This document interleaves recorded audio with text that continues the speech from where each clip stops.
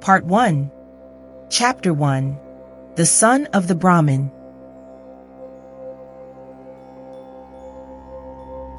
In the shade of the house, in the sunshine of the riverbank near the boats, in the shade of the salwood forest, in the shade of the fig tree is where Siddhartha grew up, the handsome son of the Brahmin, the young falcon, together with his friend Govinda, son of a Brahmin. The sun tanned his light shoulders by the banks of the river when bathing, performing the sacred ablutions, the sacred offerings. In the mango grove, shade poured into his black eyes, when playing as a boy, when his mother sang, when the sacred offerings were made, when his father, the scholar, taught him, when the wise men talked. For a long time, Siddhartha had been partaking in the discussions of the wise men, practicing debate with Govinda, practicing with Govinda the art of reflection, the service of meditation. He already knew how to speak the Om silently, the word of words, to speak it silently into himself while inhaling, to speak it silently out of himself while exhaling with all the concentration of his soul, the forehead surrounded by the glow of the clear-thinking spirit. He already knew to feel Atman in the depths of his being, indestructible, one with the universe. Joy leapt in his father's heart for his son who was quick to learn, thirsty for knowledge. He saw him growing up to become great wise man and priest, a prince among the Brahmins. Bliss leapt in his mother's breast when she saw him walking, when she saw him sit down and get up. Siddhartha, strong, handsome, he who was walking on slender legs, greeting her with perfect respect. Love touched the hearts of the Brahmin's young daughters when Siddhartha walked through the lanes of the town with the luminous forehead, with the eye of a king, with his slim hips. But more than all the others, he was loved by Govinda, his friend, the son of a Brahmin. He loved Siddhartha's eye and sweet voice. He loved his walk and the perfect decency of his movements. He loved everything Siddhartha did and said, and what he loved most was his spirit, his transcendent, fiery thoughts, his ardent will, his high calling.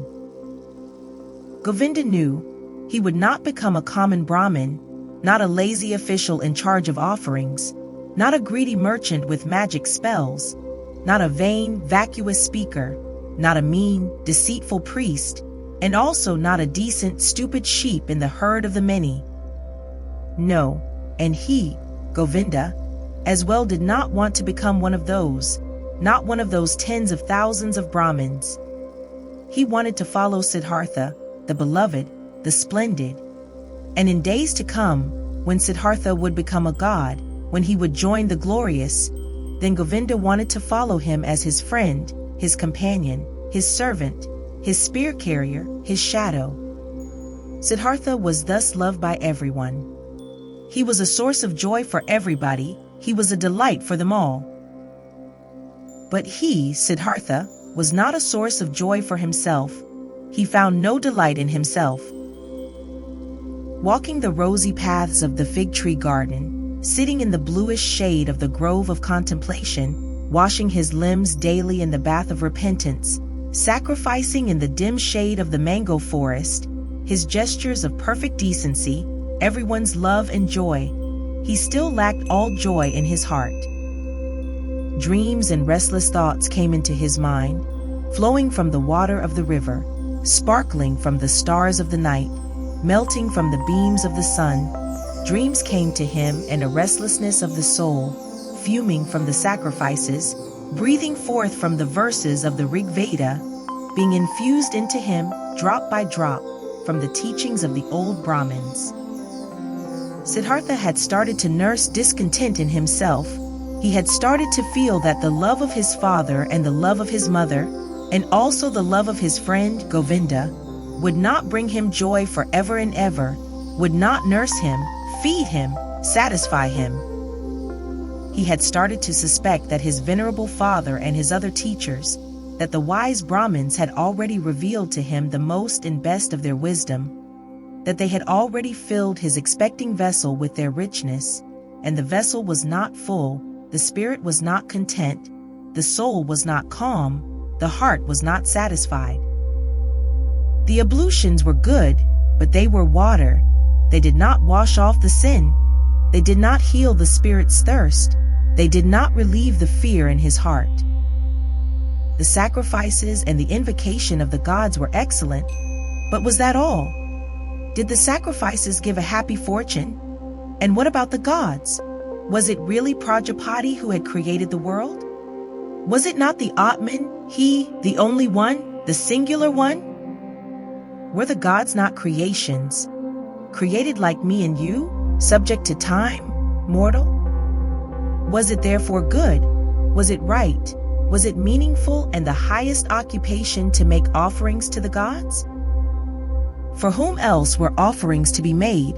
Who else was to be worshipped but him, the only one, the Atman?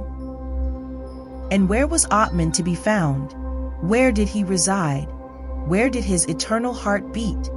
Where else but in one's own self, in its innermost part, in its indestructible part, which everyone had in himself? But where? Where was this self, this innermost part, this ultimate part? It was not flesh and bone, it was neither thought nor consciousness. Thus the wisest ones taught. So, where was it? To reach this place, the self, myself, the Atman, there was another way which was worthwhile looking for? Alas, and nobody showed this way. Nobody knew it. Not the Father, and not the teachers and wise men, not the holy sacrificial songs. They knew everything, the Brahmins and their holy books. They knew everything. They had taken care of everything, and of more than everything, the creation of the world, the origin of speech, of food, of inhaling, of exhaling, the arrangement of the senses, the acts of the gods. They knew infinitely much, but was it valuable to know all of this, not knowing that one and only thing, the most important thing, the solely important thing? Surely, many verses of the holy books, particularly in the Upanishads of Samaveda, spoke of this innermost and ultimate thing, wonderful verses.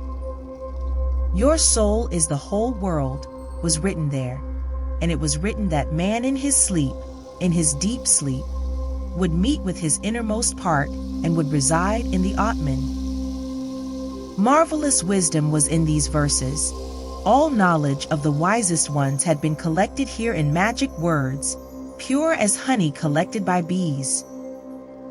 No, not to be looked down upon was the tremendous amount of enlightenment which lay here collected and preserved by innumerable generations of wise Brahmins. But where were the Brahmins? Where the priests? Where the wise men or penitents who had succeeded in not just knowing this deepest of all knowledge, but also to live it? Where was the knowledgeable one who wove his spell to bring his familiarity with the Atman out of the sleep into the state of being awake, into the life, into every step of the way, into word and deed? Siddhartha knew many venerable Brahmins, chiefly his father, the pure one, the scholar, the most venerable one. His father was to be admired. Quiet and noble were his manners, pure his life, wise his words, delicate and noble thoughts lived behind its brow. But even he, who knew so much, did he live in blissfulness? Did he have peace? Was he not also just a searching man, a thirsty man? Did he not, again and again, have to drink from holy sources as a thirsty man, from the offerings, from the books, from the disputes of the Brahmins? Why did he, the irreproachable one, have to wash off sins every day, strive for a cleansing every day, over and over every day? Was not Atman in him? Did not the pristine source spring from his heart? It had to be found, the pristine source in one's own self. It had to be possessed. Everything else was searching, was a detour, was getting lost. Thus were Siddhartha's thoughts. This was his thirst. This was his suffering. Often, He spoke to himself from a Chandogya Upanishad the words, Truly, the name of the Brahmin is Satyam. Verily, he who knows such a thing will enter the heavenly world every day. Often, it seemed near the heavenly world, but never had he reached it completely, never had he quenched the ultimate thirst.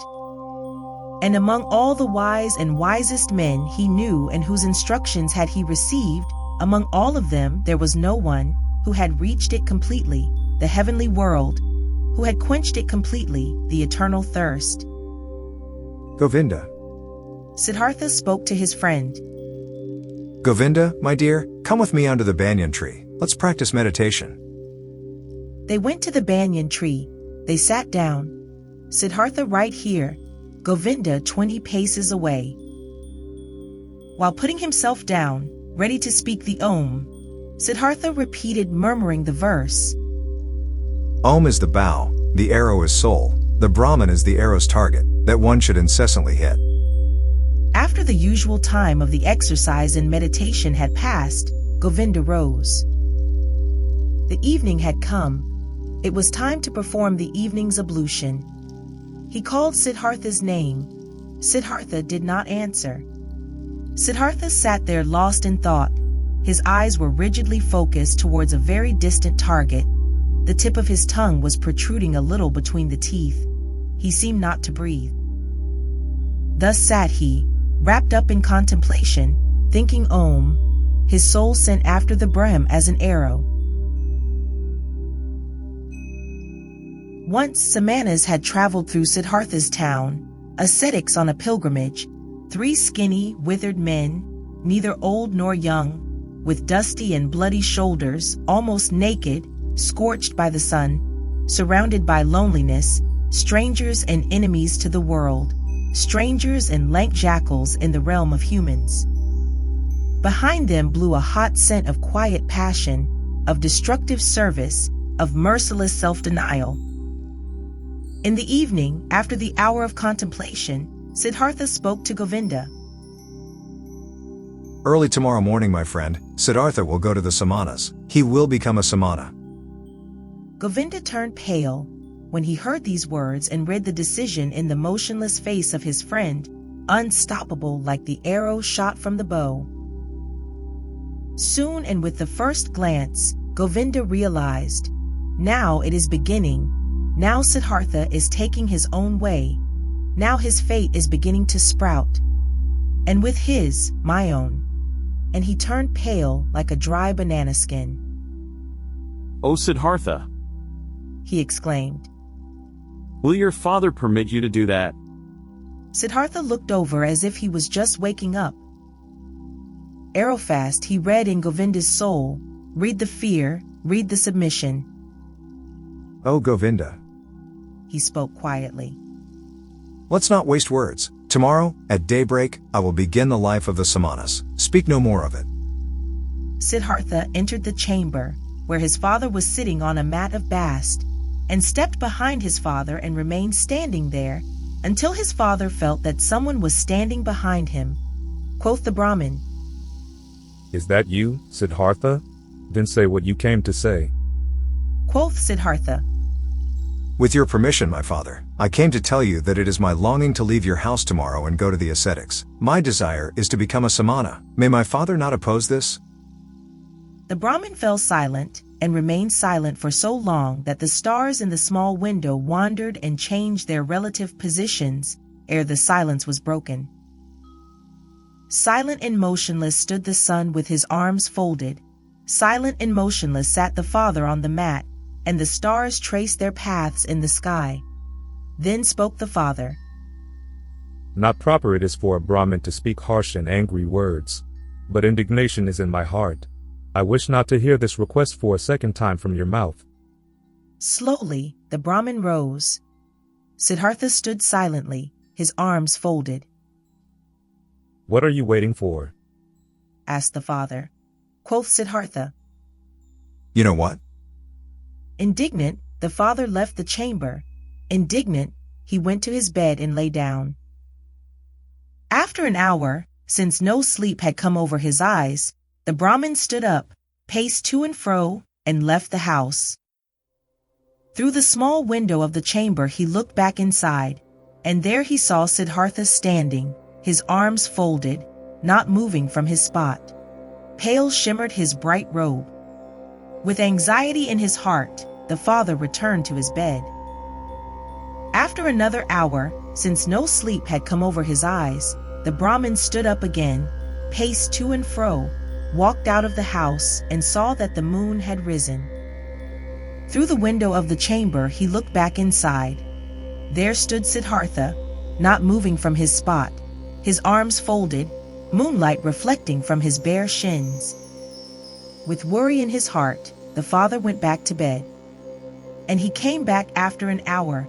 He came back after 2 hours, looked through the small window, saw Siddhartha standing, in the moonlight, by the light of the stars, in the darkness.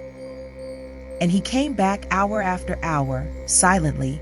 He looked into the chamber, saw him standing in the same place, filled his heart with anger, filled his heart with unrest, filled his heart with anguish, filled it with sadness. And in the night's last hour, before the day began, he returned, stepped into the room, saw the young man standing there, who seemed tall and like a stranger to him. Siddhartha, He spoke. what are you waiting for? You know what? Will you always stand that way and wait until it becomes morning, noon, and evening? I will stand and wait. You will become tired, Siddhartha. I will become tired. You will fall asleep, Siddhartha. I will not fall asleep. You will die, Siddhartha. I will die. And would you rather die than obey your father? Siddhartha has always obeyed his father. So will you abandon your plan? Siddhartha will do what his father will tell him to do. The first light of day shone into the room. The Brahmin saw that Siddhartha was trembling softly in his knees. In Siddhartha's face he saw no trembling. His eyes were fixed on a distant spot. Then his father realized that even now Siddhartha no longer dwelt with him in his home, that he had already left him. The father touched Siddhartha's shoulder. You will. He spoke. Go into the forest and be a samana. When you have found blissfulness in the forest, then come back and teach me to be blissful. If you'll find disappointment, then return and let us once again make offerings to the gods together. Go now and kiss your mother, tell her where you are going to. But for me it is time to go to the river and to perform the first ablution. He took his hand from the shoulder of his son and went outside. Siddhartha wavered to the side as he tried to walk. He put his limbs back under control, bowed to his father, and went to his mother to do as his father had said. As he slowly left on stiff legs in the first light of day the still quiet town, a shadow rose near the last hut, who had crouched there, and joined the pilgrim Govinda. You have come, Said Siddhartha and smiled. I have come. Said Govinda.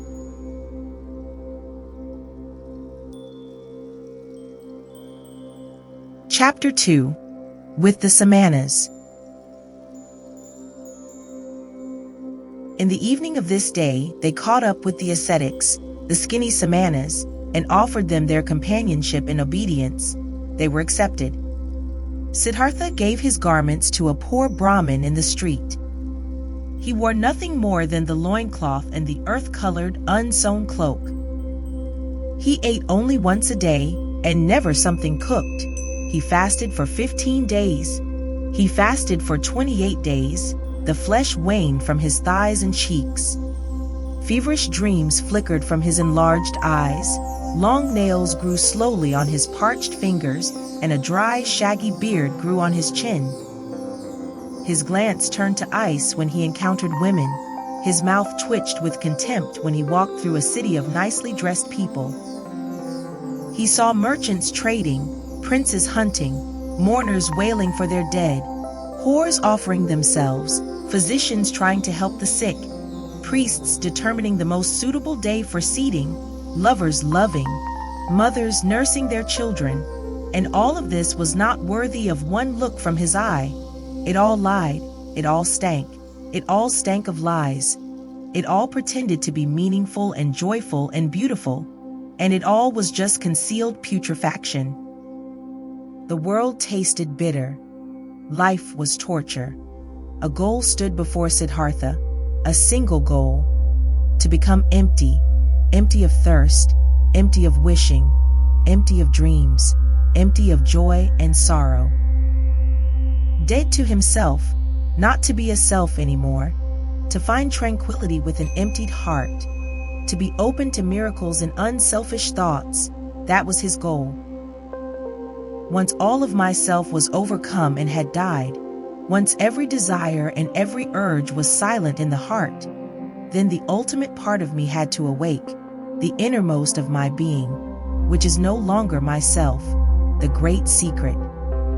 Silently, Siddhartha exposed himself to burning rays of the sun directly above, glowing with pain, glowing with thirst, and stood there until he neither felt any pain nor thirst anymore. Silently, he stood there in the rainy season.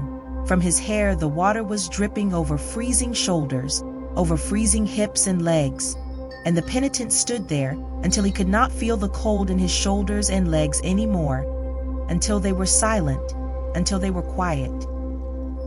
Silently, he cowered in the thorny bushes. Blood dripped from the burning skin, from festering wounds dripped pus, and Siddhartha stayed rigidly, stayed motionless until no blood flowed anymore, until nothing stung anymore, until nothing burned anymore. Siddhartha sat upright and learned to breathe sparingly, learned to get along with only few breaths, learned to stop breathing.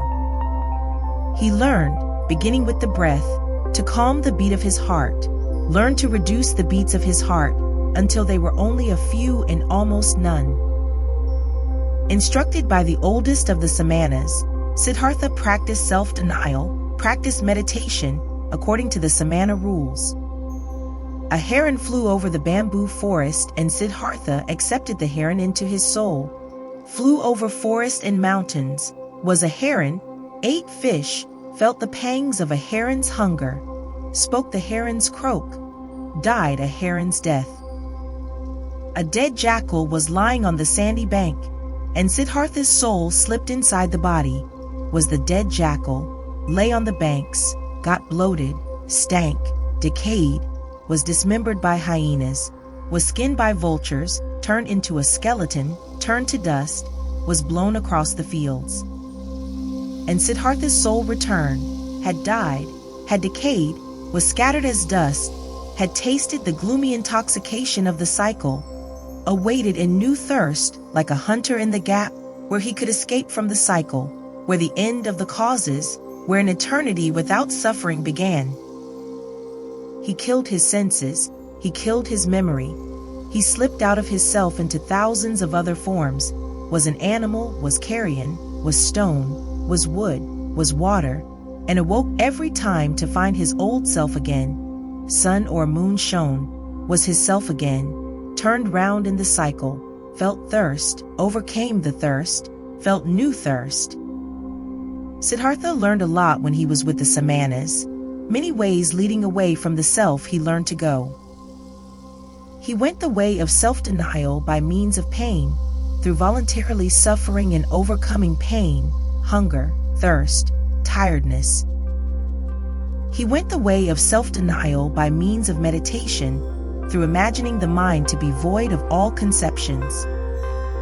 These and other ways he learned to go.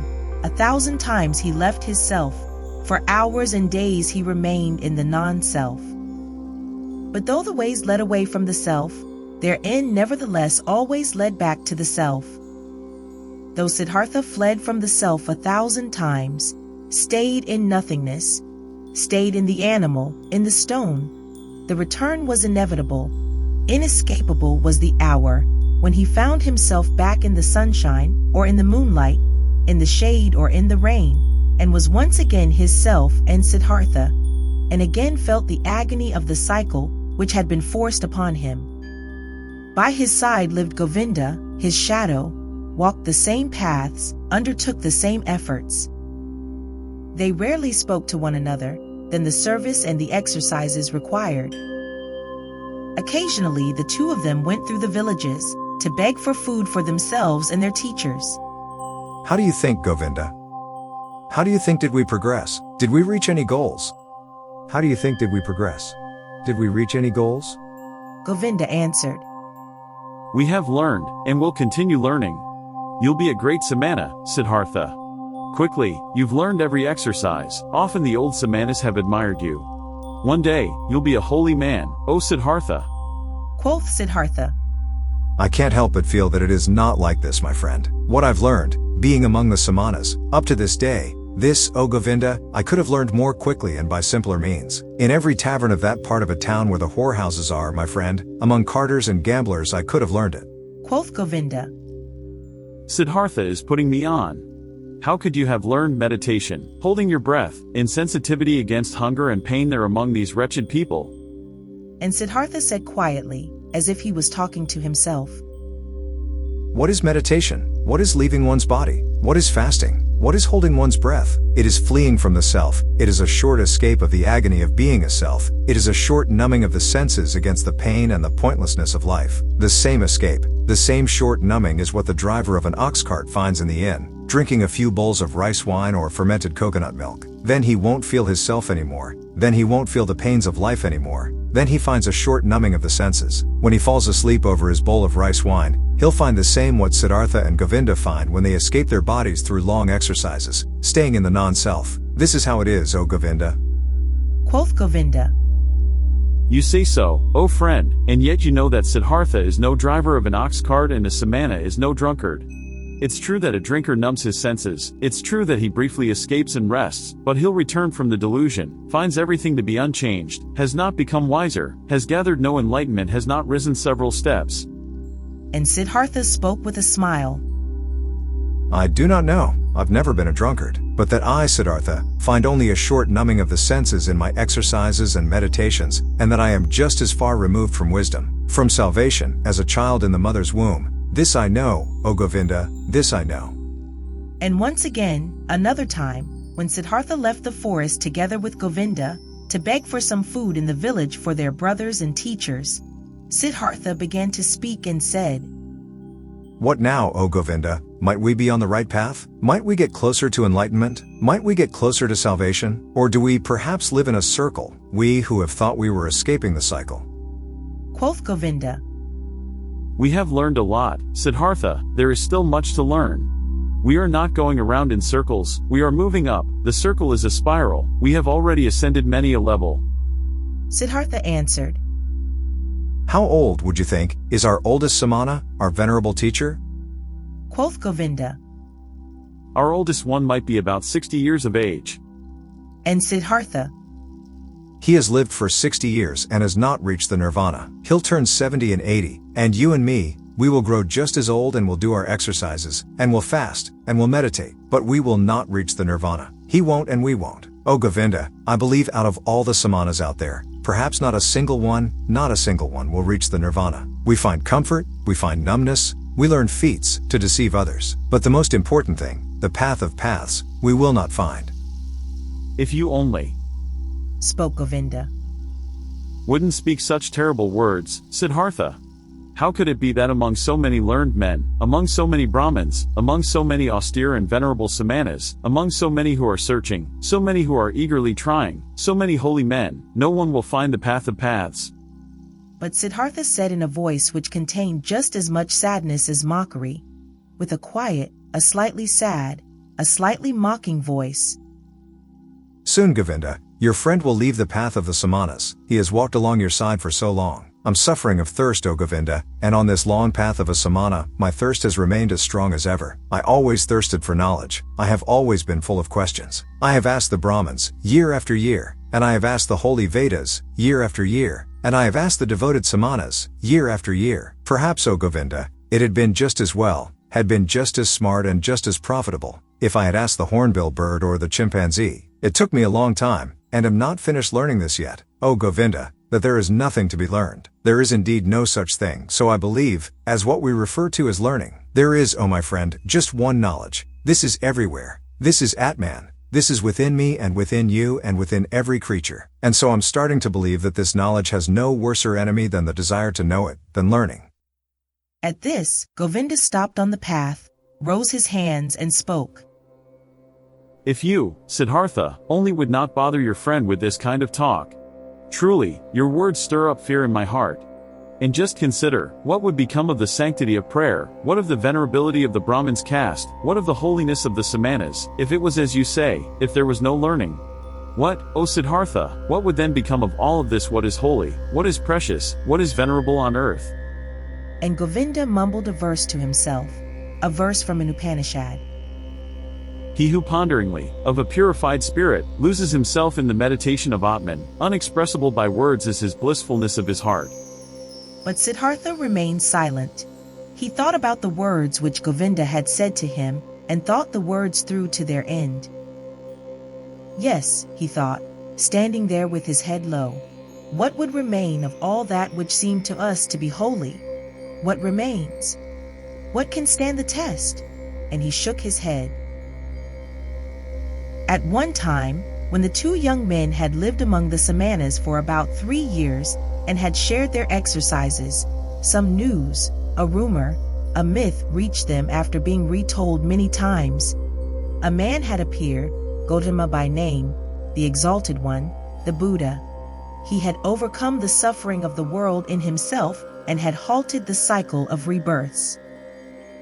He was said to wander through the land, teaching, surrounded by disciples, without possession, without home, without a wife, in the yellow cloak of an ascetic, but with a cheerful brow, a man of bliss, and Brahmins and princes would bow down before him and would become his students. This myth, this rumor, this legend resounded. Its fragrance rose up here and there. In the towns, the Brahmins spoke of it, and in the forest, the Samanas.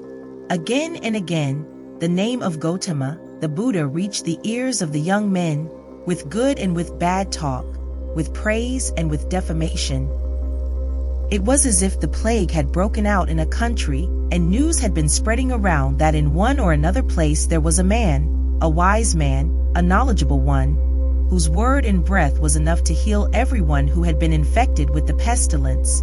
And as such news would go through the land, and everyone would talk about it, many would believe, many would doubt, but many would get on their way as soon as possible to seek the wise man, the helper.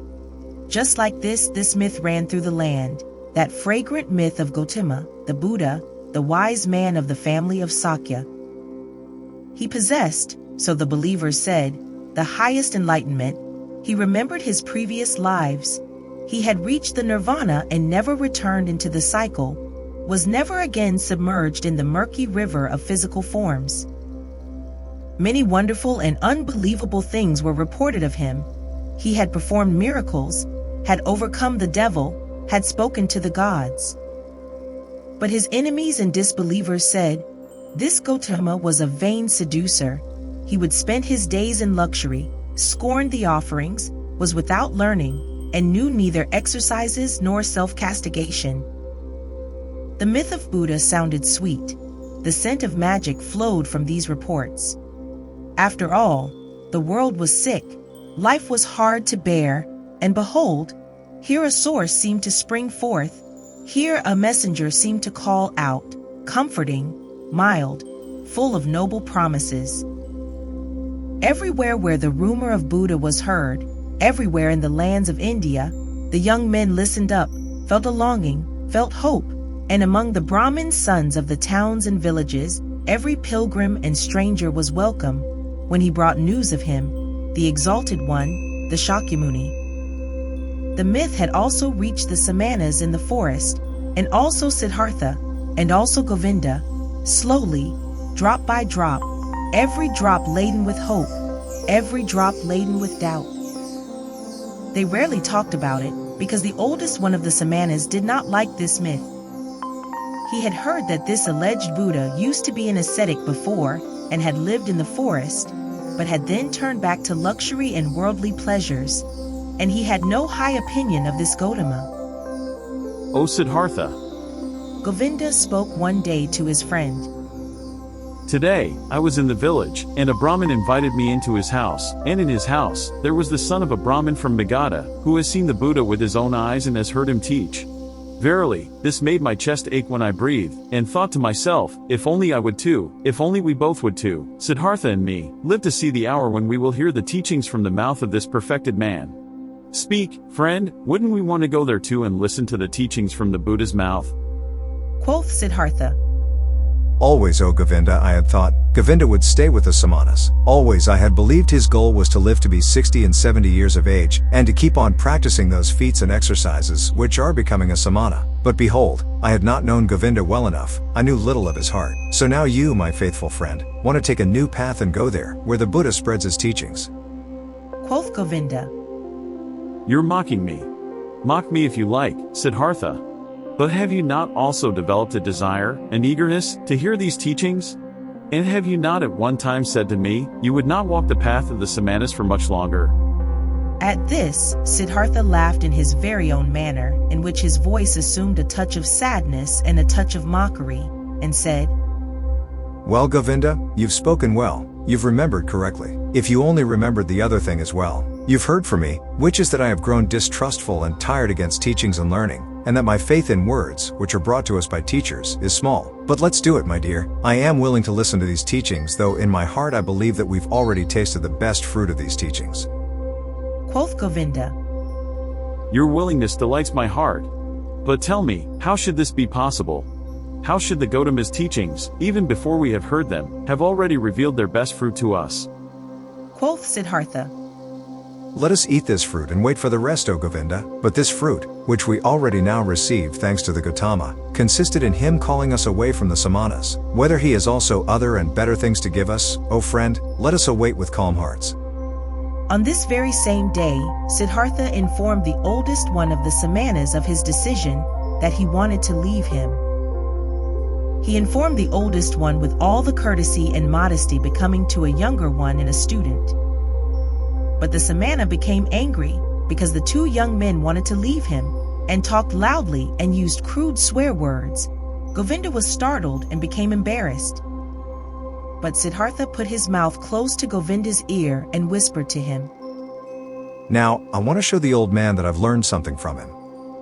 Positioning himself closely in front of the Samana, with a concentrated soul, he captured the old man's glance with his glances, deprived him of his power, made him mute, took away his free will, subdued him under his own will, commanded him to do silently whatever he demanded him to do.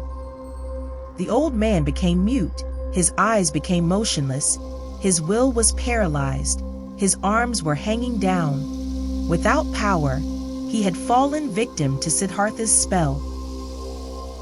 But Siddhartha's thoughts brought the Samana under their control. He had to carry out what they commanded.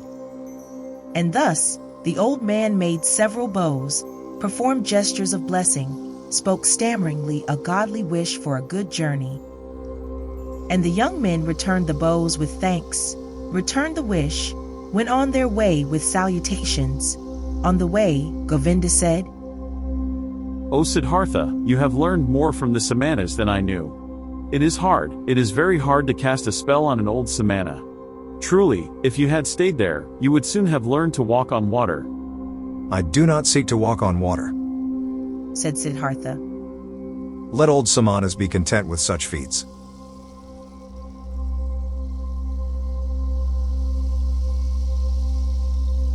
Chapter 3. Gotama. In the town of Savatthi, every child knew the name of the exalted Buddha, and every house was prepared to fill the alms dish of Gotama's disciples, the silently begging ones. Near the town was Gotama's favorite place to stay, the grove of Jetavana, which the rich merchant Anathapindika, an obedient worshipper of the exalted one, had given him and his people for a gift. All tales and answers, which the two young ascetics had received in their search for Gotama's abode, had pointed them towards this area.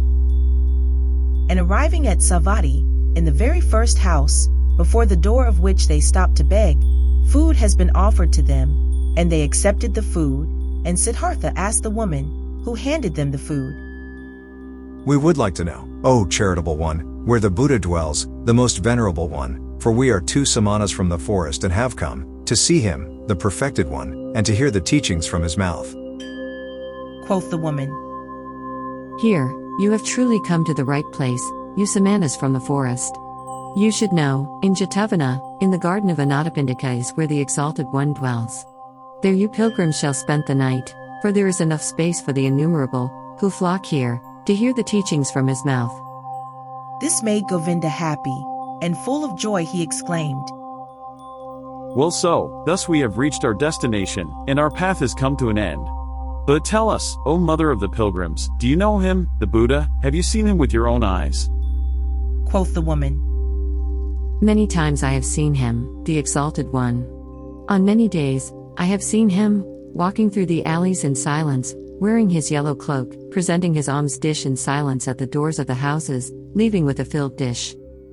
Delightedly, Govinda listened and wanted to ask and hear much more, but Siddhartha urged him to walk on. They thanked and left and hardly had to ask for directions, for rather many pilgrims and monks as well from Gotama's community were on their way to the Jetavana. And since they reached it at night, there were constant arrivals, shouts, and talk of those who sought shelter and got it. The two samanas, accustomed to life in the forest, found quickly and without making any noise a place to stay and rested there until the morning. At sunrise, they saw with astonishment what a large crowd of believers and curious people had spent the night here. On all paths of the marvelous grove, monks walked in yellow robes. Under the trees they sat here and there, in deep contemplation or in a conversation about spiritual matters. The shady gardens looked like a city, full of people, bustling like bees. The majority of the monks went out with their alms dish to collect food in town for their lunch, the only meal of the day.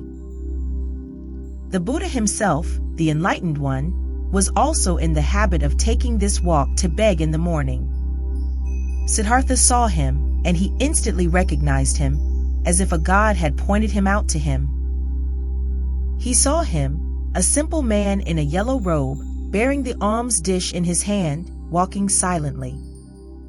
Look here. Siddhartha said quietly to Govinda. This one is the Buddha.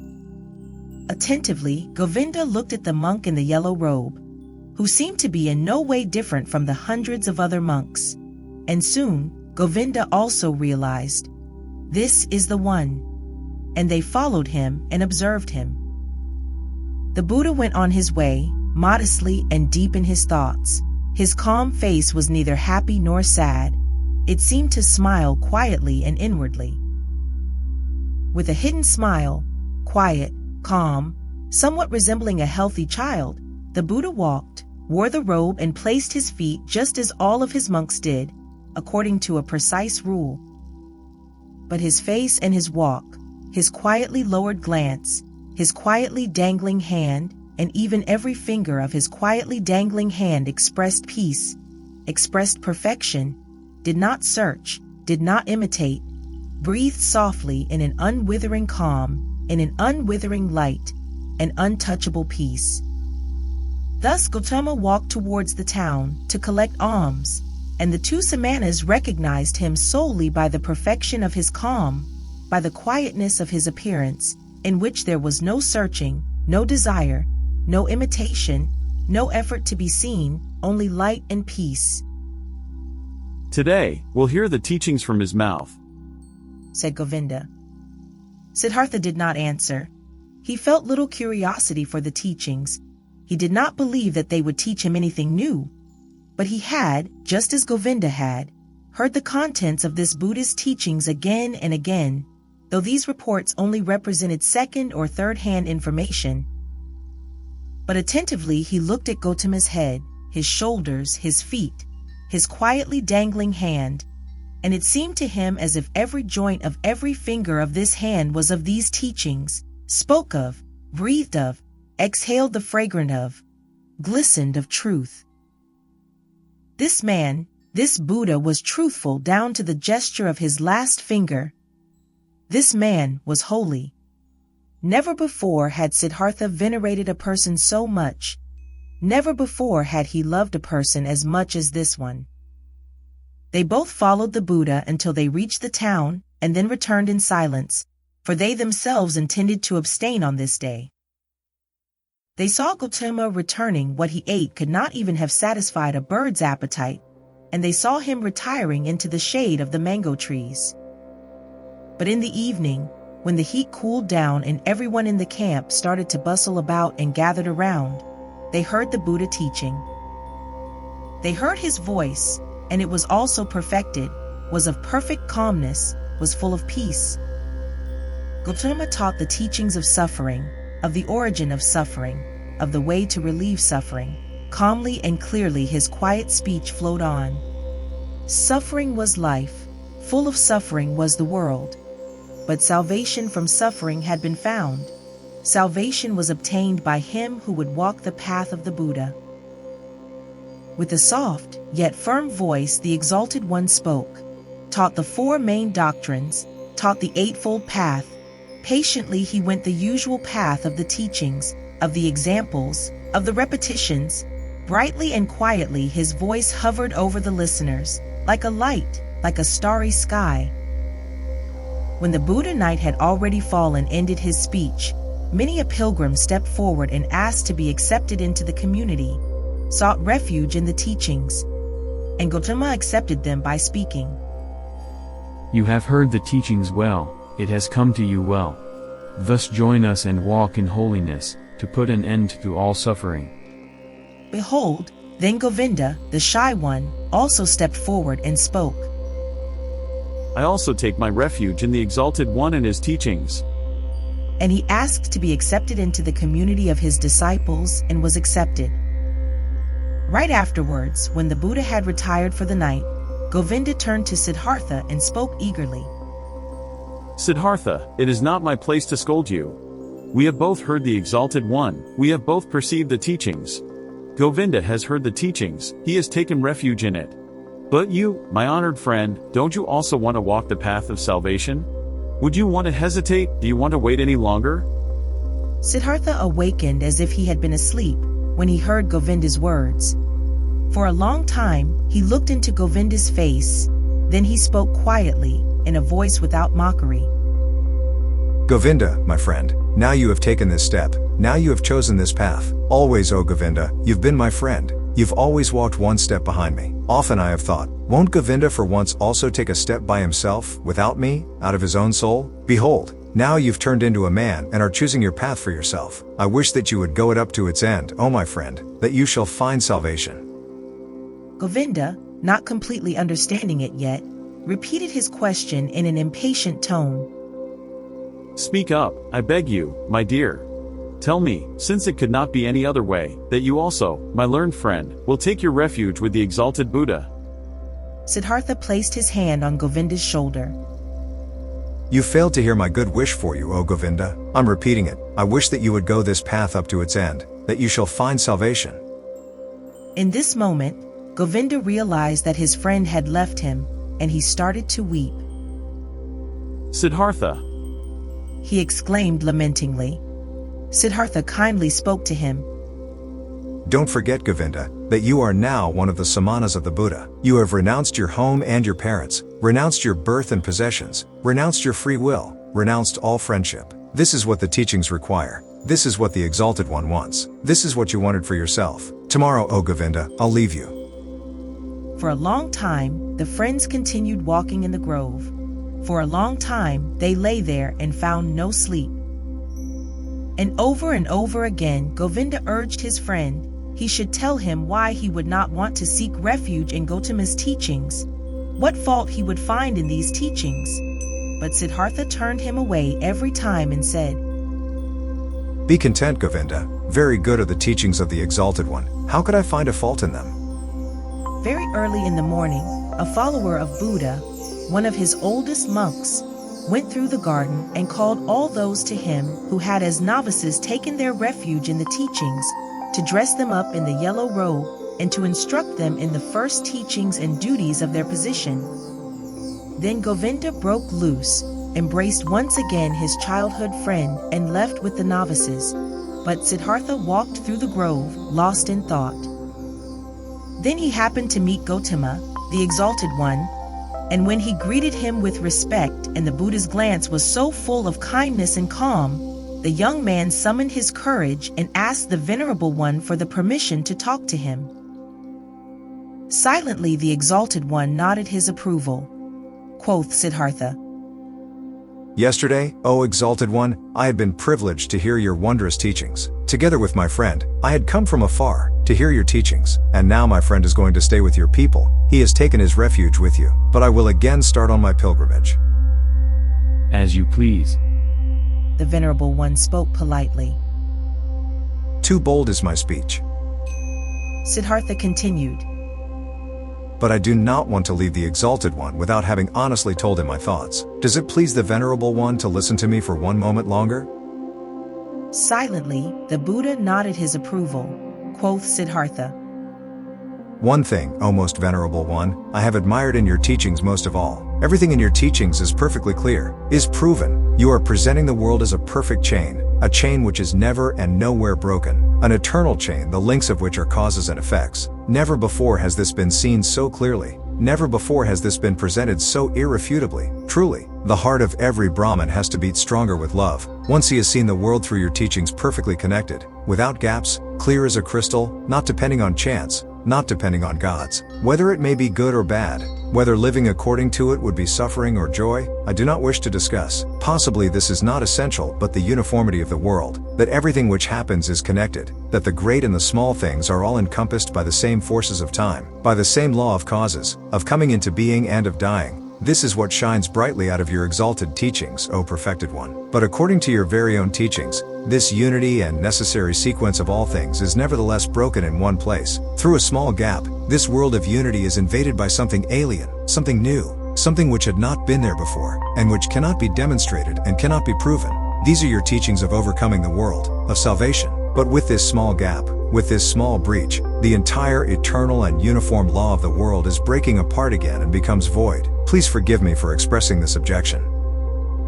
Quietly, Gotama had listened to him, unmoved. Now he spoke, the Perfected One, with his kind, with his polite and clear voice. You've heard the teachings, O son of a Brahmin, and good for you that you've thought about it thus deeply. You found a gap in it, an error. You should think about this further. But be warned, O seeker of knowledge, of the thicket of opinions and of arguing about words.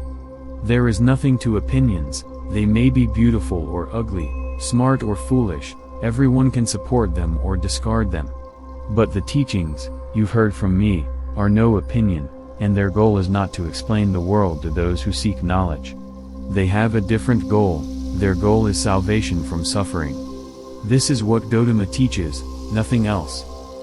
I wish that you, O Exalted One, would not be angry with me, said the young man.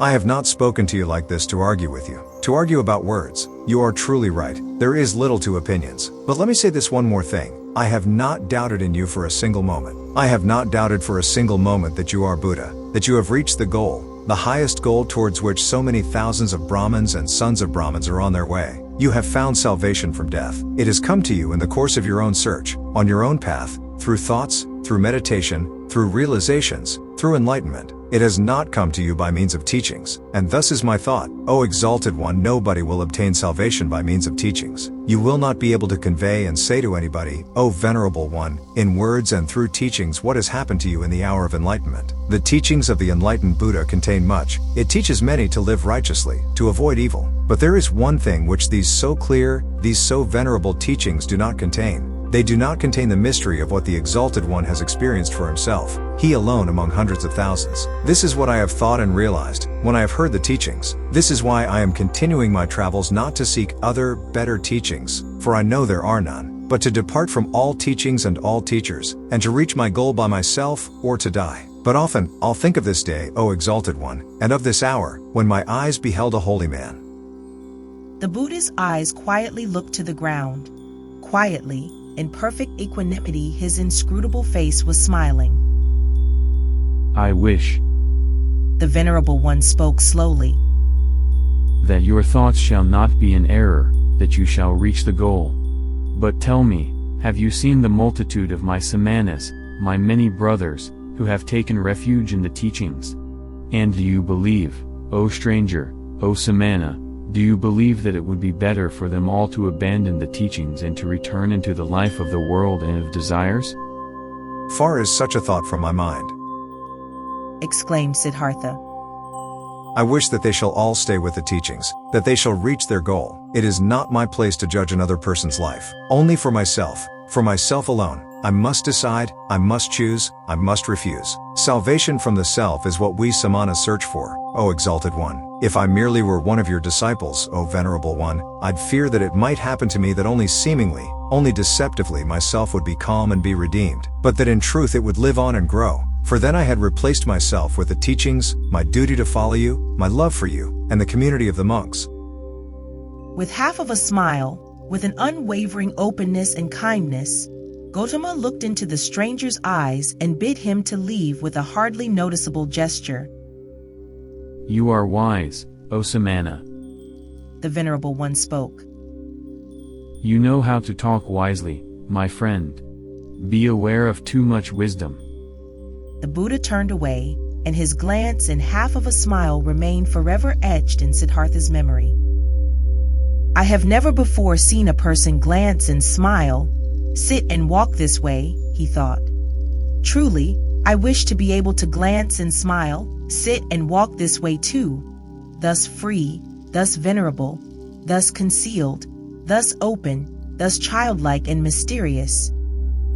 Truly, only a person who has succeeded in reaching the innermost part of his self would glance and walk this way. Well so, I also will seek to reach the innermost part of myself. I saw a man, Siddhartha thought, a single man, before whom I would have to lower my glance. I do not want to lower my glance before any other, not before any other. No teachings will entice me any more, since this man's teachings have not enticed me. I am deprived by the Buddha, thought Siddhartha. I am deprived, and even more he has given to me. He has deprived me of my friend, the one who had believed in me and now believes in him, who had been my shadow and is now Gotama's shadow. But he has given me Siddhartha, myself.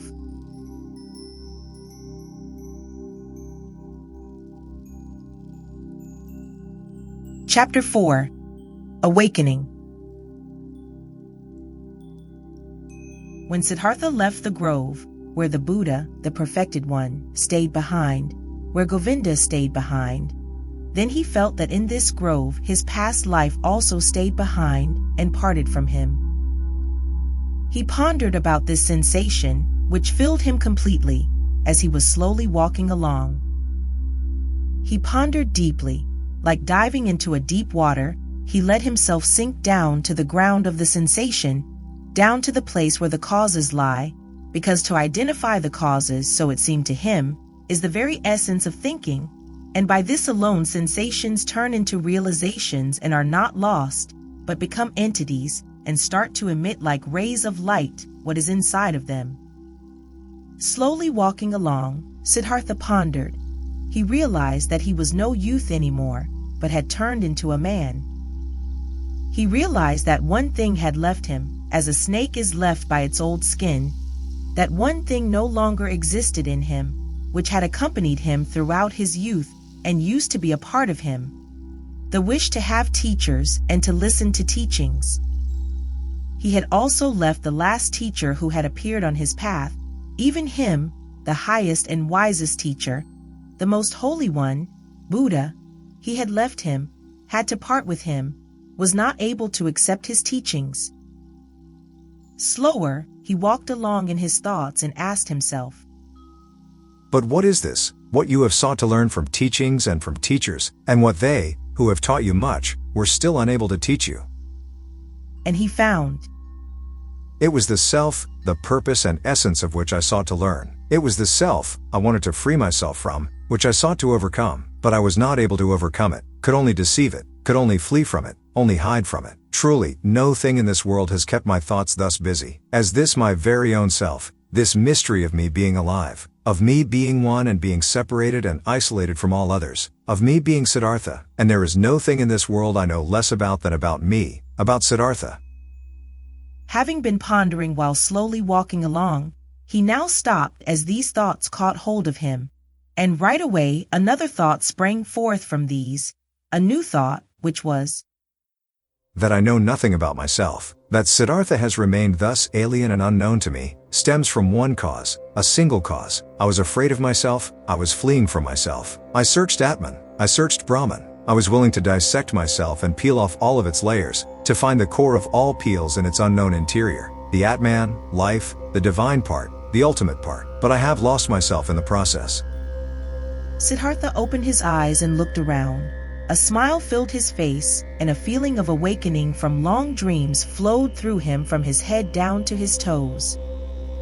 And it was not long before he walked again, walked quickly, like a man who knows what he has got to do. Oh. He thought, taking a deep breath.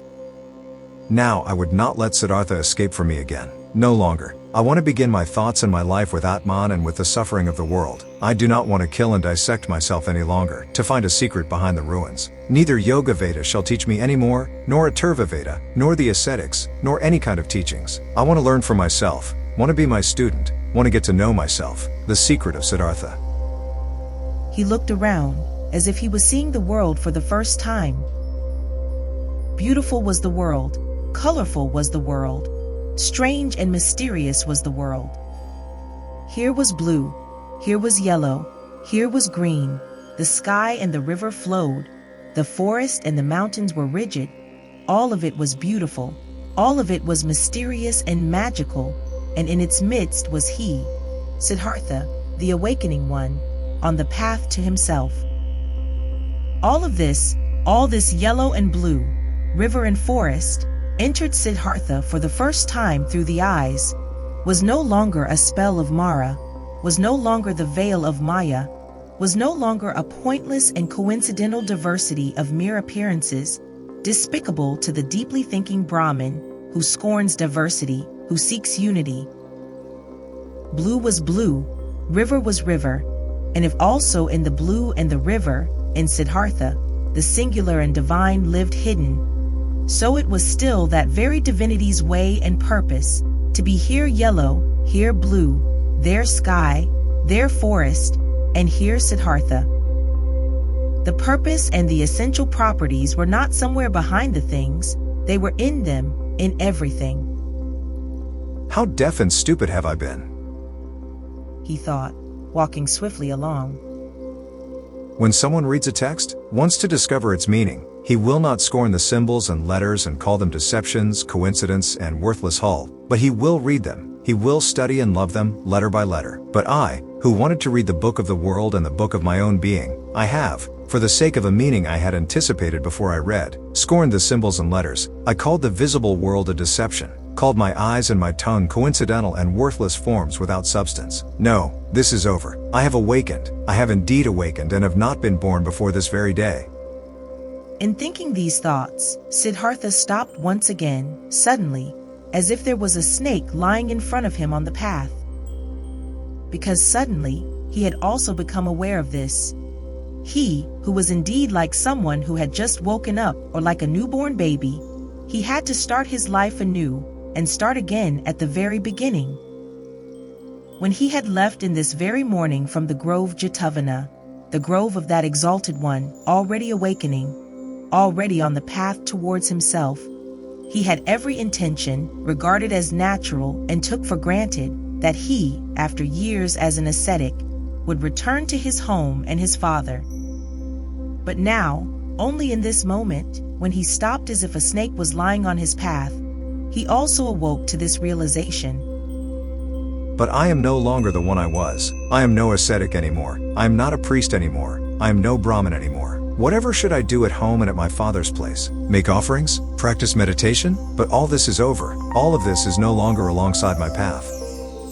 Motionless, Siddhartha remained standing there, and for the time of one moment and breath, his heart felt cold. He felt a cold in his chest, as a small animal, a bird or a rabbit, would when seeing how alone he was. For many years he had been without home and had felt nothing. Now he felt it. Still, even in the deepest meditation, he had been his father's son, had been a Brahmin of a high caste, a cleric. Now he was nothing but Siddhartha, the awoken one. Nothing else was left. Deeply he inhaled, and for a moment he felt cold and shivered. Nobody was thus alone as he was. There was no nobleman who did not belong to the noblemen, no worker that did not belong to the workers, and found refuge with them, shared their life, spoke their language. No Brahmin who would not be regarded as Brahmins and lived with them. No ascetic who would not find his refuge in the caste of the Samanas, and even the most forlorn hermit in the forest was not just one and alone. He was also surrounded by a place he belonged to. He also belonged to a caste in which he was at home. Govinda had become a monk, and 1,000 monks were his brothers, wore the same robe as he, believed in his faith, spoke his language. But he, Siddhartha, where did he belong to? With whom would he share his life? Whose language would he speak? Out of this moment, when the world melted away all around him, when he stood alone like a star in the sky, out of this moment of a cold and despair, Siddhartha emerged, more a self than before, more firmly concentrated. He felt this had been the last tremor of the awakening, the last struggle of this birth. And it was not long until he walked again in long strides, started to proceed swiftly and impatiently, heading no longer for home, no longer to his father, no longer back.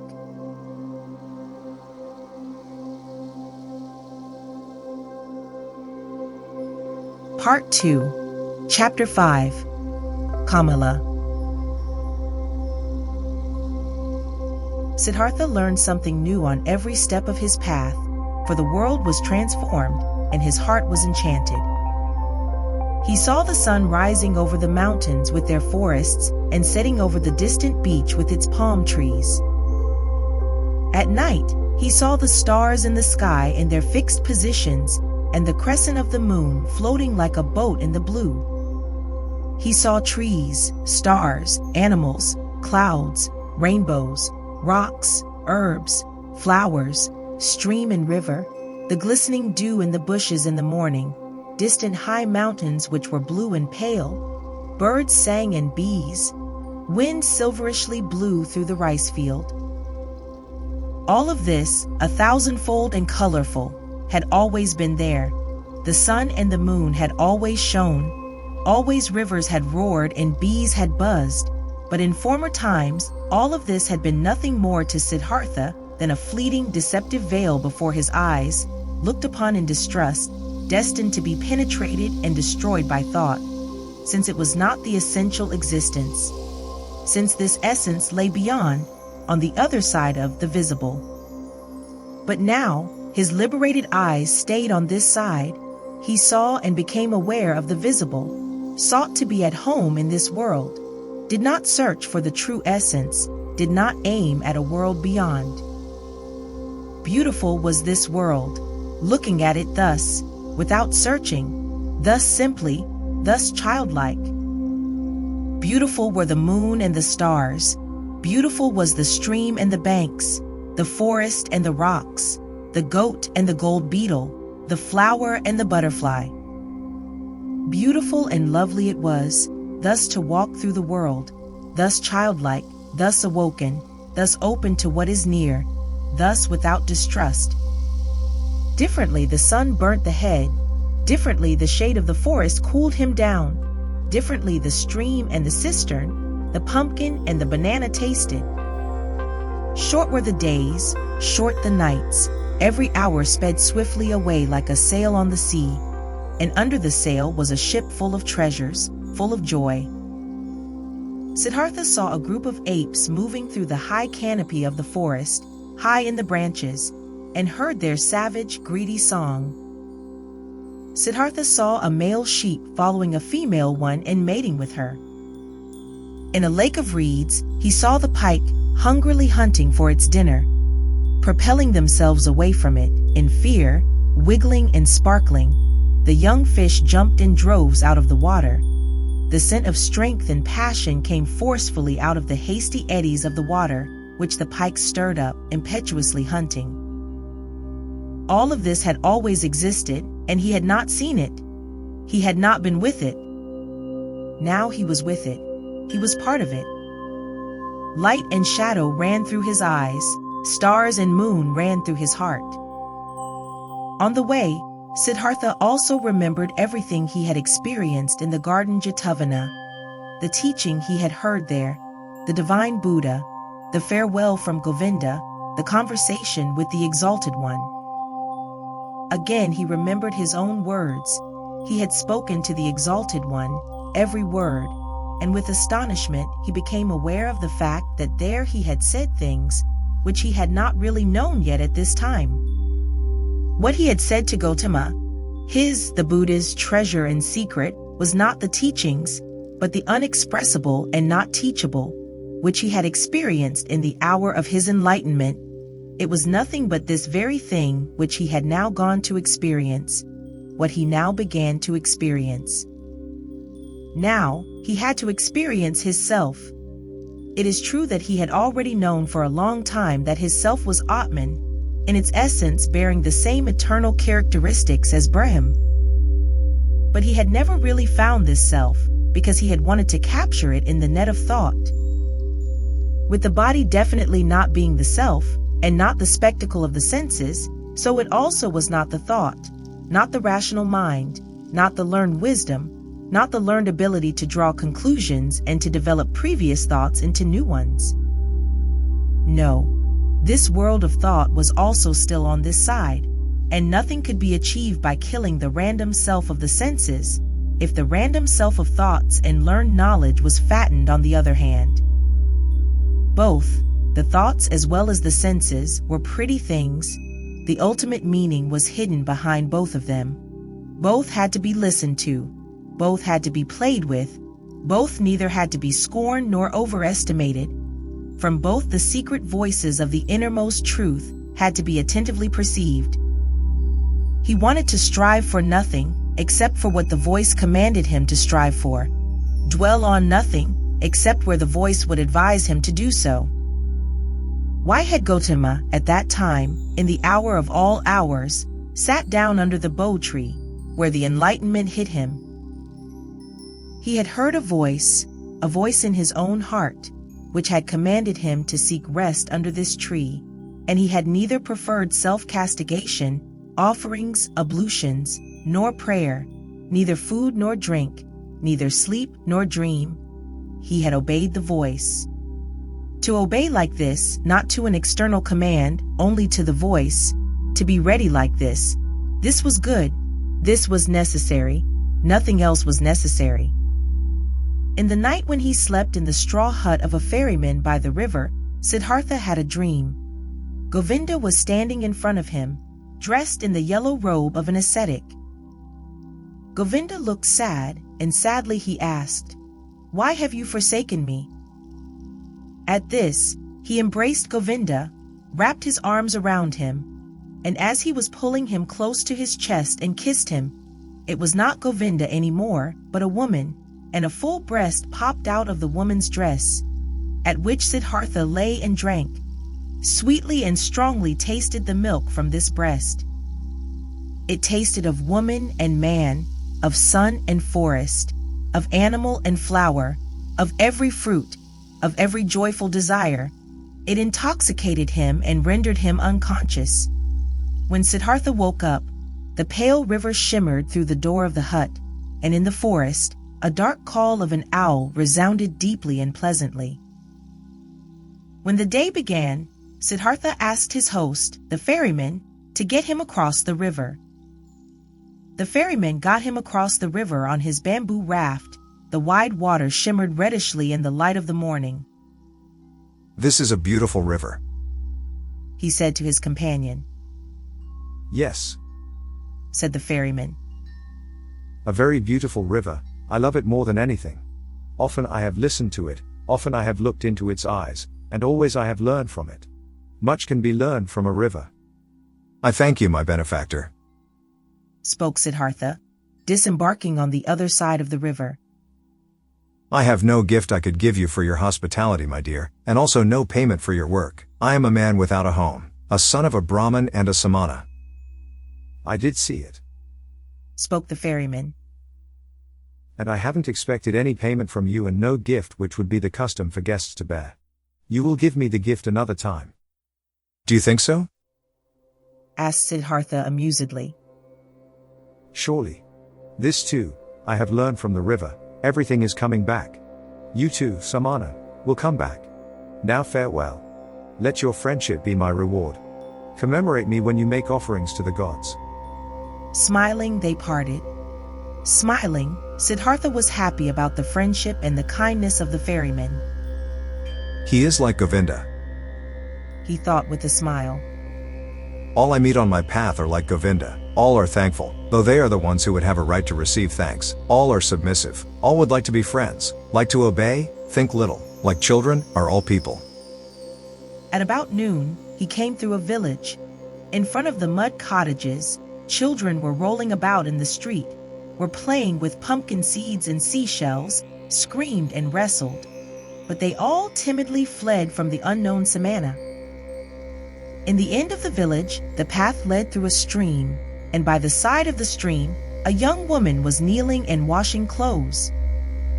When Siddhartha greeted her, she lifted her head and looked up to him with a smile, so that he saw the white in her eyes glistening. He called out a blessing to her, as it is the custom among travelers, and asked how far he still had to go to reach the large city. Then she got up and came to him. Beautifully, her wet mouth was shimmering in her young face. She exchanged humorous banter with him, asked whether he had eaten already, and whether it was true that the Samanas slept alone in the forest at night and were not allowed to have any women with them. While talking, she put her left foot on his right one and made a movement as a woman does who would want to initiate that kind of sexual pleasure with a man, which the textbooks call climbing a tree. Siddhartha felt his blood heating up, and since in this moment he had to think of his dream again, he bent slightly down to the woman and kissed with his lips the brown nipple of her breast. Looking up, he saw her face smiling full of lust, and her eyes, with contracted pupils, begging with desire. Siddhartha also felt desire, and felt the source of his sexuality moving. But since he had never touched a woman before, he hesitated for a moment, while his hands were already prepared to reach out for her. And in this moment he heard, shuddering with awe, the voice of his innermost self, and this voice said, "No." Then, all charms disappeared from the young woman's smiling face. He no longer saw anything else but the damp glance of a female animal in heat. Politely, he petted her cheek, turned away from her, and disappeared away from the disappointed woman with light steps into the bamboo wood. On this day, he reached the large city before the evening and was happy, for he felt the need to be among people. For a long time he had lived in the forests, and the straw hut of the ferryman, in which he had slept that night, had been the first roof for a long time he has had over his head. Before the city, in a beautifully fenced grove, the traveler came across a small group of servants, both male and female, carrying baskets. In their midst, carried by 4 servants in an ornamental sedan chair, sat a woman, the mistress, on red pillows under a colorful canopy. Siddhartha stopped at the entrance to the pleasure garden and watched the parade, saw the servants, the maids, the baskets, saw the sedan chair and saw the lady in it. Under black hair, which towered high on her head, he saw a very fair, very delicate, very smart face, a bright red mouth like a freshly cracked fig, eyebrows which were well tended and painted in a high arch, smart and watchful dark eyes, a clear, tall neck rising from a green and golden garment, resting fair hands, long and thin, with wide golden bracelets over the wrists. Siddhartha saw how beautiful she was, and his heart rejoiced. He bowed deeply when the sedan chair came closer, and straightening up again, he looked at the fair, charming face, breathed for a moment in the smart eyes with the high arcs above, breathed in a slight fragrance he did not recognize. With a smile, the beautiful woman nodded for a moment and disappeared into the grove, and then the servant as well. Thus I am entering this city, Siddhartha thought, with a charming omen. He instantly felt drawn into the grove, but he thought about it, and only now he became aware of how the servants and maids had looked at him at the entrance. How despicable, how distrustful, how rejecting. I am still a samana, he thought. I am still an ascetic and beggar. I must not remain like this. I will not be able to enter the grove like this. And he laughed. The next person who came along this path, he asked about the grove and for the name of the woman, and was told that this was the grove of KAMALA, the famous courtesan, and that, aside from the grove, she owned a house in the city. Then he entered the city. Now he had a goal. Pursuing his goal, he allowed the city to suck him in, drifted through the flow of the streets, stood still on the squares, rested on the stairs of stone by the river. When the evening came, he made friends with Barber's assistant, whom he had seen working in the shade of an arch in a building, whom he found again praying in a temple of Vishnu, whom he told about stories of Vishnu and the Lakshmi.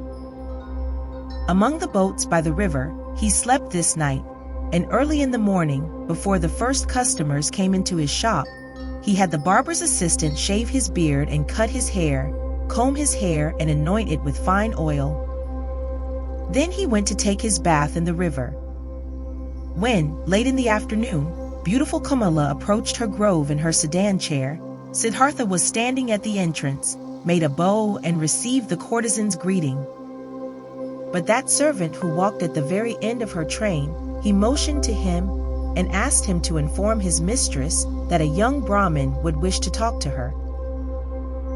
After a while, the servant returned, asked Siddhartha to follow him, and conducted him without a word into a pavilion, where Kamala was lying on a couch, and left him alone with her.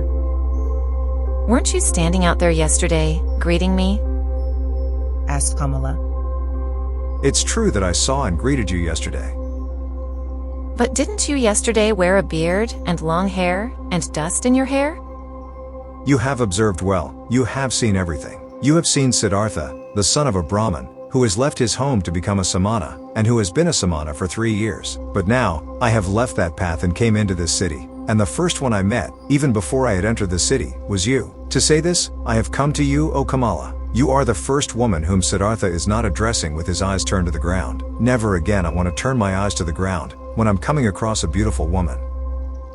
Kamala smiled, played with her fan of peacock's feathers, and asked, "And only to tell me this, Siddhartha has come to me?" To tell you this and to thank you for being so beautiful. And if it doesn't displease you, Kamala, I would like to ask you to be my friend and teacher, for I know nothing yet of that art which you have mastered in the highest degree. At this, Kamala laughed aloud. "Never before has this happened to me, my friend, that a samana from the forest came to me and wanted to learn from me. Never before has this happened to me, that a samana comes to me with long hair and an old torn loincloth. Many young men come to me, and there are also sons of Brahmins among them, but they come in beautiful clothes, they come in fine shoes, they have perfume in their hair and money in their pouches. This is, O samana, what the young men are like who come to me."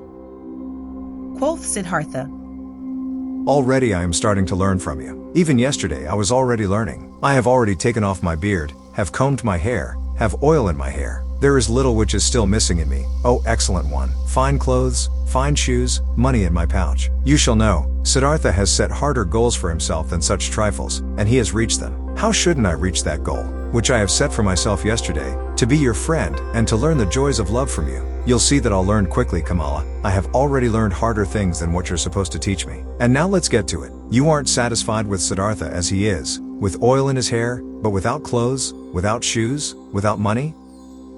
Laughing, Kamala exclaimed. No, my dear, he doesn't satisfy me yet. Clothes are what he must have, pretty clothes, and shoes, pretty shoes, and lots of money in his pouch, and gifts for Kamala. Do you know it now, Samana from the forest? Did you mark my words? Yes, I have marked your words. Siddhartha exclaimed. How should I not mark words which are coming from such a mouth? Your mouth is like a freshly cracked fig, Kamala. My mouth is red and fresh as well. It will be a suitable match for yours, you'll see. But tell me, beautiful Kamala, aren't you at all afraid of the samana from the forest, who has come to learn how to make love? Why should I be afraid of a samana, a stupid samana from the forest, who is coming from the jackals, and doesn't even know yet what women are? Oh, he's strong, the samana, and he isn't afraid of anything. He could force you, beautiful girl. He could kidnap you. He could hurt you. No, Samana, I am not afraid of that. Did any Samana or Brahmin ever fear that someone might come and grab him and steal his learning, and his religious devotion, and his depth of thought? No, for they are his very own, and he would only give away from those whatever he is willing to give, and to whomever he is willing to give. Like this it is, precisely like this it is also with Kamala, and with the pleasures of love. Beautiful and red is Kamala's mouth, but just try to kiss it against Kamala's will, and you will not obtain a single drop of sweetness from it, which knows how to give so many sweet things. You are learning easily, Siddhartha, thus you should also learn this. Love can be obtained by begging, buying, receiving it as a gift, finding it in the street, but it cannot be stolen. In this, you have come up with the wrong path. No, it would be a pity if a pretty young man like you would want to tackle it in such a wrong manner. Siddhartha bowed with a smile. It would be a pity, Kamala, you are so right. It would be such a great pity. No, I shall not lose a single drop of sweetness from your mouth, nor you from mine. So it is settled. Siddhartha will return. Once he'll have what he still lacks, clothes, shoes, money. But speak, lovely Kamala, couldn't you still give me one small piece of advice? Advice? Why not? Who wouldn't like to give advice to a poor, ignorant samana, who is coming from the jackals of the forest? Dear Kamala, thus advise me where I should go to, that I'll find these three things most quickly? Friend, many would like to know this. You must do what you've learned and ask for money, clothes, and shoes in return. There is no other way for a poor man to obtain money. What might you be able to do? I can think. I can wait. I can fast. Nothing else? Nothing. But yes, I can also write poetry. Would you like to give me a kiss for a poem? I would like to, if I like your poem. What would be its title? Siddhartha spoke, after he had thought about it for a moment, these verses. Into her shady grove stepped the pretty Kamala. At the grove's entrance stood the brown samana. Deeply, seeing the lotuses blossom, bowed that man, and smiling, Kamala thanked. More lovely, thought the young man, than offerings for gods. More lovely is offering to pretty Kamala. Kamala loudly clapped her hands, so that the golden bracelets clanged. Beautiful are your verses, O brown samana, and truly, I'm losing nothing when I give you a kiss for them. She beckoned him with her eyes. He tilted his head so that his face touched hers, and placed his mouth on that mouth which was like a freshly cracked figure. For a long time Kamala kissed him, and with deep astonishment Siddhartha felt how she taught him, how wise she was, how she controlled him, rejected him, lured him, and how after this first one there was to be a long, a well-ordered, well-tested sequence of kisses, everyone different from the others, he was still to receive. Breathing deeply, he remained standing where he was, and was in this moment astonished like a child about the cornucopia of knowledge and things worth learning, which revealed itself before his eyes. Very beautiful are your verses, exclaimed Kamala. If I was rich, I would give you pieces of gold for them, but it will be difficult for you to earn thus much money with verses as you need, for you need a lot of money if you want to be Kamala's friend. The way you're able to kiss Kamala, stammered Siddhartha. Yes, this I am able to do. Therefore I do not lack clothes, shoes, bracelets, and all beautiful things. But what will become of you? Aren't you able to do anything else but thinking, fasting, making poetry? I also know the sacrificial songs, said Siddhartha. but I do not want to sing them anymore. I also know magic spells, but I do not want to speak them anymore. I have read the scriptures. Stop. Kamala interrupted him. You're able to read and write? Certainly, I can do this. Many people can do that. Most people can't. I also can't do it. It is very good that you're able to read and write. Very good. You will also still find use for the magic spells. In this moment, a maid came running in and whispered a message into her mistress's ear. There's a visitor for me, exclaimed Kamala. Hurry and get yourself away, Siddhartha. Nobody may see you in here. Remember that. Tomorrow, I'll see you again. But to the maid she gave the order to give the pious Brahmin white upper garments. Without fully understanding what was happening to him, Siddhartha found himself being dragged away by the maid, brought into a garden house avoiding the direct path, being given upper garments as a gift, led into the bushes, and urgently admonished to get himself out of the grove as soon as possible without being seen. Contently, he did as he had been told. Being accustomed to the forest, he managed to get out of the grove and over the hedge without making a sound. Contently, he returned to the city, carrying the rolled-up garments under his arm. At the inn, where travelers stay, he positioned himself by the door. Without words, he asked for food. Without a word, he accepted a piece of rice cake. Perhaps as soon as tomorrow, he thought, I will ask no one for food anymore. Suddenly, pride flared up in him. He was no samana anymore. It was no longer becoming to him to beg. He gave the rice cake to a dog and remained without food. Simple is the life which people lead in this world here. Thought Siddhartha. It presents no difficulties. Everything was difficult, toilsome, and ultimately hopeless when I was still a samana. Now, everything is easy. Easy like that lessons in kissing which Kamala is giving me. I need clothes and money, nothing else. This a small near goals. They won't make a person lose any sleep. He had already discovered Kamala's house in the city long before. There he turned up the following day. Things are working out well, she called out to him. They are expecting you at Kamaswami's. He is the richest merchant of the city. If he'll like you, he'll accept you into his service. Be smart, brown samana. I had others tell him about you. Be polite towards him. He is very powerful. But don't be too modest. I do not want you to become his servant. You shall become his equal, or else I won't be satisfied with you. Kamaswami is starting to get old and lazy. If he'll like you, he'll entrust you with a lot. Siddhartha thanked her and laughed. And when she found out that he had not eaten anything yesterday and today, she sent for bread and fruits and treated him to it. You've been lucky, she said when they parted. I'm opening one door after another for you. How come? Do you have a spell? Siddhartha said.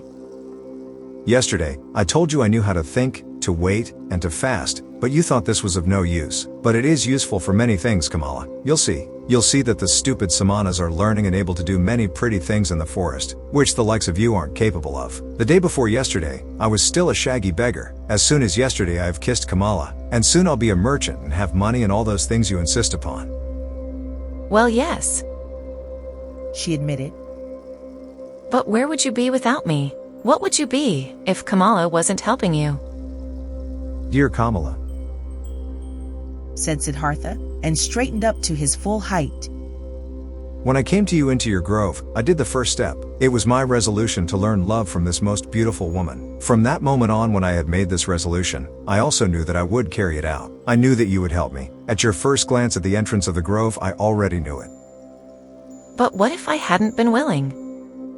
You were willing. Look, Kamala, when you throw a rock into the water, it will speed on the fastest course to the bottom of the water. This is how it is when Siddhartha has a goal, a resolution. Siddhartha does nothing. He waits, he thinks, he fasts, but he passes through the things of the world like a rock through water, without doing anything, without stirring. He is drawn, he lets himself fall. His goal attracts him, because he doesn't let anything enter his soul which might oppose the goal. This is what Siddhartha has learned among the Samanas. This is what fools call magic, and of which they think it would be affected by means of the daemons. Nothing is affected by daemons. There are no daemons. Everyone can perform magic. Everyone can reach his goals. If he is able to think, if he is able to wait, if he is able to fast. Kamala listened to him. She loved his voice. She loved the look from his eyes. Perhaps it is so, She said quietly. as you say, friend, but perhaps it is also like this, that Siddhartha is a handsome man, that his glance pleases the women, that therefore good fortune is coming towards him. With one kiss, Siddhartha bid his farewell. I wish that it should be this way, my teacher, that my glance shall please you, that always good fortune shall come to me out of your direction.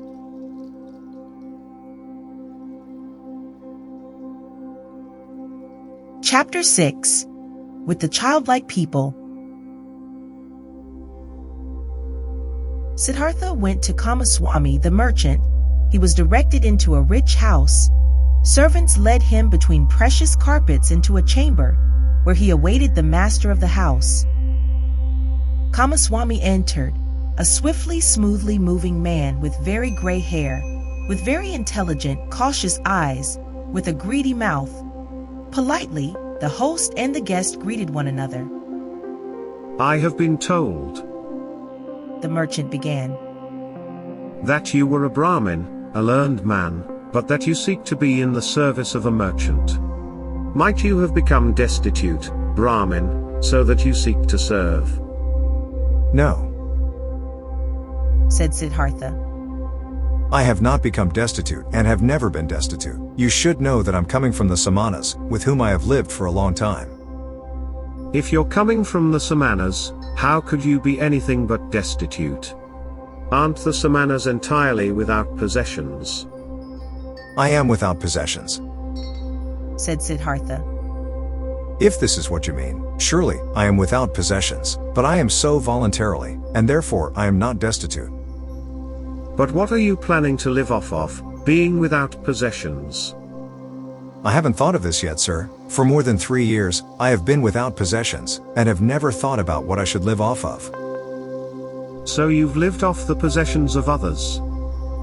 Presumably this is how it is. After all, a merchant also lives off what other people own. Well said. But he wouldn't take anything from another person for nothing, he would give his merchandise in return. So it seems to be indeed. Everyone takes, everyone gives, such is life.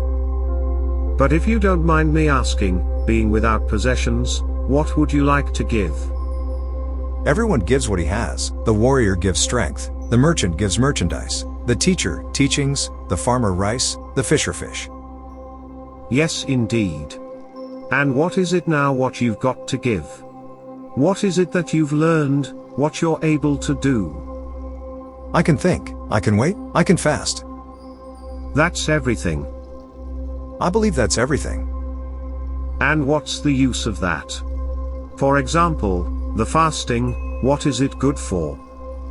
It is very good, sir. When a person has nothing to eat, fasting is the smartest thing he could do. When, for example, Siddhartha hadn't learned to fast, he would have to accept any kind of service before that day is up, whether it may be with you or wherever, because hunger would force him to do so. But like this, Siddhartha can wait calmly. He knows no impatience, he knows no emergency. For a long time he can allow hunger to besiege him and can laugh about it. This, sir, is what fasting is good for. You're right, Samana. Wait for a moment. Kamaswami left the room and returned with a scroll, which he handed to his guest while asking. Can you read this? Siddhartha looked at the scroll, on which a sales contract had been written down, and began to read out its contents. Excellent. Said Kamaswami.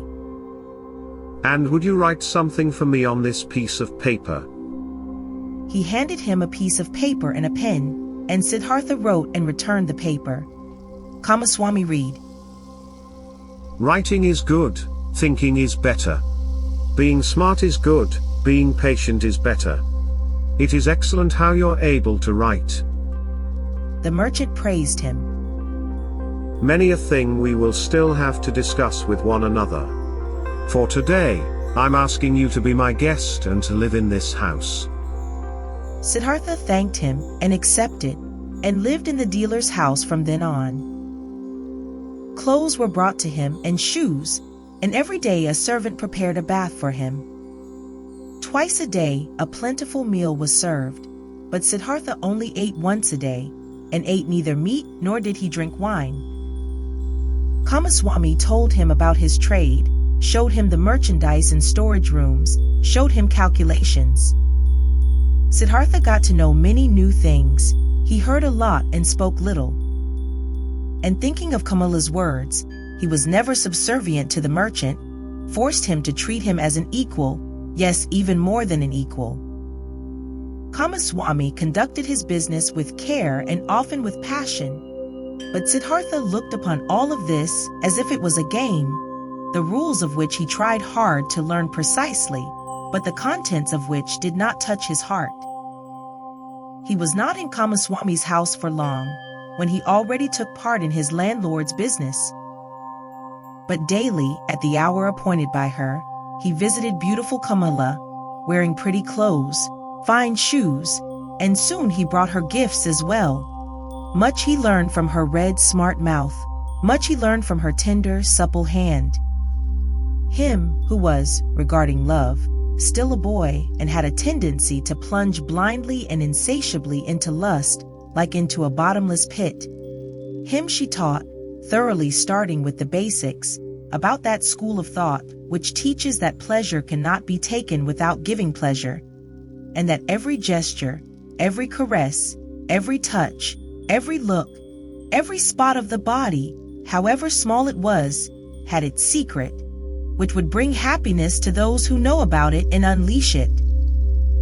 She taught him that lovers must not part from one another after celebrating love, without one admiring the other, without being just as defeated as they have been victorious, so that with none of them should start feeling fed up or bored, and get that evil feeling of having abused or having been abused.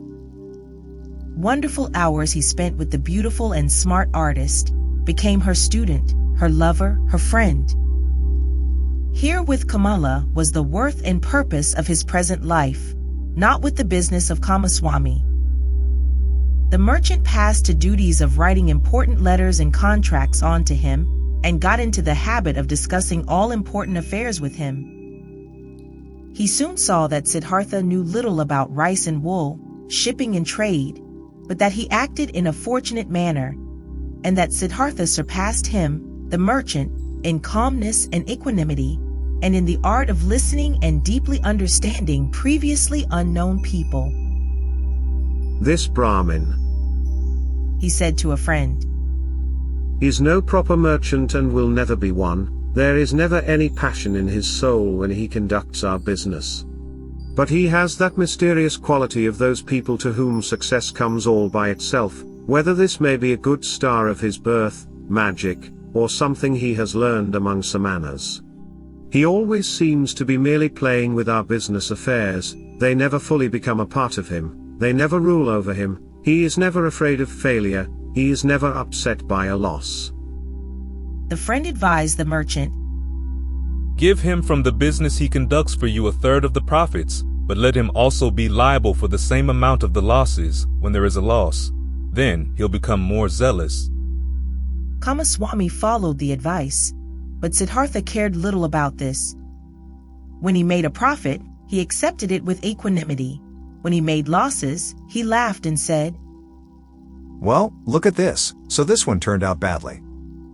At one time, he traveled to a village to buy a large harvest of rice there. But when he got there, the rice had already been sold to another merchant.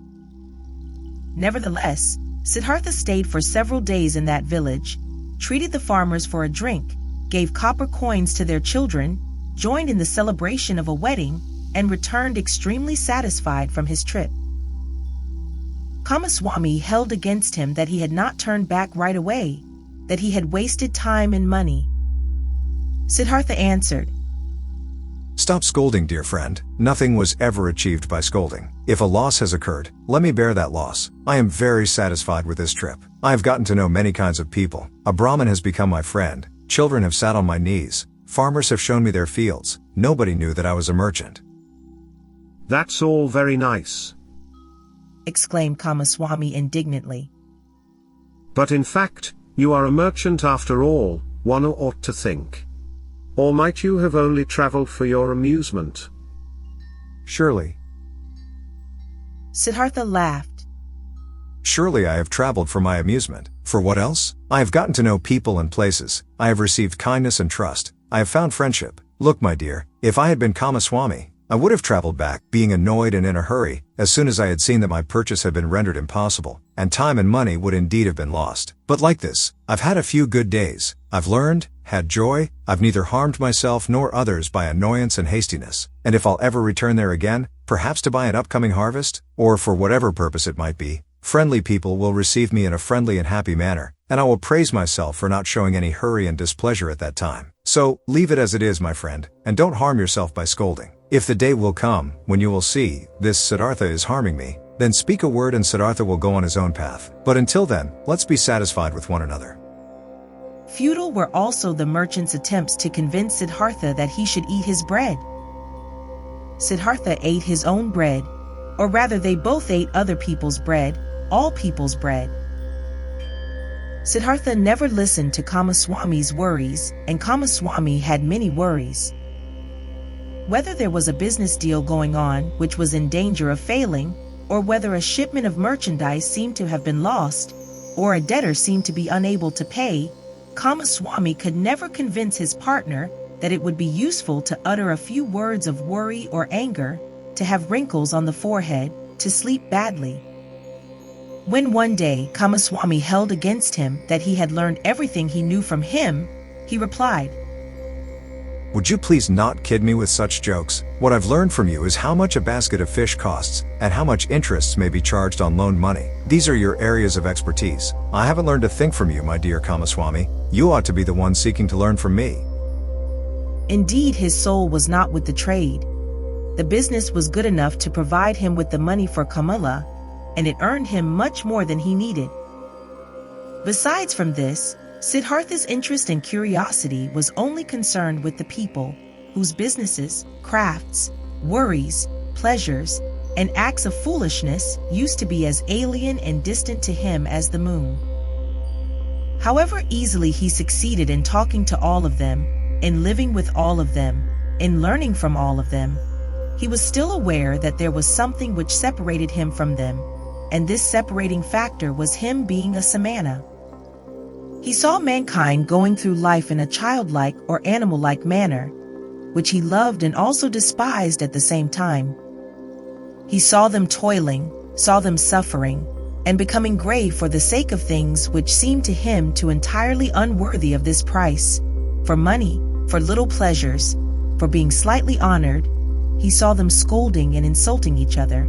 He saw them complaining about pain at which a samana would only smile, and suffering because of deprivations which a samana would not feel. He was open to everything these people brought his way. Welcome was the merchant who offered him linen for sale.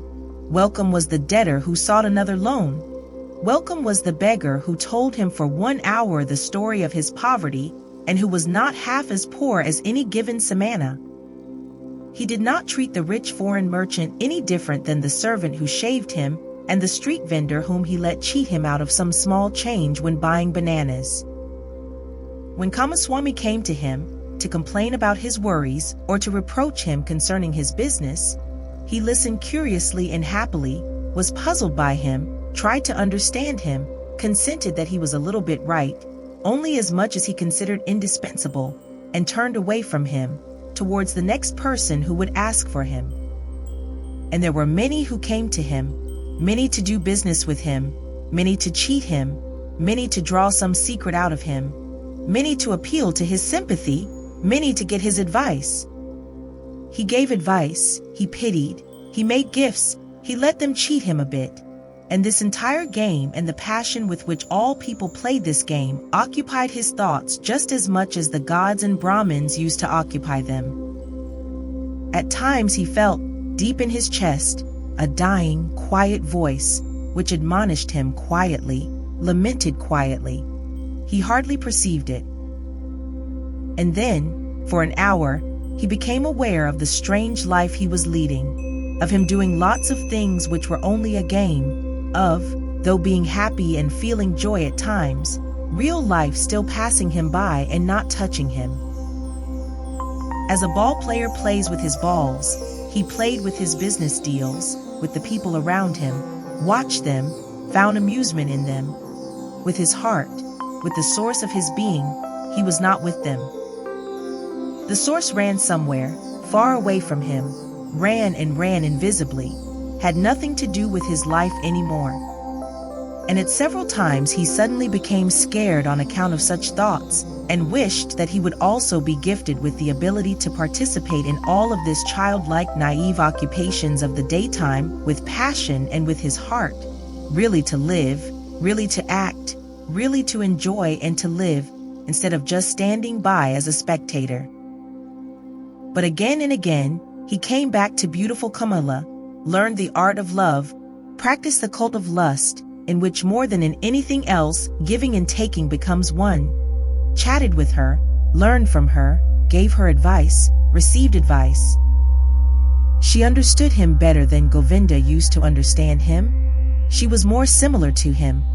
Once, he said to her, You are like me. You are different from most people. You are Kamala, nothing else. And inside of you, there is a peace and refuge, to which you can go at every hour of the day and be at home at yourself, as I can also do. Few people have this, and yet all could have it. Not all people are smart. No. said Siddhartha. That's not the reason why. Kamaswami is just as smart as I, and still has no refuge in himself. Others have it, who are small children with respect to their mind. Most people, Kamala, are like a falling leaf, which is blown and is turning around through the air, and wavers, and tumbles to the ground. But others, a few, are like stars. They go on a fixed course. No wind reaches them. In themselves they have their law and their course. Among all the learned men and samanas, of which I knew many, there was one of this kind, a perfected one. I'll never be able to forget him. It is that GOTAMA, the exalted one, who is spreading that teachings. Thousands of followers are listening to his teachings every day, follow his instructions every hour, but they are all falling leaves. Not in themselves they have teachings and a law. Kamala looked at him with a smile. Again, you're talking about him. She said. Again, you're having a Samana's thoughts. Siddhartha said nothing, and they played the game of love, one of the 30 or 40 different games Kamala knew.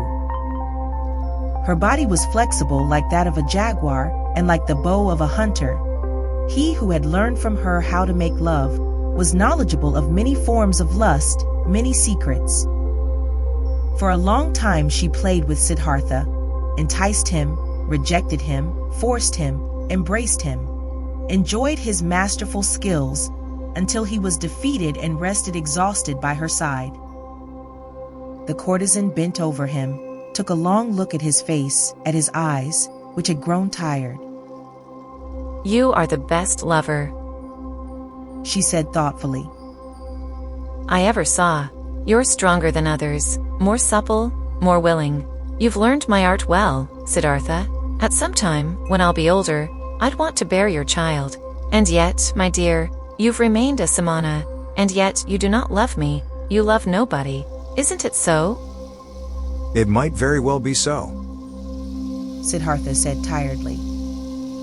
I am like you. You also do not love. How else could you practice love as a craft? Perhaps people of our kind can't love. The childlike people can. That's their secret.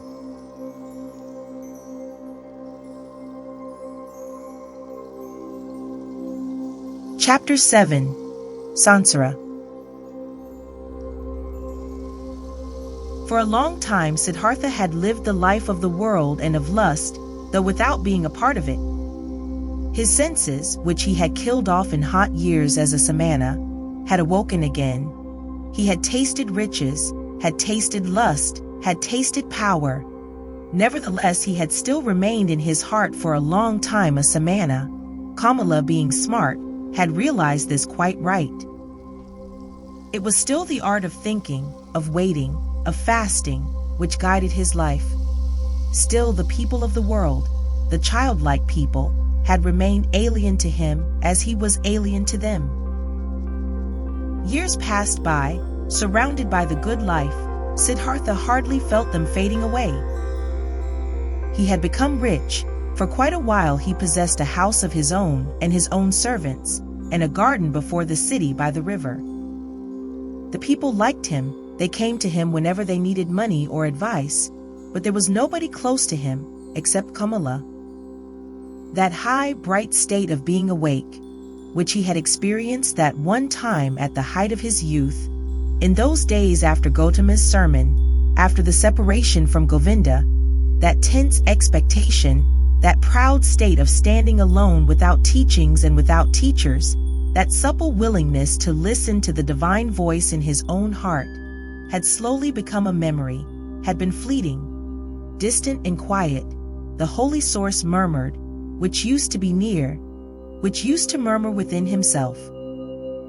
Nevertheless, many things he had learned from the Samanas, he had learned from Gotama, he had learned from his father the Brahmin, had remained within him for a long time afterwards. Moderate living, joy of thinking, hours of meditation, secret knowledge of the self, of his eternal entity, which is neither body nor consciousness. Many a part of this he still had, but one part after another had been submerged and had gathered dust. Just as a potter's wheel, once it has been set in motion, will keep on turning for a long time and only slowly lose its vigor and come to a stop. Thus Siddhartha's soul had kept on turning the wheel of asceticism, the wheel of thinking, the wheel of differentiation for a long time, still turning, but it turned slowly and hesitantly and was close to coming to a standstill. Slowly, like humidity entering the dying stem of a tree, filling it slowly and making it rot, the world and sloth had entered Siddhartha's soul.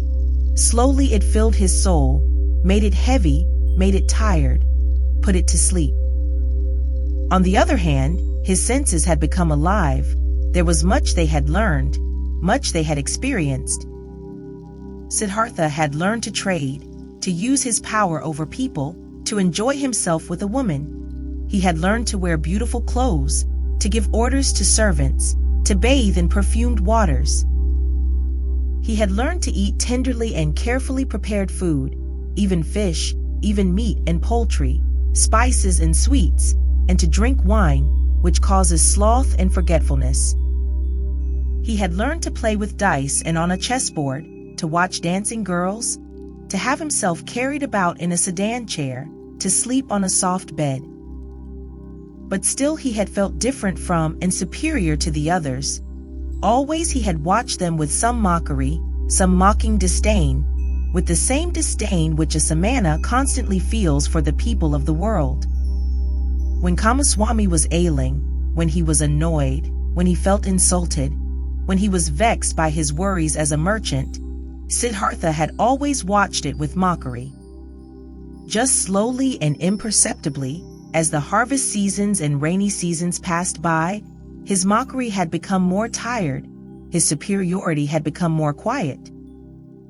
Just slowly, among his growing riches, Siddhartha had assumed something of the childlike people's ways for himself, something of their childlikeness and of their fearfulness.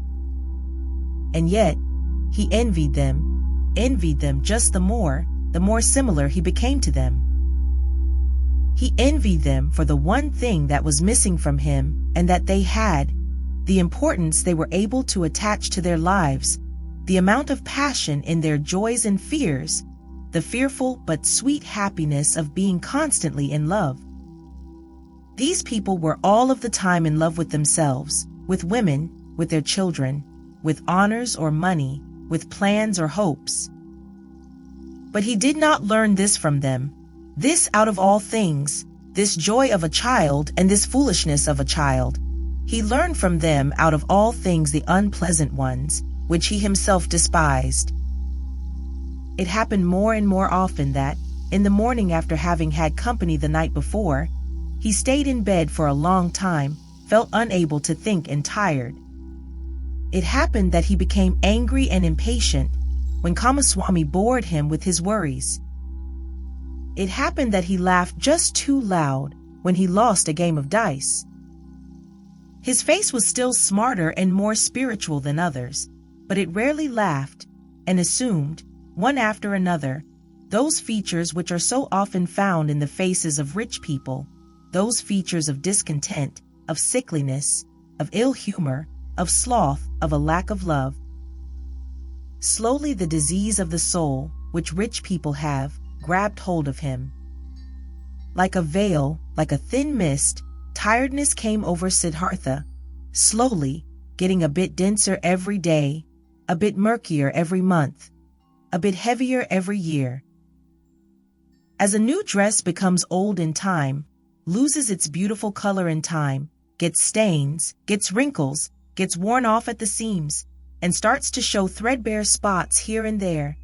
Thus Siddhartha's new life, which he had started after his separation from Govinda, had grown old, lost color and splendor as the years passed by, was gathering wrinkles and stains, and hidden at bottom, already showing its ugliness here and there. Disappointment and disgust were waiting. Siddhartha did not notice it. He only noticed that this bright and reliable voice inside of him, which had awoken in him at that time and had ever guided him in his best times, had become silent. He had been captured by the world, by lust, covetousness, sloth, and finally also by that vice which he had used to despise and mock the most as the most foolish one of all vices, greed. Property, possessions, and riches also had finally captured him. They were no longer a game and trifles to him, had become a shackle and a burden. On a strange and devious way, Siddhartha had gotten into this final and most base of all dependencies by means of the game of dice. It was since that time, when he had stopped being a samana in his heart, that Siddhartha began to play the game for money and precious things, which he at other times only joined with a smile and casually as a custom of the childlike people, with an increasing rage and passion. He was a feared gambler, few dared to take him on, so high and audacious were his stakes. He played the game due to a pain of his heart. Losing and wasting his wretched money in the game brought him an angry joy. In no other way he could demonstrate his disdain for wealth, the merchant's false god, more clearly and more mockingly. Thus he gambled with high stakes and mercilessly, hating himself, mocking himself, won thousands, threw away thousands, lost money, lost jewelry, lost a house in the country, won again, lost again. That fear, that terrible and petrifying fear, which he felt while he was rolling the dice, while he was worried about losing high stakes, that fear he loved and sought to always renew it, always increase it, always get it to a slightly higher level. For in this feeling alone he still felt something like happiness, something like an intoxication, something like an elevated form of life in the midst of his saturated, lukewarm, dull life. And after each big loss, his mind was set on new riches, pursued the trade more zealously, forced his debtors more strictly to pay, because he wanted to continue gambling, he wanted to continue squandering, continue demonstrating his disdain of wealth. Siddhartha lost his calmness when losses occurred, lost his patience when he was not paid on time, lost his kindness towards beggars, lost his disposition for giving away and loaning money to those who petitioned him. He who gambled away tens of thousands at one roll of the dice and laughed at it, became more strict and more petty in his business, occasionally dreaming at night about money. And whenever he woke up from this ugly spell, whenever he found his face in the mirror at the bedroom's wall to have aged and become more ugly, whenever embarrassment and disgust came over him, he continued fleeing into a new game, fleeing into a numbing of his mind brought on by sex, by wine, and from there he fled back into the urge to pile up and obtain possessions. In this pointless cycle he ran, growing tired, growing old, growing ill. Then the time came when a dream warned him. He had spent the hours of the evening with KAMALA in her beautiful pleasure garden. They had been sitting under the trees, talking, and Kamala had said thoughtful words, words behind which a sadness and tiredness lay hidden.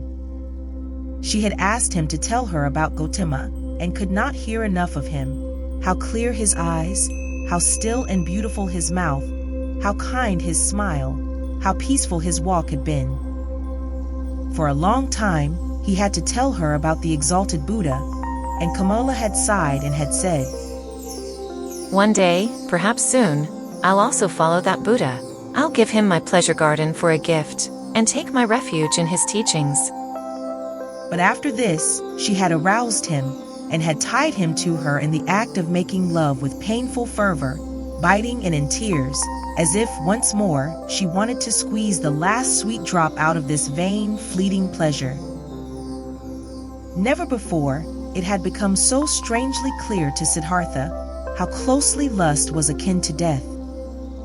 Then he had lain by her side, and Kamala's face had been close to him, and under her eyes and next to the corners of her mouth he had, as clearly as never before, read a fearful inscription, an inscription of small lines, of slight grooves, an inscription reminiscent of autumn and old age, just as Siddhartha himself, who was only in his 40s, had already noticed, here and there, gray hairs among his black ones. Tiredness was written on Kamala's beautiful face, tiredness from walking a long path, which has no happy destination, tiredness and the beginning of withering, and concealed, still unsaid, perhaps not even conscious anxiety, fear of old age, fear of the autumn, fear of having to die. With a sigh, he had bid his farewell to her, the soul full of reluctance, and full of concealed anxiety. Then Siddhartha had spent the night in his house with dancing girls and wine, had acted as if he was superior to them towards the fellow members of his caste, though this was no longer true, had drunk much wine and gone to bed a long time after midnight, being tired and yet excited, close to weeping and despair, and had for a long time sought to sleep in vain, his heart full of misery which he thought he could not bear any longer, full of a disgust which he felt penetrating his entire body like the lukewarm, repulsive taste of the wine, the just too sweet, dull music, the just too soft smile of the dancing girls, the just too sweet scent of their hair and breasts. But more than by anything else, he was disgusted by himself, by his perfumed hair, by the smell of wine from his mouth, by the flabby tiredness and listlessness of his skin.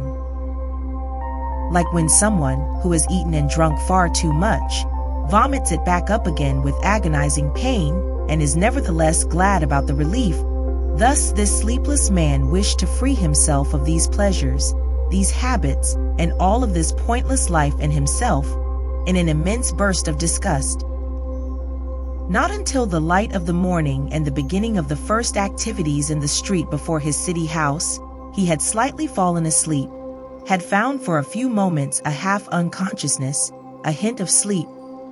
In those moments, he had a dream. Kamala owned a small, rare singing bird in a golden cage. Of this bird he dreamt. He dreamt. This bird had become mute, who at other times always used to sing in the morning, and since this arose his attention, he stepped in front of the cage and looked inside. There the small bird was dead and lay stiff on the ground. He took it out, weighed it for a moment in his hand, and then threw it away, out in the street, and in the same moment, he felt terribly shocked, and his heart hurt, as if he had thrown away from himself all value and everything good by throwing out this dead bird. Starting up from this dream, he felt encompassed by a deep sadness. Worthless, so it seemed to him, worthless and pointless was the way he had been going through life. Nothing which was alive, nothing which was in some way delicious or worth keeping he had left in his hands. Alone he stood there and empty like a castaway on the shore. With a gloomy mind, Siddhartha went to the pleasure garden he owned, locked the gate, sat down under a mango tree, felt death in his heart and horror in his chest, sat and sensed how everything died in him, withered in him, came to an end in him. By and by, He gathered his thoughts, and in his mind, he once again went the entire path of his life, starting with the first days he could remember. When was there ever a time when he had experienced happiness, felt a true bliss?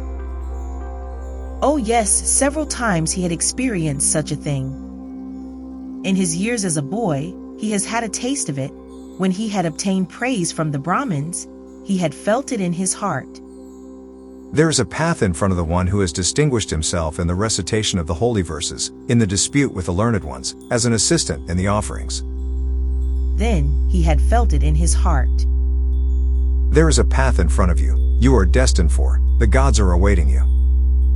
And again, as a young man, when the ever-rising, upward-fleeing goal of all thinking had ripped him out of and up from the multitude of those seeking the same goal, when he wrestled in pain for the purpose of Brahmin, when every obtained knowledge only kindled new thirst in him, then again he had, in the midst of the thirst, in the midst of the pain, felt this very same thing. Go on, you are called upon? He had heard this voice when he had left his home and had chosen the life of a samana, and again when he had gone away from the samanas to that perfected one, and also when he had gone away from him to the uncertain. For how long had he not heard this voice any more? For how long had he reached no height any more? How even and dull was the manner in which his path had passed through life, for many long years, without a high goal, without thirst, without elevation, content with small lustful pleasures, and yet never satisfied. For all of these many years, without knowing it himself, he had tried hard and longed to become a man like those many, like those children, and in all this, his life had been much more miserable and poorer than theirs, and their goals were not his, nor their worries. After all, that entire world of the Kamaswami people had only been a game to him, a dance he would watch, a comedy. Only Kamala had been dear, had been valuable to him, but was she still thus? Did he still need her, or she him? Did they not play a game without an ending? Was it necessary to live for this? No, it was not necessary. The name of this game was Sansara, a game for children, a game which was perhaps enjoyable to play once, twice, 10 times, but forever and ever over again? Then Siddhartha knew that the game was over, that he could not play it anymore. Shivers ran over his body. Inside of him, so he felt, something had died. That entire day, he sat under the mango tree, thinking of his father, thinking of Govinda, thinking of Gotama. Did he have to leave them to become a Kamaswami? He still sat there when the night had fallen. When, looking up, he caught sight of the stars, he thought, Here I'm sitting under my mango tree in my pleasure garden. He smiled a little. Was it really necessary? Was it right? Was it not his foolish game that he owned a mango tree, that he owned a garden? He also put an end to this. This also died in him. He rose, bid his farewell to the mango tree, his farewell to the pleasure garden. Since he had been without food this day, he felt strong hunger, and thought of his house in the city, of his chamber and bed, of the table with the meals on it. He smiled tiredly, shook himself, and bid his farewell to these things. In the same hour of the night, Siddhartha left his garden, left the city, and never came back. For a long time, Kamaswami had people look for him, thinking that he had fallen into the hands of robbers. Kamala had no one look for him. When she was told that Siddhartha had disappeared, she was not astonished. Did she not always expect it? Was he not a samana, a man who was at home nowhere, a pilgrim? And most of all, she had felt this the last time they had been together, and she was happy in spite of all the pain of the loss, that she had pulled him so affectionately to her heart for this last time, that she had felt one more time to be so completely possessed and penetrated by him. When she received the first news of Siddhartha's disappearance, she went to the window, where she held a rare singing bird captive in a golden cage. She opened the door of the cage, took the bird out, and let it fly.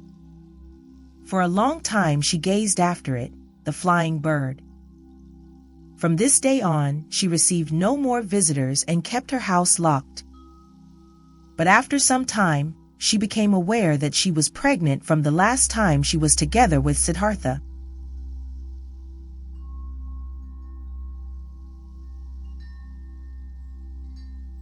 Chapter 8. By the River. Siddhartha walked through the forest, was already far from the city, and knew nothing but that one thing, that there was no going back for him, that this life, as he had lived it for many years until now, was over and done away with, and that he had tasted all of it, sucked everything out of it until he was disgusted with it. Dead was the singing bird he had dreamt of. Dead was the bird in his heart. Deeply, he had been entangled in sansara. He had sucked up disgust and death from all sides into his body, like a sponge sucks up water until it is full. And full he was, full of the feeling of being sick of it, full of misery, full of death. There was nothing left in this world which could have attracted him, given him joy, given him comfort. Passionately, he wished to know nothing about himself anymore, to have rest, to be dead.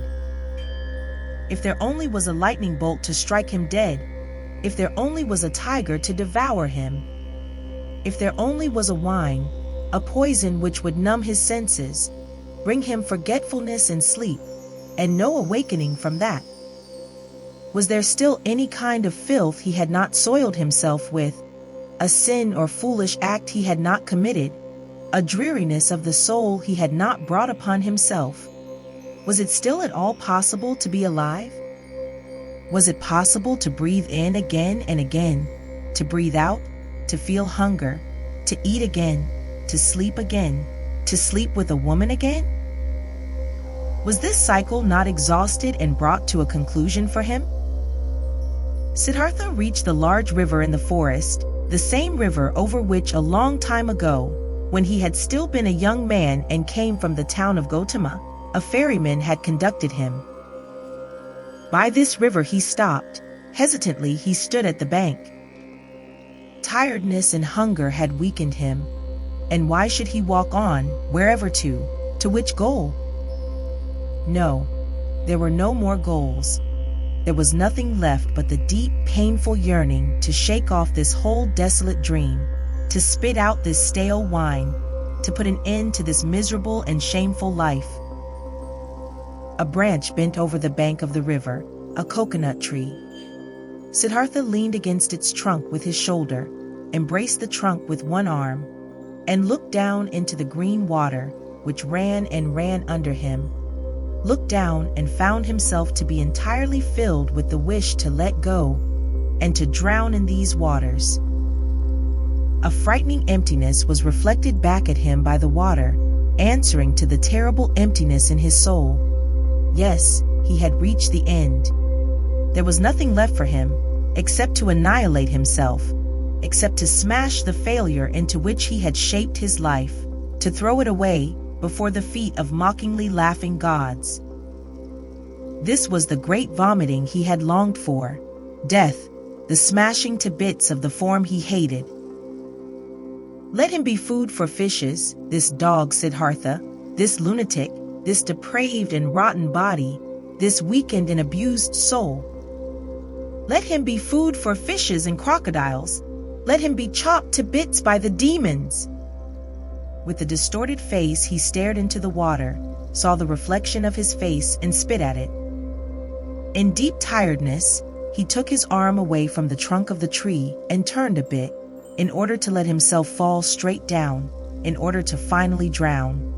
With his eyes closed, he slipped towards death. Then, out of remote areas of his soul, out of past times of his now weary life, a sound stirred up. It was a word, a syllable, which he, without thinking, with a slurred voice, spoke to himself. The old word which is the beginning and the end of all prayers of the Brahmins, the holy Om. which roughly means that what is perfect, or the completion.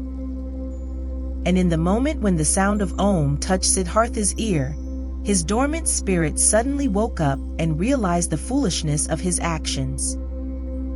Siddhartha was deeply shocked. So this was how things were with him, so doomed was he, so much he had lost his way and was forsaken by all knowledge, that he had been able to seek death, that this wish of a child, had been able to grow in him, to find rest by annihilating his body. What all agony of these recent times, all sobering realizations, all desperation had not brought about, this was brought on by this moment. When the Om entered his consciousness, he became aware of himself in his misery and in his error. Om, he spoke to himself. Om. And again he knew about Brahman, knew about the indestructibility of life, knew about all that is divine, which he had forgotten. But this was only a moment, flash. By the foot of the coconut tree, Siddhartha collapsed, struck down by tiredness, mumbling Om, placed his head on the root of the tree and fell into a deep sleep. Deep was his sleep and without dreams. For a long time he had not known such a sleep anymore. When he woke up after many hours, he felt as if 10 years had passed. He heard the water quietly flowing, did not know where he was and who had brought him here, opened his eyes, saw with astonishment that there were trees and the sky above him, and he remembered where he was and how he got here. But it took him a long while for this, and the past seemed to him as if it had been covered by a veil, infinitely distant, infinitely far away, infinitely meaningless. He only knew that his previous life, in the first moment when he thought about it, this past life seemed to him like a very old, previous incarnation, like an early pre-birth of his present self, that his previous life had been abandoned by him, that, full of disgust and wretchedness, he had even intended to throw his life away, but that by a river, under a coconut tree, he has come to his senses, the holy word Om on his lips, that then he had fallen asleep and had now woken up and was looking at the world as a new man. Quietly, he spoke the word Om to himself, speaking which he had fallen asleep, and it seemed to him as if his entire long sleep had been nothing but a long meditative recitation of Om, a thinking of Om, a submergence and complete entering into Om, into the nameless, the perfected. What a wonderful sleep had this been! Never before by sleep he had been thus refreshed, thus renewed, thus rejuvenated. Perhaps he had really died, had drowned, and was reborn in a new body? But no, he knew himself. He knew his hand and his feet, knew the place where he lay, knew this self in his chest, this Siddhartha, the eccentric, the weird one. But this Siddhartha was nevertheless transformed, was renewed, was strangely well rested, strangely awake, joyful and curious. Siddhartha straightened up. Then he saw a person sitting opposite to him, an unknown man, a monk in a yellow robe with a shaven head, sitting in the position of pondering. He observed the man, who had neither hair on his head nor a beard, and he had not observed him for long when he recognized this monk as Govinda, the friend of his youth, Govinda who had taken his refuge with the exalted Buddha. Govinda had aged, he too, but still his face bore the same features, expressed zeal, faithfulness, searching, timidness. But when Govinda, sensing his gaze, opened his eyes and looked at him, Siddhartha saw that Govinda did not recognize him. Govinda was happy to find him awake. Apparently, he had been sitting here for a long time and been waiting for him to wake up, though he did not know him. I have been sleeping. Said Siddhartha. However did you get here? You have been sleeping, answered Govinda. It is not good to be sleeping in such places, where snakes often are and the animals of the forest have their paths. I, O sir, am a follower of the exalted Gotama, the Buddha, the Shakyamuni, and have been on a pilgrimage together with several of us on this path, when I saw you lying and sleeping in a place where it is dangerous to sleep. Therefore, I sought to wake you up, O sir, and since I saw that your sleep was very deep, I stayed behind from my group and sat with you. And then, so it seems, I have fallen asleep myself, I who wanted to guard your sleep. Badly I have served you, tiredness has overwhelmed me. But now that you're awake, let me go to catch up with my brothers. I thank you, Samana, for watching out over my sleep. spoke Siddhartha. You're friendly, you followers of the Exalted One. Now you may go then. I'm going, sir. May you, sir, always be in good health. I thank you, Samana. Govinda made the gesture of a salutation and said, Farewell. Farewell, Govinda. said Siddhartha. The monk stopped. Permit me to ask, sir, from where do you know my name? Now, Siddhartha smiled. I know you, O Govinda, from your father's hut, and from the school of the Brahmins, and from the offerings, and from our walk to the Samanas, and from that hour when you took your refuge with the Exalted One in the grove Jatovna. You're Siddhartha. Govinda exclaimed loudly. Now, I'm recognizing you, and don't comprehend any more how I couldn't recognize you right away. Be welcome, Siddhartha, my joy is great to see you again. It also gives me joy to see you again. You've been the guard of my sleep. Again, I thank you for this, though I wouldn't have required any guard. Where are you going to, O friend? I'm going nowhere. We monks are always traveling. Whenever it is not the rainy season, we always move from one place to another, live according to the rules of the teachings passed on to us, accept alms, move on. It is always like this. But you, Siddhartha, where are you going to? Quoth Siddhartha. With me too, friend. It is as it is with you. I'm going nowhere. I'm just traveling. I'm on a pilgrimage. Govinda spoke. You're saying, you're on a pilgrimage, and I believe in you. But, forgive me, O Siddhartha, you do not look like a pilgrim. You're wearing a rich man's garments, you're wearing the shoes of a distinguished gentleman, and your hair, with the fragrance of perfume, is not a pilgrim's hair, not the hair of a samana. Right so, my dear. You have observed well. Your keen eyes see everything. But I haven't said to you that I was a samana. I said, I'm on a pilgrimage. And so it is. I'm on a pilgrimage. You're on a pilgrimage, said Govinda. But few would go on a pilgrimage in such clothes, few in such shoes, few with such hair. Never I have met such a pilgrim, being a pilgrim myself for many years. I believe you, my dear Govinda, but now, today, you've met a pilgrim just like this, wearing such shoes, such a garment. Remember, my dear, not eternal is the world of appearances, not eternal. Anything but eternal are our garments and the style of our hair, and our hair and bodies themselves. I'm wearing a rich man's clothes. You've seen this quite right. I'm wearing them because I have been a rich man, and I'm wearing my hair like the worldly and lustful people, for I have been one of them. And now, Siddhartha, what are you now? I don't know it. I don't know it just like you. I'm traveling. I was a rich man and am no rich man anymore, and what I'll be tomorrow, I don't know. You've lost your riches?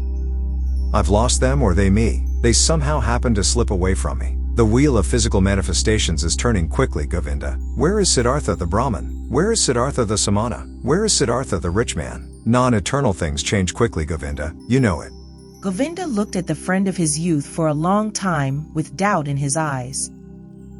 After that, he gave him the salutation which one would use on a gentleman and went on his way. With a smiling face, Siddhartha watched him leave. He loved him still, this faithful man, this fearful man. And how could he not have loved everybody and everything in this moment, in the glorious hour after his wonderful sleep, filled with Om? The enchantment, which had happened inside of him in his sleep and by means of the Om, was this very thing that he loved everything, that he was full of joyful love for everything he saw. And it was this very thing, so it seemed to him now, which had been his sickness before, that he was not able to love anybody or anything. With a smiling face, Siddhartha watched the leaving monk. The sleep had strengthened him much, but hunger gave him much pain, for by now he had not eaten for 2 days, and the times were long past when he had been tough against hunger. With sadness, and yet also with a smile, he thought of that time. In those days, so he remembered, he had boasted of 3 things to Kamala, had been able to do 3 noble and undefeatable feats: fasting, waiting, thinking. These had been his possession, his power and strength, his solid staff. In the busy, laborious years of his youth, he had learned these 3 feats, nothing else. And now they had abandoned him. None of them was his anymore, neither fasting, nor waiting, nor thinking. For the most wretched things he had given them up, for what fades most quickly, for sensual lust, for the good life, for riches.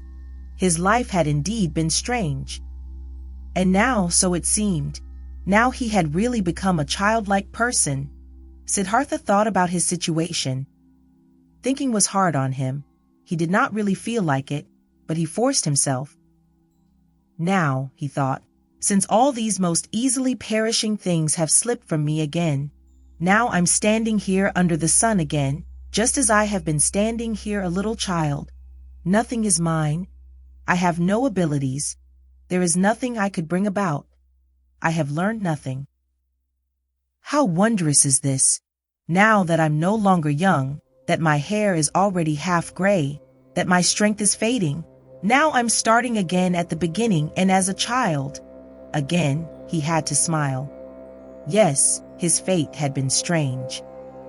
Things were going downhill with him, and now he was again facing the world void and naked and stupid.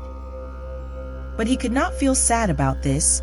No, he even felt a great urge to laugh about himself, to laugh about this strange, foolish world.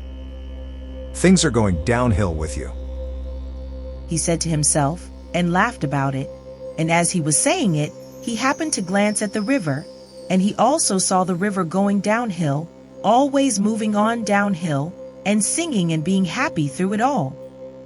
He liked this well. Kindly he smiled at the river.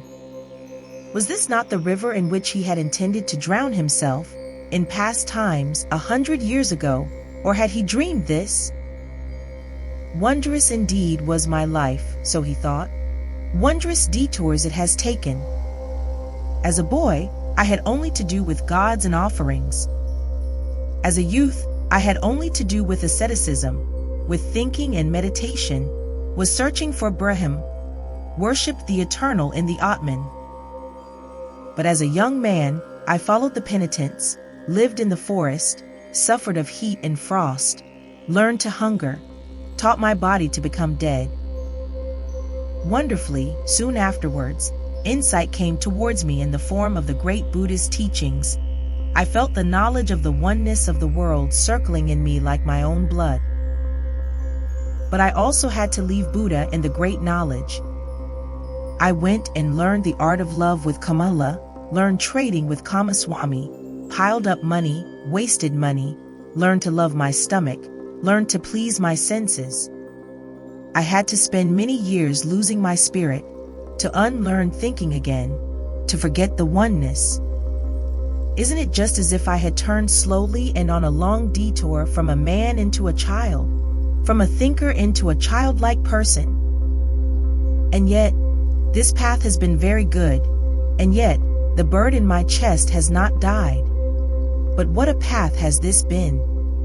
I had to pass through so much stupidity, through so much vices, through so many errors, through so much disgust and disappointment and woe, just to become a child again and to be able to start over.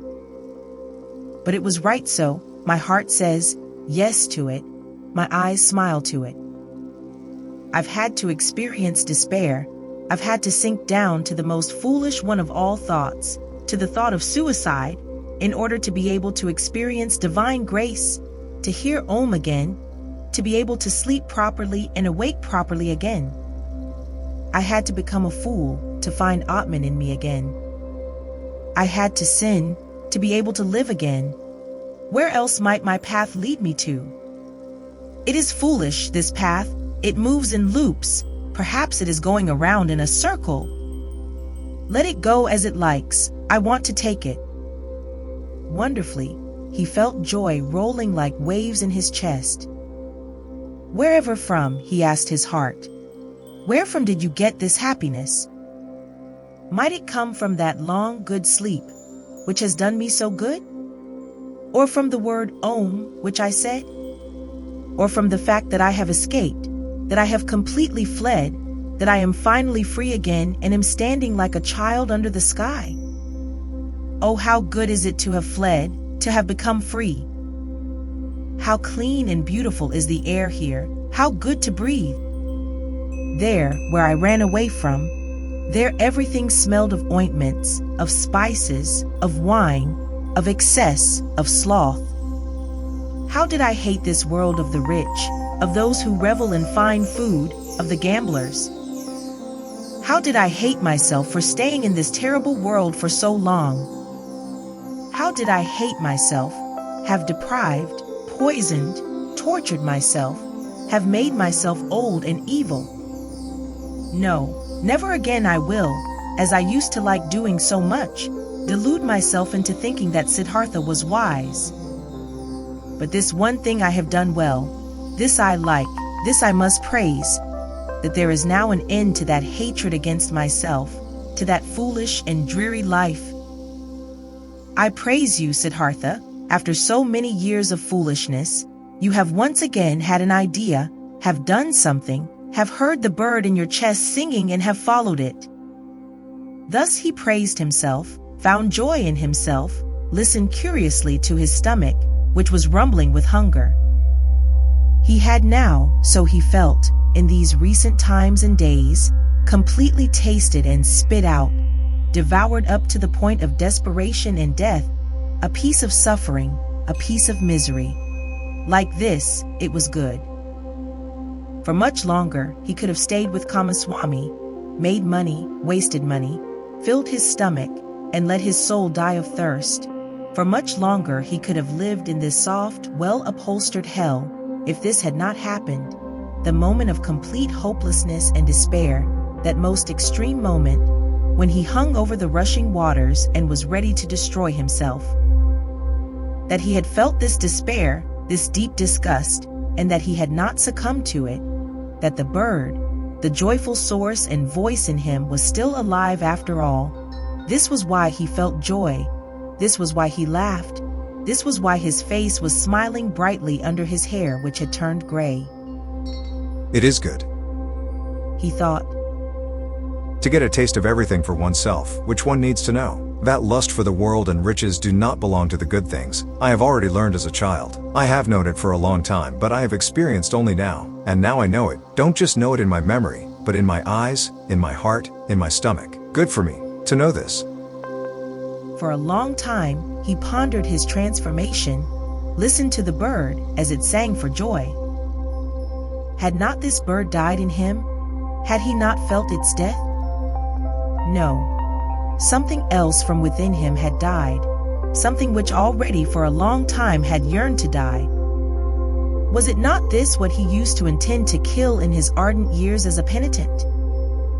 Was this not his self, his small, frightened and proud self he had wrestled with for so many years, which had defeated him again and again, which was back again after every killing, prohibited joy, felt fear? Was it not this which today had finally come to its death, here in the forest, by this lovely river? Was it not due to this death that he was now like a child, so full of trust, so without fear, so full of joy? Now Siddhartha also got some idea of why he had fought this self in vain as a Brahmin, as a penitent. Too much knowledge had held him back, too many holy verses, too many sacrificial rules, too much self-castigation, so much doing and striving for that goal. Full of arrogance he had been, always the smartest, always working the most, always one step ahead of all others, always the knowing and spiritual one, always the priest or wise one. Into being a priest, into this arrogance, into this spirituality, his self had retreated. There it sat firmly and grew, while he thought he would kill it by fasting and penance. Now he saw it, and saw that the secret voice had been right, that no teacher would ever have been able to bring about his salvation. Therefore, he had to go out into the world, lose himself to lust and power, to woman and money, had to become a merchant, a dice gambler, a drinker and a greedy person, until the priest and samana in him was dead. Therefore, he had to continue bearing these ugly years, bearing the disgust, the teachings, the pointlessness of a dreary and wasted life up to the end, up to bitter despair, until Siddhartha the lustful, Siddhartha the greedy could also die. He had died. A new Siddhartha had woken up from the sleep. He would also grow old. He would also eventually have to die. Mortal was Siddhartha. Mortal was every physical form. But today he was young, was a child, the new Siddhartha, and was full of joy. He thought these thoughts, listened with a smile to his stomach, listened gratefully to a buzzing bee. Cheerfully, he looked into the rushing river.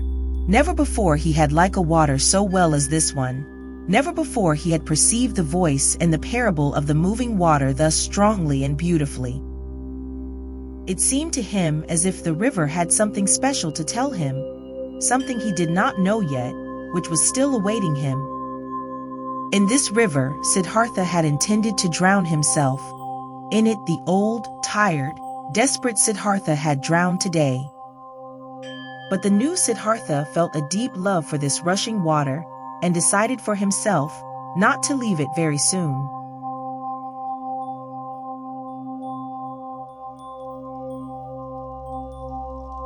Chapter 9. The Ferryman.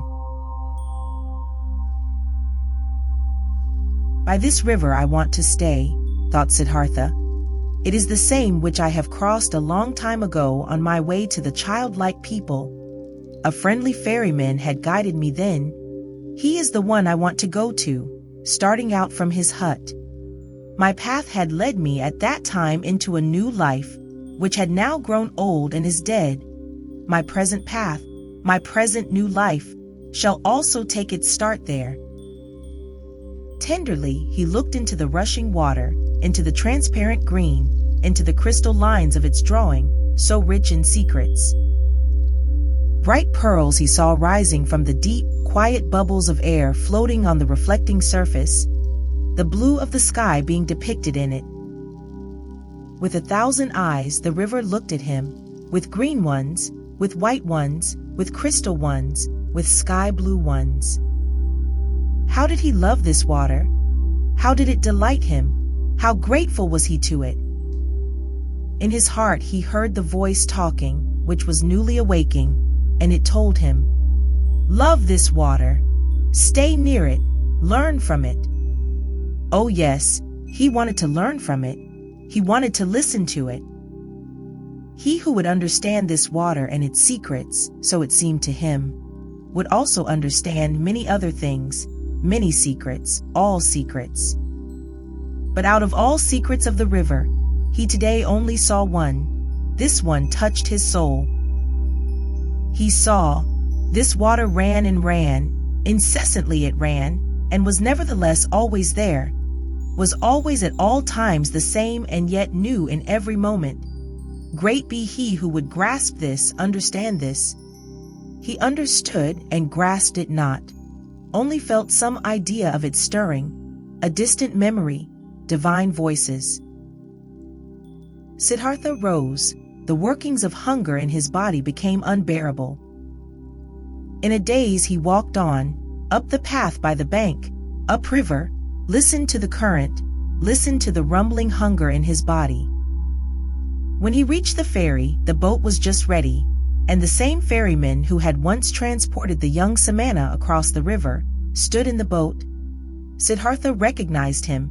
He had also aged very much. Would you like to ferry me over? He asked. The ferryman, being astonished to see such an elegant man walking along and on foot, took him into his boat and pushed it off the bank. It's a beautiful life you have chosen for yourself.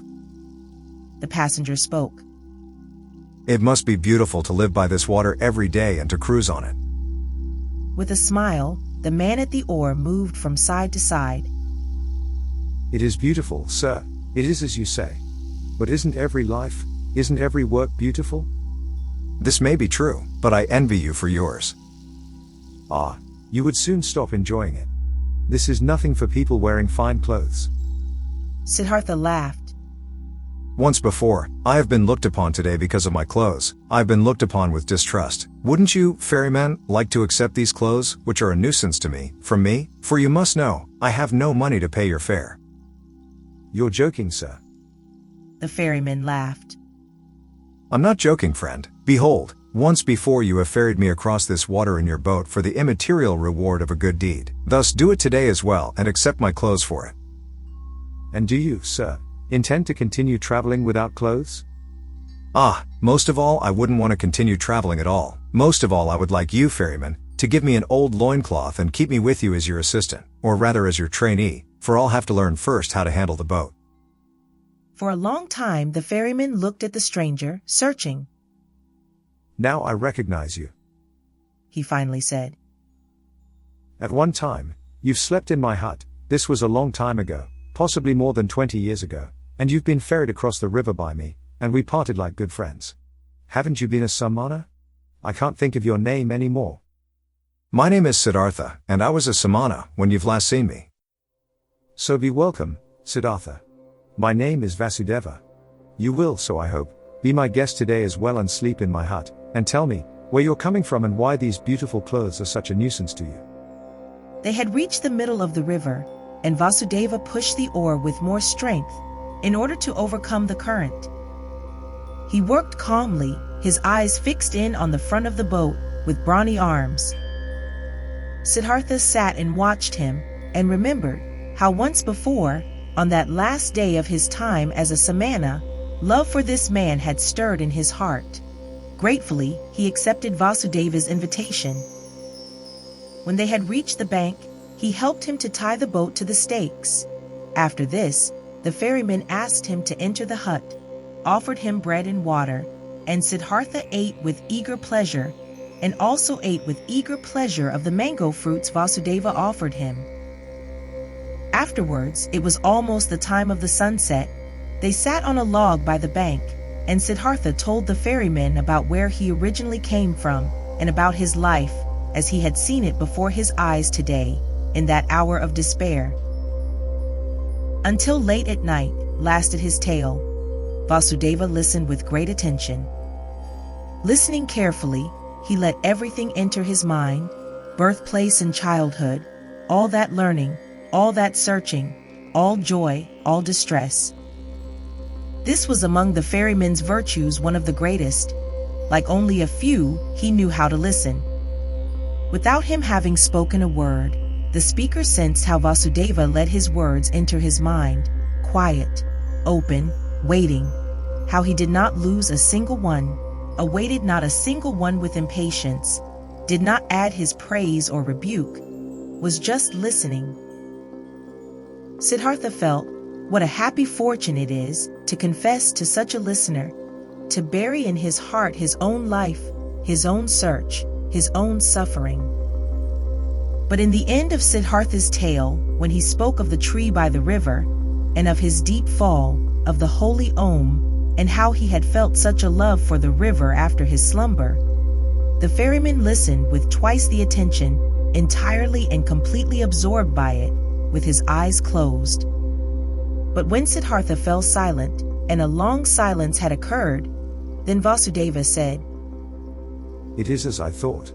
The river has spoken to you. It is your friend as well, it speaks to you as well. That is good, that is very good. Stay with me, Siddhartha, my friend. I used to have a wife, her bed was next to mine, but she has died a long time ago. For a long time, I have lived alone. Now, you shall live with me, there is space and food for both. I thank you, said Siddhartha. I thank you and accept, and I also thank you for this, Vasudeva, for listening to me so well. These people are rare who know how to listen, and I did not meet a single one who knew it as well as you did. I will also learn in this respect from you. You will learn it, spoke Vasudeva. But not from me. The river has taught me to listen, from it you will learn it as well.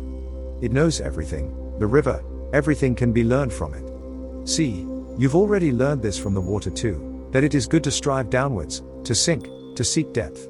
The rich and elegant Siddhartha is becoming an oarsman's servant, the learned Brahmin Siddhartha becomes a ferryman. This has also been told to you by the river. You'll learn that other thing from it as well. Quoth Siddhartha after a long pause. What other thing, Vasudeva? Vasudeva rose. It is late. He said, Let's go to sleep. I can't tell you that other thing, oh friend. You'll learn it, or perhaps you know it already. See, I'm no learned man, I have no special skill in speaking, I also have no special skill in thinking. All I'm able to do is to listen and to be godly, I have learned nothing else. If I was able to say and teach it, I might be a wise man, but like this I am only a ferryman, and it is my task to ferry people across the river. I have transported many, thousands, and to all of them, my river has been nothing but an obstacle on their travels. They traveled to seek money and business, and for weddings, and on pilgrimages, and the river was obstructing their path, and the ferryman's job was to get them quickly across that obstacle. But for some among thousands, a few, 4 or 5, the river has stopped being an obstacle, they have heard its voice, they have listened to it, and the river has become sacred to them, as it has become sacred to me. Let's rest now, Siddhartha. Siddhartha stayed with the ferryman and learned to operate the boat, and when there was nothing to do at the ferry, he worked with Vasudeva in the rice field, gathered wood, plucked the fruit off the banana trees. He learned to build an oar, and learned to mend the boat and to weave baskets, and was joyful because of everything he learned, and the days and months passed quickly. But more than Vasudeva could teach him, he was taught by the river. Incessantly, he learned from it. Most of all, he learned from it to listen, to pay close attention with a quiet heart, with a waiting, open soul, without passion, without a wish, without judgment, without an opinion.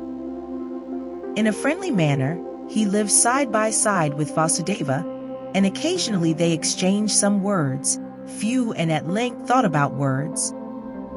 Vasudeva was no friend of words.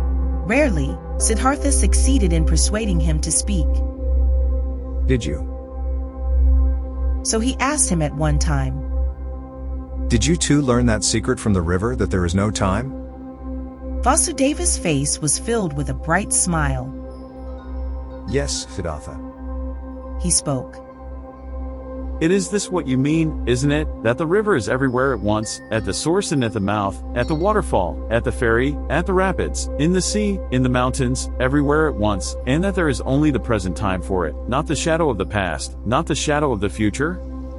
This it is, said Siddhartha.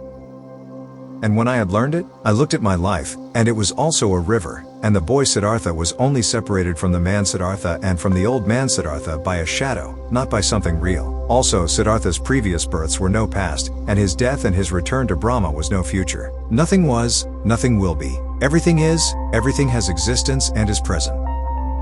Siddhartha spoke with ecstasy.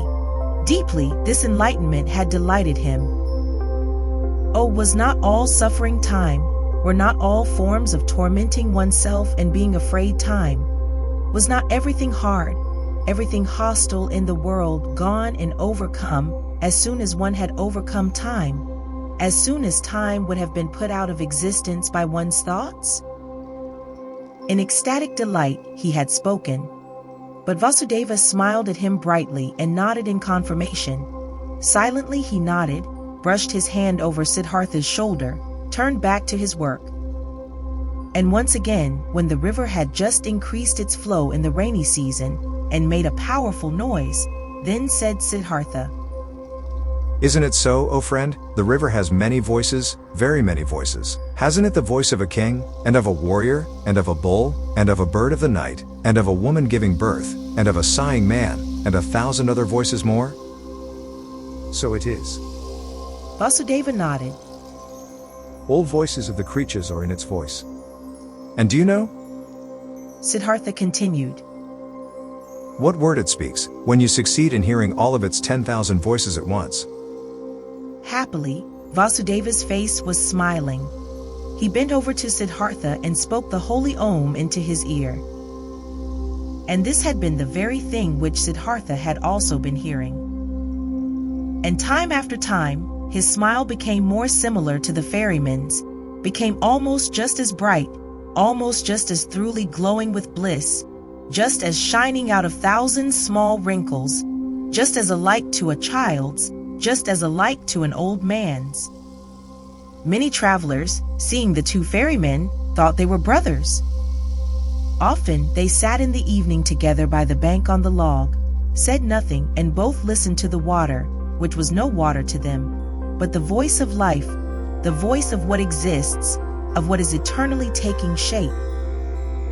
And it happened from time to time that both, when listening to the river, thought of the same things, of a conversation from the day before yesterday, of one of their travelers, the face and fate of whom had occupied their thoughts, of death, of their childhood, and that they both in the same moment, when the river had been saying something good to them, looked at each other, both thinking precisely the same thing, both delighted about the same answer to the same question.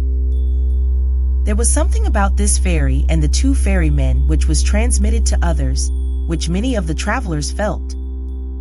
It happened occasionally that a traveler, after having looked at the face of one of the ferrymen, started to tell the story of his life, told about pains, confessed evil things, asked for comfort and advice. It happened occasionally that someone asked for permission to stay for a night with them to listen to the river. It also happened that curious people came, who had been told that there were two wise men, or sorcerers, or holy men living by that ferry. The curious people asked many questions, but they got no answers, and they found neither sorcerers nor wise men.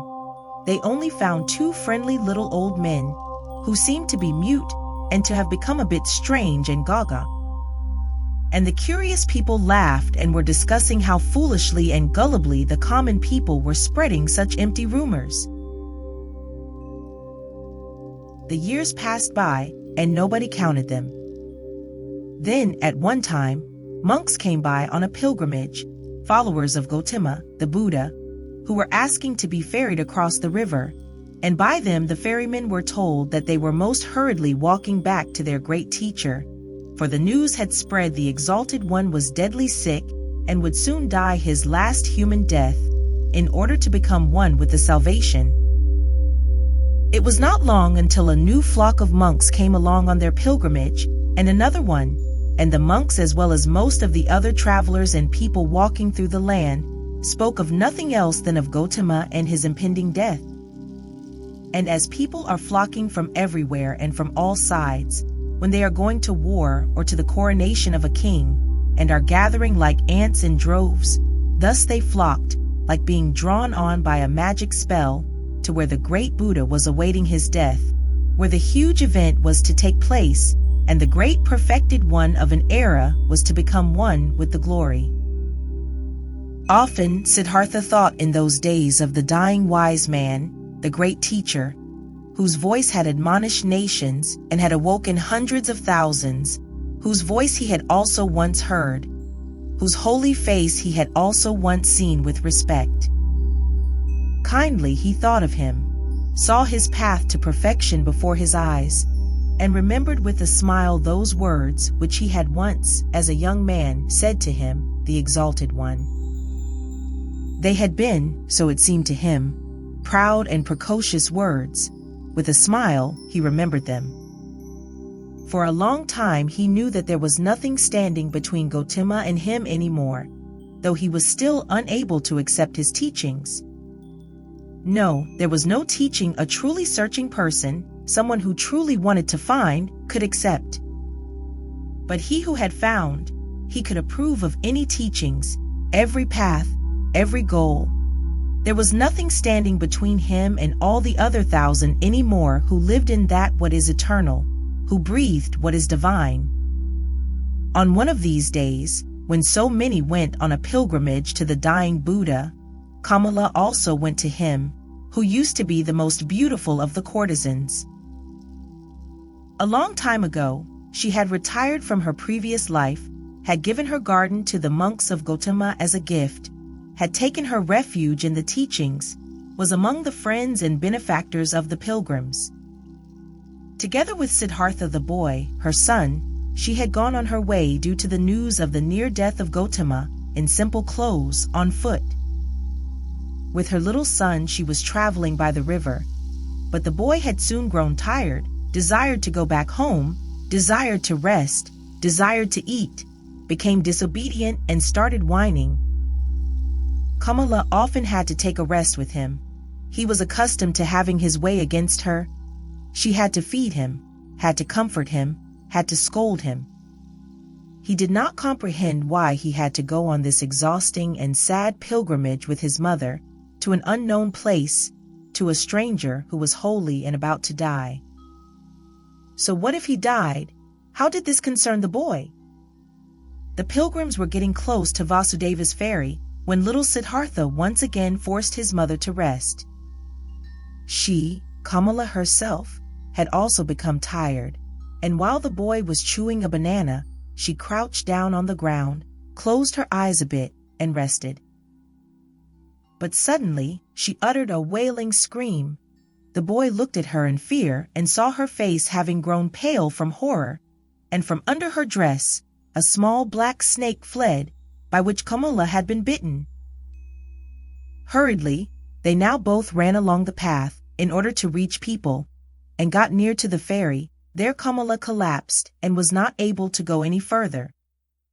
But the boy started crying miserably, only interrupting it to kiss and hug his mother, and she also joined his loud screams for help, until the sound reached Vasudeva's ears, who stood at the ferry. Quickly he came walking, took the woman on his arms, carried her into the boat. The boy ran along, and soon they all reached the hut, where Siddhartha stood by the stove and was just lighting the fire. He looked up and first saw the boy's face, which wondrously reminded him of something, like a warning to remember something he had forgotten. Then he saw Kamala, whom he instantly recognized, though she lay unconscious in the ferryman's arms, and now he knew that it was his own son, whose face had been such a warning reminder to him, and the heart stirred in his chest. Kamala's wound was washed, but had already turned black, and her body was swollen. She was made to drink a healing potion. Her consciousness returned. She lay on Siddhartha's bed in the hut, and bent over her stood Siddhartha, who used to love her so much. It seemed like a dream to her. With a smile, she looked at her friend's face. Just slowly she realized her situation, remembered the bite, called timidly for the boy. He's with you, don't worry, said Siddhartha. Kamala looked into his eyes. She spoke with a heavy tongue, paralyzed by the poison. You've become old, my dear, she said. You've become gray, but you are like the young Samana, who at one time came without clothes, with dusty feet, to me into the garden. You are much more like him than you were like him at that time when you had left me and Kamaswami. In the eyes, you're like him, Siddhartha. Alas, I have also grown old. Old, could you still recognize me? Siddhartha smiled. Instantly, I recognized you, Kamala, my dear. Kamala pointed to her boy and said, Did you recognize him as well? He's your son. Her eyes became confused and fell shut. The boy wept. Siddhartha took him on his knees, let him weep, petted his hair, and at the sight of the child's face, a Brahmin prayer came to his mind, which he had learned a long time ago, when he had been a little boy himself. Slowly, with a singing voice, he started to speak. From his past and childhood, the words came flowing to him. And with that sing-song, the boy became calm, was only now and then uttering a sob, and fell asleep. Siddhartha placed him on Vasudeva's bed. Vasudeva stood by the stove and cooked rice. Siddhartha gave him a look, which he returned with a smile. She'll die, Siddhartha said quietly. Vasudeva nodded. Over his friendly face ran the light of the stove's fire. Once again, Kamala returned to consciousness. Pain distorted her face. Siddhartha's eyes read the suffering on her mouth, on her pale cheeks. Quietly he read it, attentively, waiting, his mind becoming one with her suffering. Kamala felt it. Her gaze sought his eyes. Looking at him, she said, Now I see that your eyes have changed as well. They've become completely different. By what do I still recognize that you're Siddhartha? It's you, and it's not you. Siddhartha said nothing. Quietly his eyes looked at hers. You have achieved it? She asked. You have found peace? He smiled and placed his hand on hers. I'm seeing it. She said. I'm seeing it. I too will find peace. You have found it. Siddhartha spoke in a whisper. Kamala never stopped looking into his eyes. She thought about her pilgrimage to GOTAMA, which she wanted to take, in order to see the face of the perfected one, to breathe his peace, and she thought that she had now found him in his place, and that it was good, just as good, as if she had seen the other one. She wanted to tell this to him, but the tongue no longer obeyed her will. Without speaking, she looked at him, and he saw the life fading from her eyes. When the final pain filled her eyes and made them grow dim, when the final shiver ran through her limbs, his finger closed her eyelids. For a long time, he sat and looked at her peacefully dead face. For a long time, he observed her mouth, her old tired mouth, with those lips, which had become thin, and he remembered that he used to, in the spring of his years, compare this mouth with a freshly cracked figure. For a long time, he sat, read in the pale face, in the tired wrinkles, filled himself with this sight, saw his own face lying in the same manner, just as white, just as quenched out, and saw at the same time his face and hers being young, with red lips, with fiery eyes, and the feeling of this both being present and at the same time real. The feeling of eternity completely filled every aspect of his being. Deeply he felt, more deeply than ever before, in this hour, the indestructibility of every life, the eternity of every moment.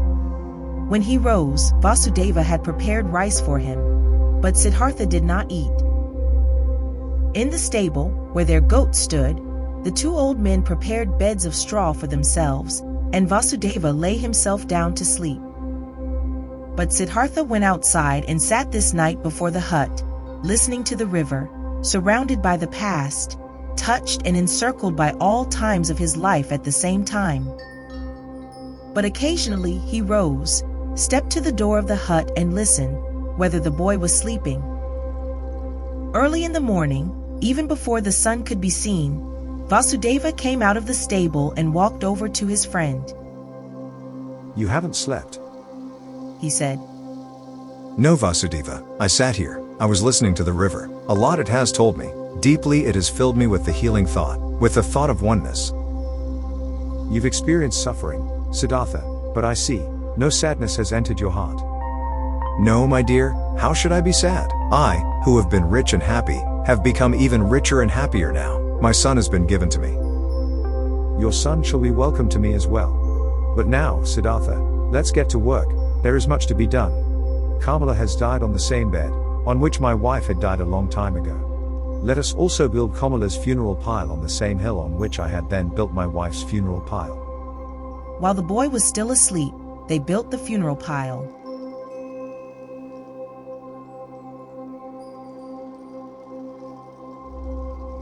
Chapter 10. The Sun. Timid and weeping, the boy had attended his mother's funeral. Gloomy and shy, he had listened to Siddhartha, who greeted him as his son and welcomed him at his place in Vasudeva's hut. Pale, he sat for many days by the hill of the dead, did not want to eat, gave no open look, did not open his heart, met his fate with resistance and denial. Siddhartha spared him and let him do as he pleased. He honored his mourning. Siddhartha understood that his son did not know him, that he could not love him like a father. Slowly, he also saw and understood that the 11-year-old was a pampered boy, a mother's boy, and that he had grown up in the habits of rich people, accustomed to finer food, to a soft bed, accustomed to giving orders to servants. Siddhartha understood that the mourning, pampered child could not suddenly and willingly be content with a life among strangers and in poverty. He did not force him, he did many a chore for him, always picked the best piece of the meal for him. Slowly he hoped to win him over, by friendly patience.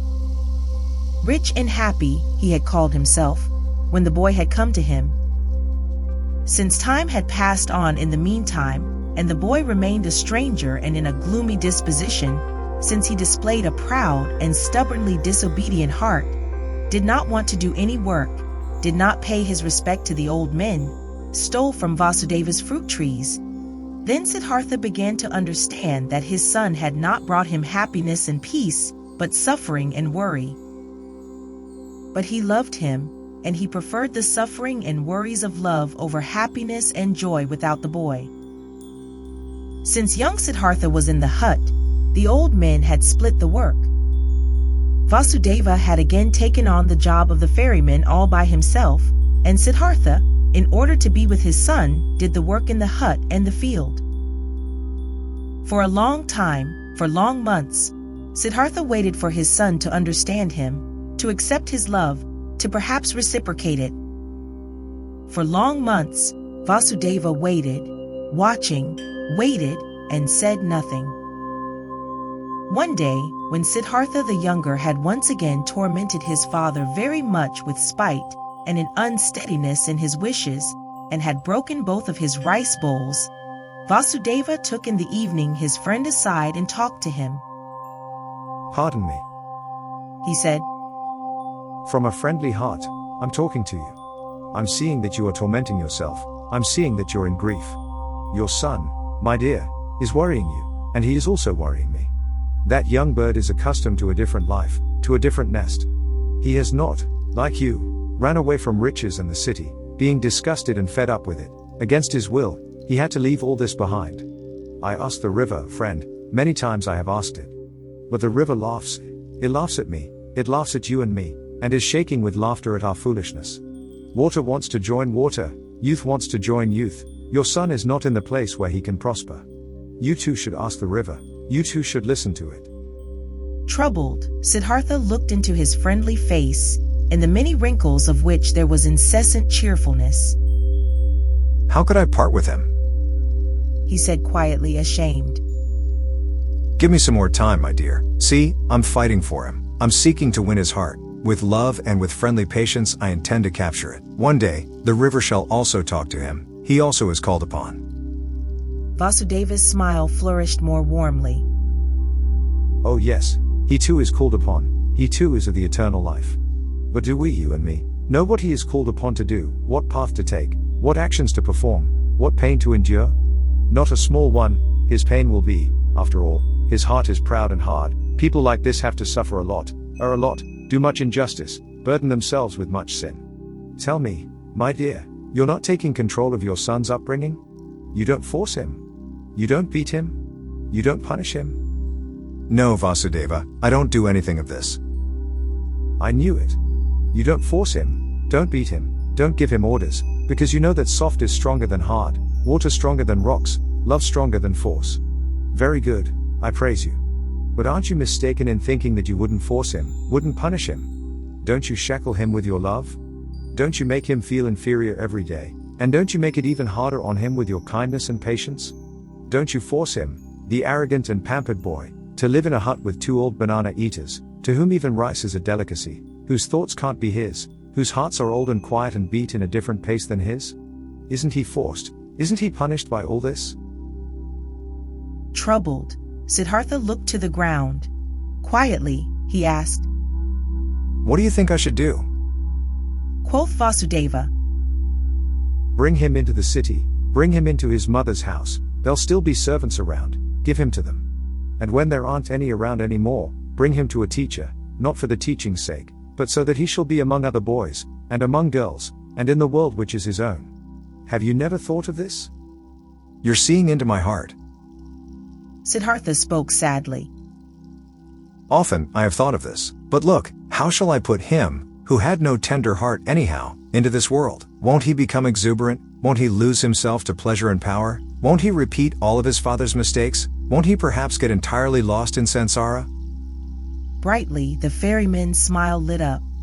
Softly, he touched Siddhartha's arm and said, Ask the river about it, my friend. Hear it laugh about it. Would you actually believe that you had committed your foolish acts in order to spare your son from committing them too? And could you in any way protect your son from Sansara? How could you? By means of teachings, prayer, admonition? My dear, have you entirely forgotten that story containing so many lessons, that story about Siddhartha, a Brahmin's son, which you once told me here on this very spot? Who has kept the Samana Siddhartha safe from Sansara, from sin, from greed, from foolishness? Were his father's religious devotion, his teacher's warnings, his own knowledge, his own search able to keep him safe?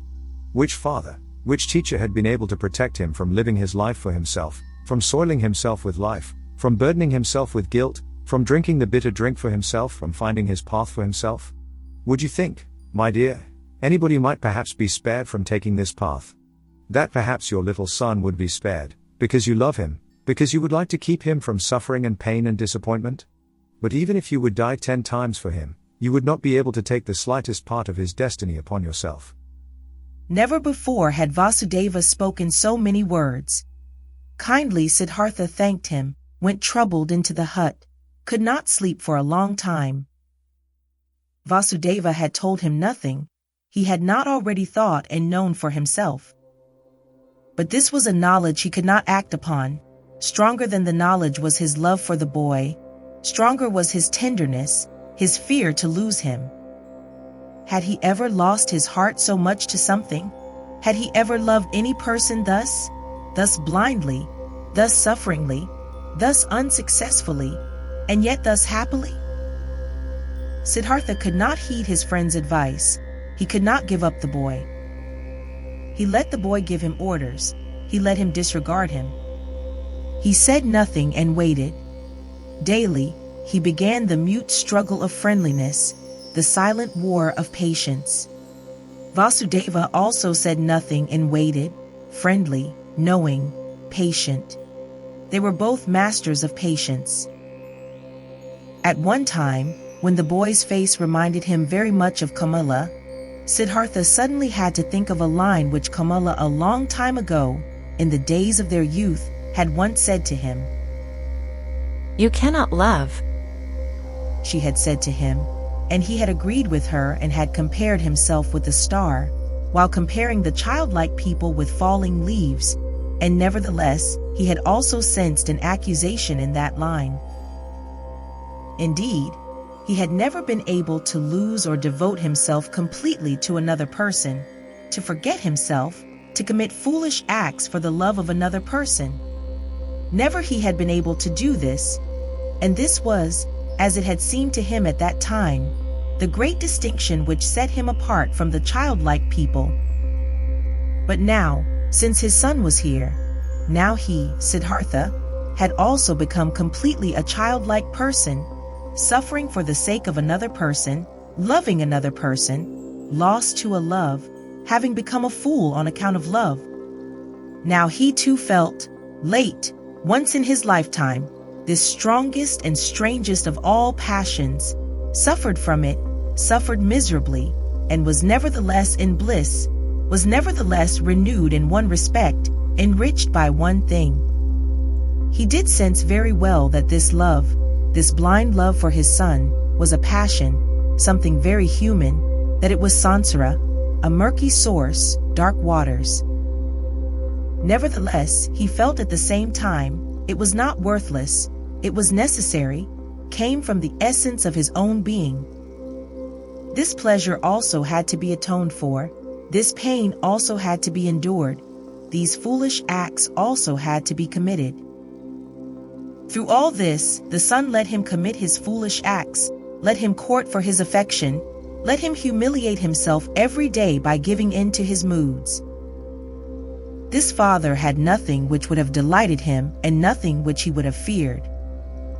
He was a good man, this father, a good, kind, soft man, perhaps a very devout man, perhaps a saint. All these were no attributes which could win the boy over. He was bored by this father, who kept him prisoner here in this miserable hut of his. He was bored by him, and for him to answer every naughtiness with a smile, every insult with friendliness, every viciousness with kindness, this very thing was the hated trick of this old sneak. Much more the boy would have liked it if he had been threatened by him, if he had been abused by him. A day came when what young Siddhartha had on his mind came bursting forth, and he openly turned against his father. The latter had given him a task. He had told him to gather brushwood. But the boy did not leave the hut. In stubborn disobedience and rage he stayed where he was, thumped on the ground with his feet, clenched his fists, and screamed in a powerful outburst his hatred and contempt into his father's face. "Get the brushwood for yourself," he shouted, foaming at the mouth. "I'm not your servant. I do know that you won't hit me, you don't dare. I do know that you constantly want to punish me and put me down with your religious devotion and your indulgence. You want me to become like you, just as devout, just as soft, just as wise. But listen up, just to make you suffer, I'd rather become a highway robber and murderer, and go to hell, than to become like you. I hate you, you're not my father, even if you've 10 times been my mother's fornicator." Rage and grief boiled over in him, foamed at the father in 100 savage and evil words. Then the boy ran away and only returned late at night, but the next morning he had disappeared. What had also disappeared was a small basket, woven out of bast of 2 colors, in which the ferrymen kept those copper and silver coins which they received as a fare. The boat had also disappeared. Siddhartha saw it lying by the opposite bank. The boy had ran away. I must follow him, said Siddhartha, who had been shivering with grief since those ranting speeches the boy had made yesterday. A child can't go through the forest all alone. He'll perish. We must build a raft, Vasudeva, to get over the water. We will build a raft, said Vasudeva, to get our boat back, which the boy has taken away. But him, you shall let run along, my friend. He is no child anymore. He knows how to get around. He's looking for the path to the city, and he is right, don't forget that. He's doing what you failed to do yourself. He's taking care of himself, he's taking his course. Alas, Siddhartha, I see you suffering, but you're suffering a pain at which one would like to laugh, at which you'll soon laugh for yourself. Siddhartha did not answer. He already held the axe in his hands and began to make a raft of bamboo, and Vasudeva helped him to tie the canes together with ropes of grass. Then they crossed over, drifted far off their course, pulled the raft upriver on the opposite bank. Why did you take the axe along? Asked Siddhartha. Vasudeva said, It might have been possible that the oar of our boat got lost. But Siddhartha knew what his friend was thinking. He thought, the boy would have thrown away or broken the oar in order to get even and in order to keep them from following him. And in fact, there was no oar left in the boat.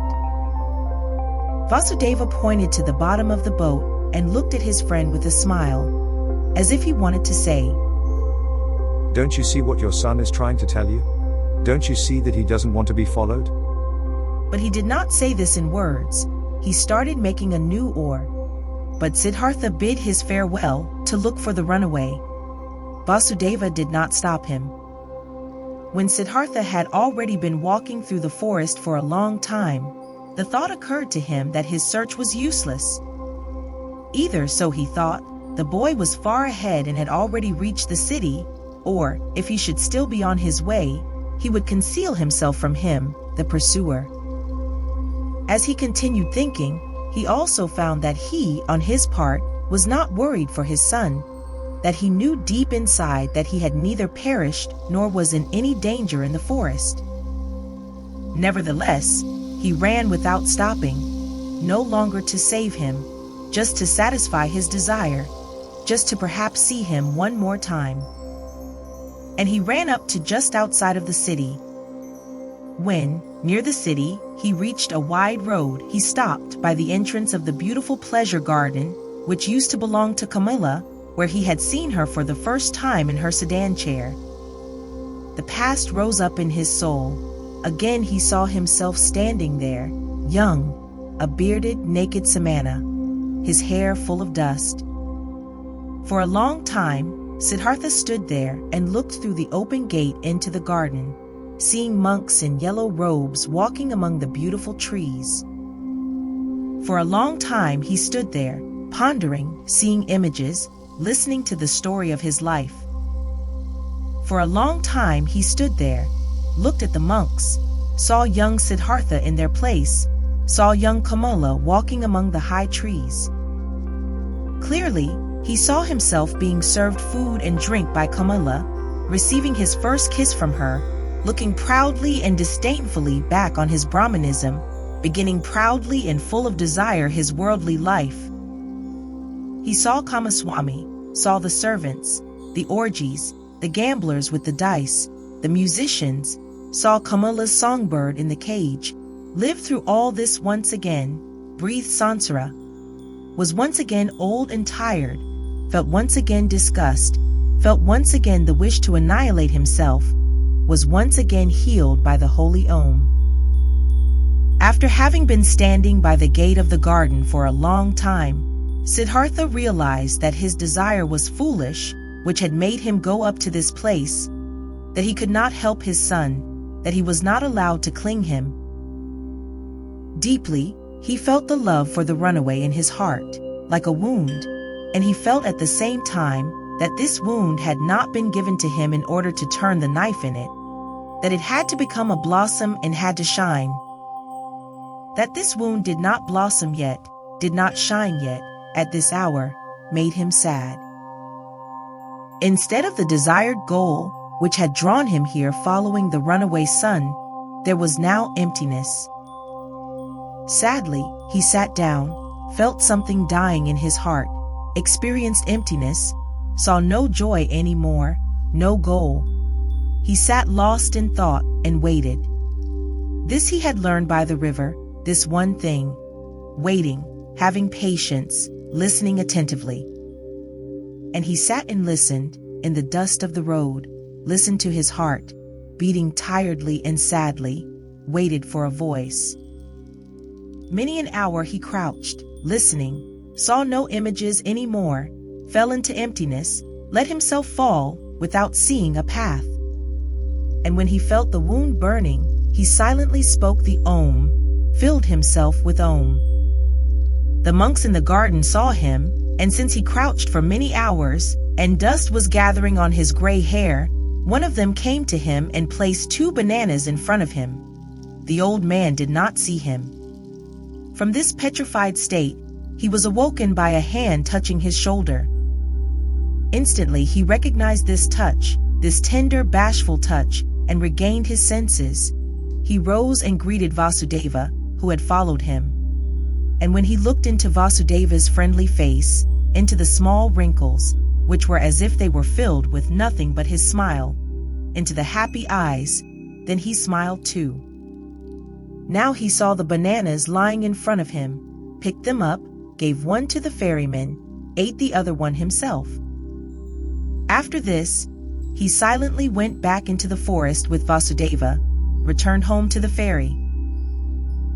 Neither one talked about what had happened today, neither one mentioned the boy's name, neither one spoke about him running away, neither one spoke about the wound. In the hut, Siddhartha lay down on his bed, and when after a while Vasudeva came to him to offer him a bowl of coconut milk, he already found him asleep.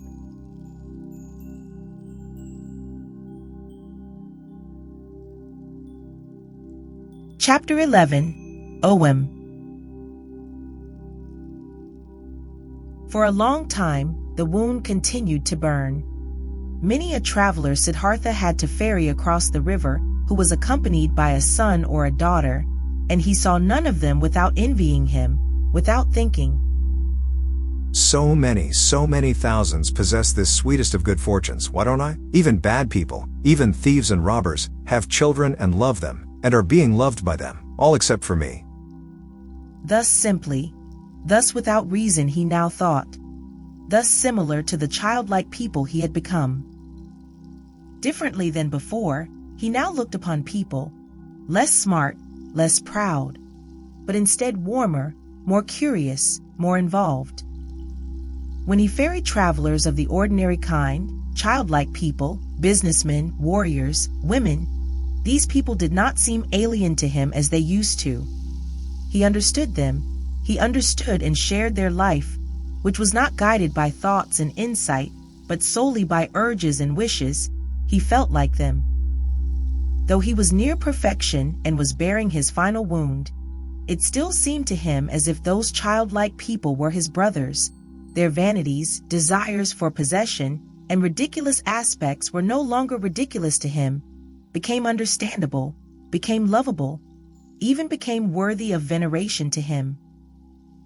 The blind love of a mother for her child, the stupid, blind pride of a conceited father for his only son, the blind, wild desire of a young, vain woman for jewelry and admiring glances from men, all of these urges, all of this childish stuff, all of these simple, foolish, but immensely strong, strongly living, strongly prevailing urges and desires were now no childish notions for Siddhartha anymore.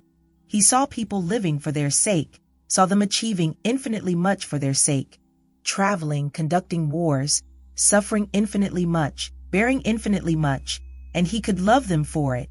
He saw life, that what is alive, the indestructible, the Brahman in each of their passions, each of their acts. Worthy of love and admiration were these people in their blind loyalty, their blind strength and tenacity. They lacked nothing. There was nothing the knowledgeable one, the thinker, had to put him above them except for one little thing, a single, tiny, small thing, the consciousness, the conscious thought of the oneness of all life. And Siddhartha even doubted in many an hour whether this knowledge, this thought was to be valued thus highly, whether it might not also perhaps be a childish idea of the thinking people, of the thinking and childlike people. In all other respects, the worldly people were of equal rank to the wise men, were often far superior to them, just as animals too can, after all, in some moments, seem to be superior to humans in their tough, unrelenting performance of what is necessary. Slowly blossomed, slowly ripened in Siddhartha the realization, the knowledge, what wisdom actually was, what the goal of his long search was. It was nothing but a readiness of the soul, an ability, a secret art, to think every moment while living his life, the thought of oneness, to be able to feel and inhale the oneness. Slowly this blossomed in him, was shining back at him from Vasudeva's old, childlike face, harmony, knowledge of the eternal perfection of the world, smiling, oneness. But the wound still burned, longingly and bitterly. Siddhartha thought of his son, nurtured his love and tenderness in his heart, allowed the pain to gnaw at him, committed all foolish acts of love. Not by itself this flame would go out. And one day, when the wound burned violently, Siddhartha ferried across the river, driven by a yearning, got off the boat and was willing to go to the city and to look for his son. The river flowed softly and quietly. It was the dry season, but its voice sounded strange. It laughed. It laughed clearly. The river laughed. It laughed brightly and clearly at the old ferryman. Siddhartha stopped.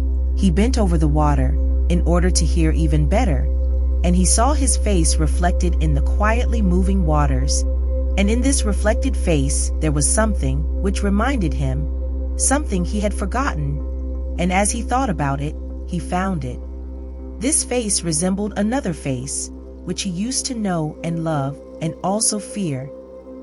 It resembled his father's face, the Brahmin, and he remembered how he, a long time ago, as a young man, had forced his father to let him go to the penitents, how he had bade his farewell to him, how he had gone and had never come back.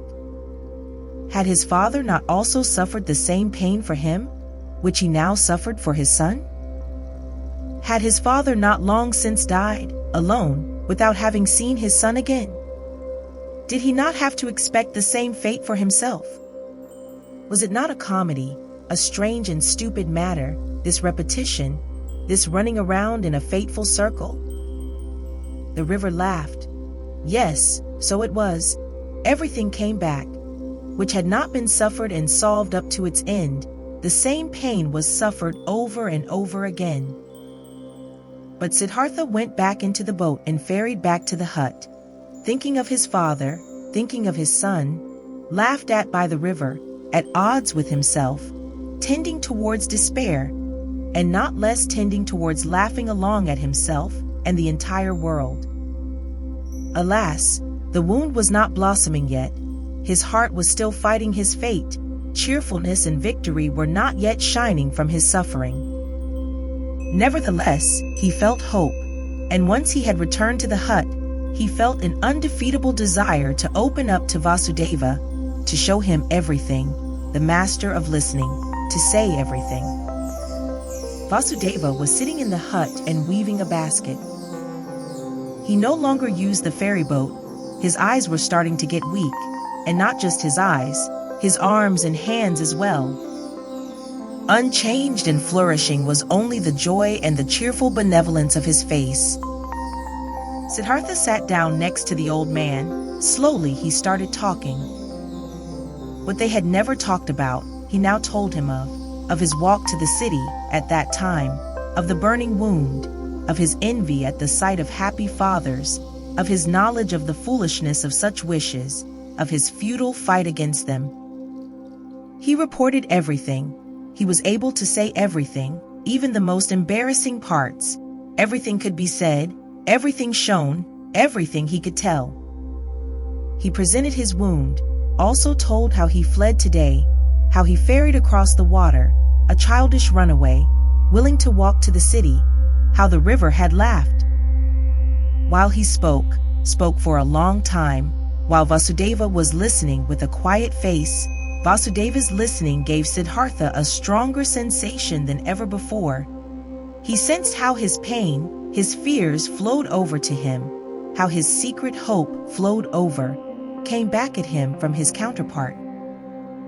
To show his wound to this listener was the same as bathing it in the river until it had cooled and become one with the river. While he was still speaking, still admitting and confessing, Siddhartha felt more and more that this was no longer Vasudeva, no longer a human being who was listening to him, that this motionless listener was absorbing his confession into himself like a tree the rain, that this motionless man was the river itself, that he was God himself, that he was the eternal itself. And while Siddhartha stopped thinking of himself and his wound, this realization of Vasudeva's changed character took possession of him. And the more he felt it and entered into it, the less wondrous it became. The more he realized that everything was in order and natural, that Vasudeva had already been like this for a long time, almost forever, that only he had not quite recognized it.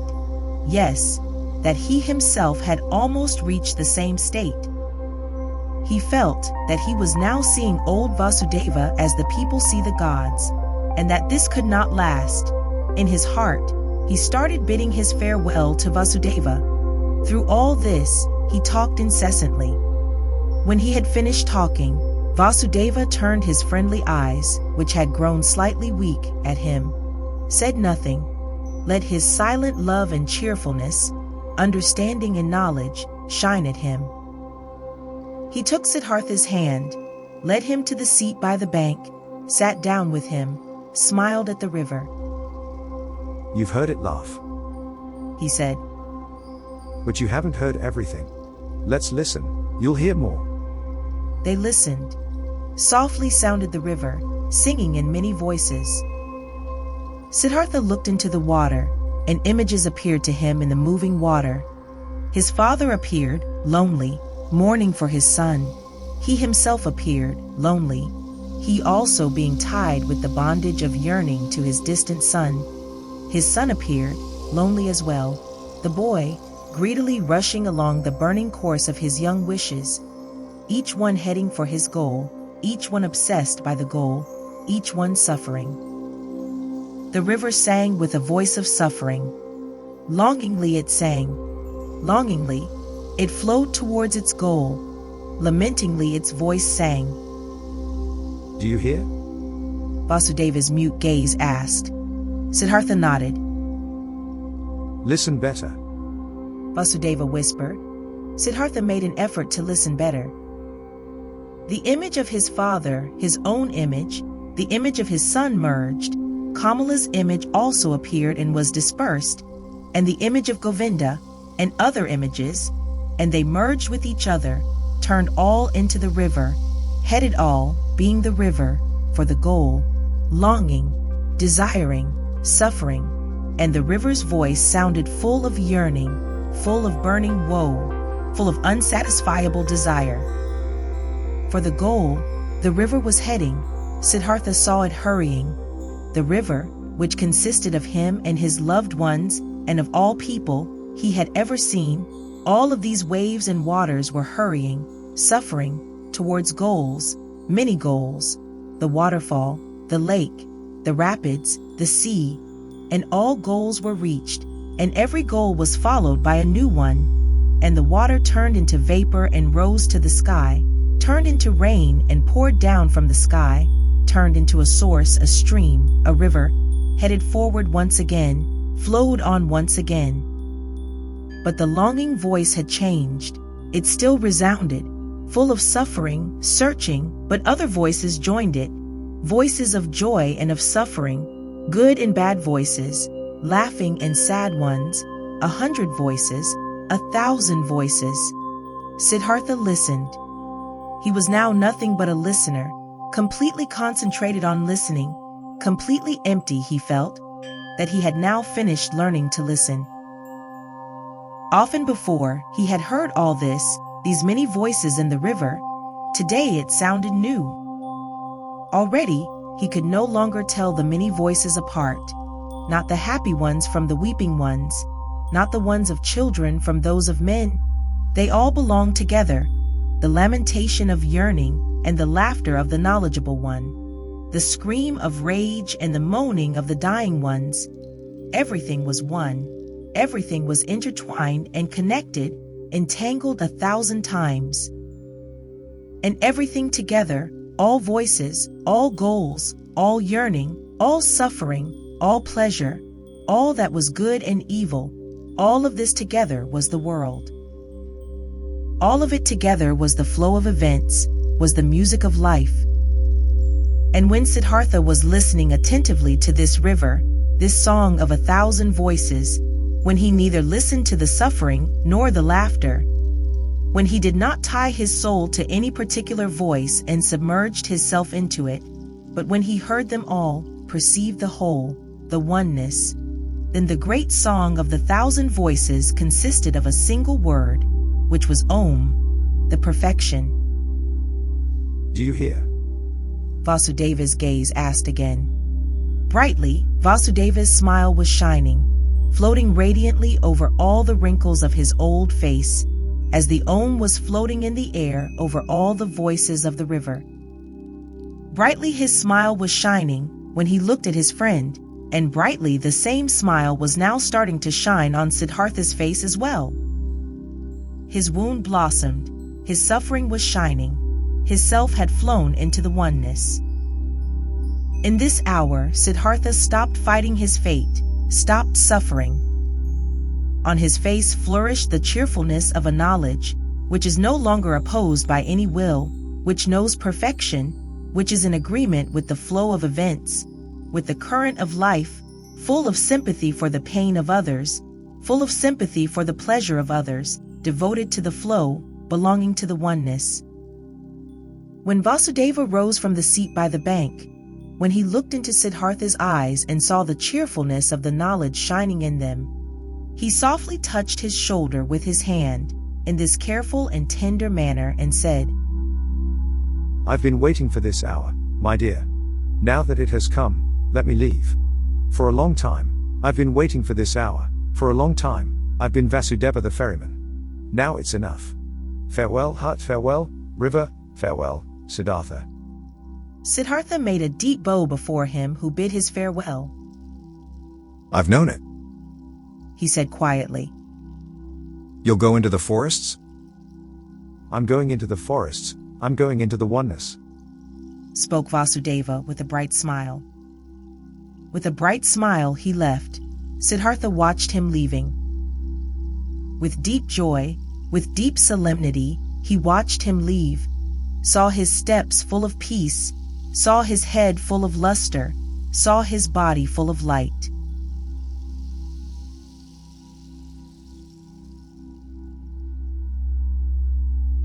Chapter 12.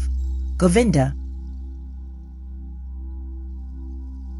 Together with other monks, Govinda used to spend the time of rest between pilgrimages in the pleasure grove, which the courtesan Kamala had given to the followers of GOTAMA for a gift. He heard talk of an old ferryman who lived one day's journey away by the river and who was regarded as a wise man by many. When Govinda went back on his way, he chose the path to the ferry, eager to see the ferryman.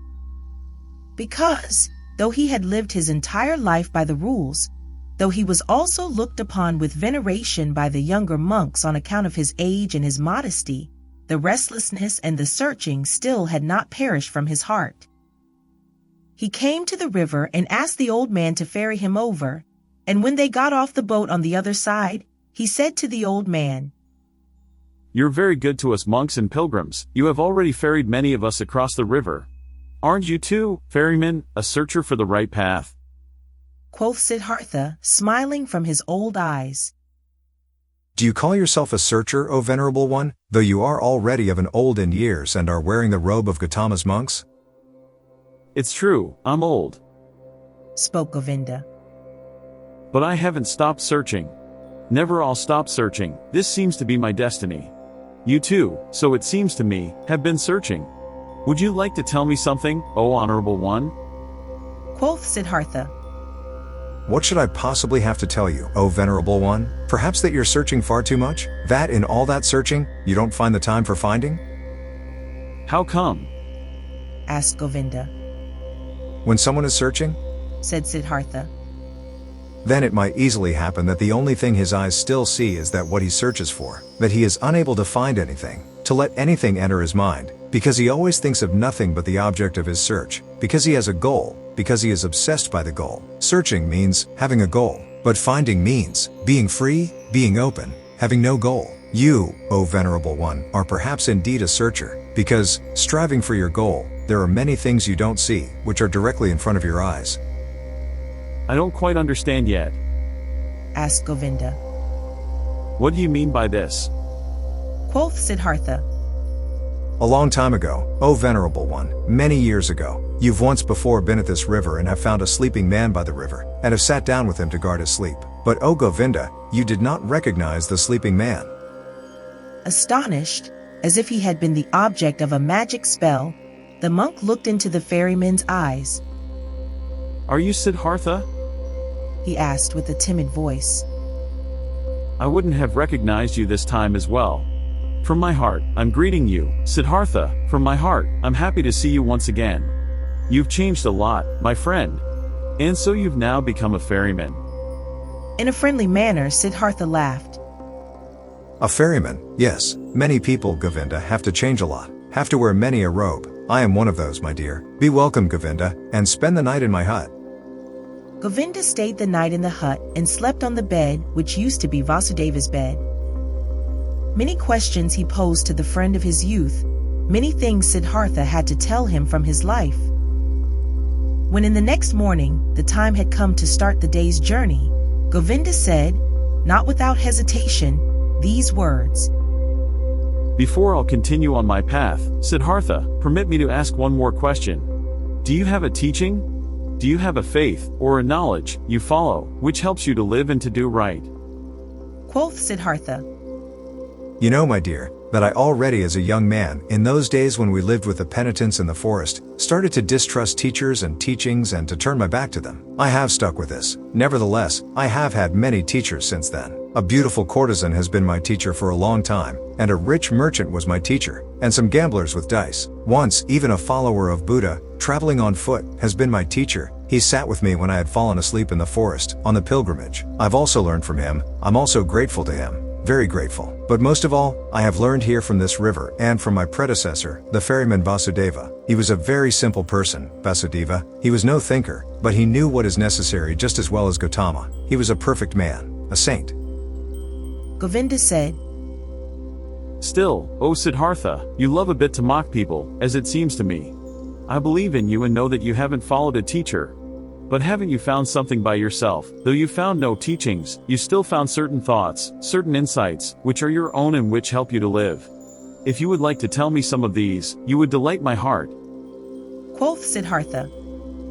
I've had thoughts, yes, and insight, again and again. Sometimes, for an hour or for an entire day, I have felt knowledge in me, as one would feel life in one's heart. There have been many thoughts, but it would be hard for me to convey them to you. Look, my dear Govinda, this is one of my thoughts which I have found. Wisdom cannot be passed on. Wisdom which a wise man tries to pass on to someone always sounds like foolishness. Are you kidding? asked Govinda.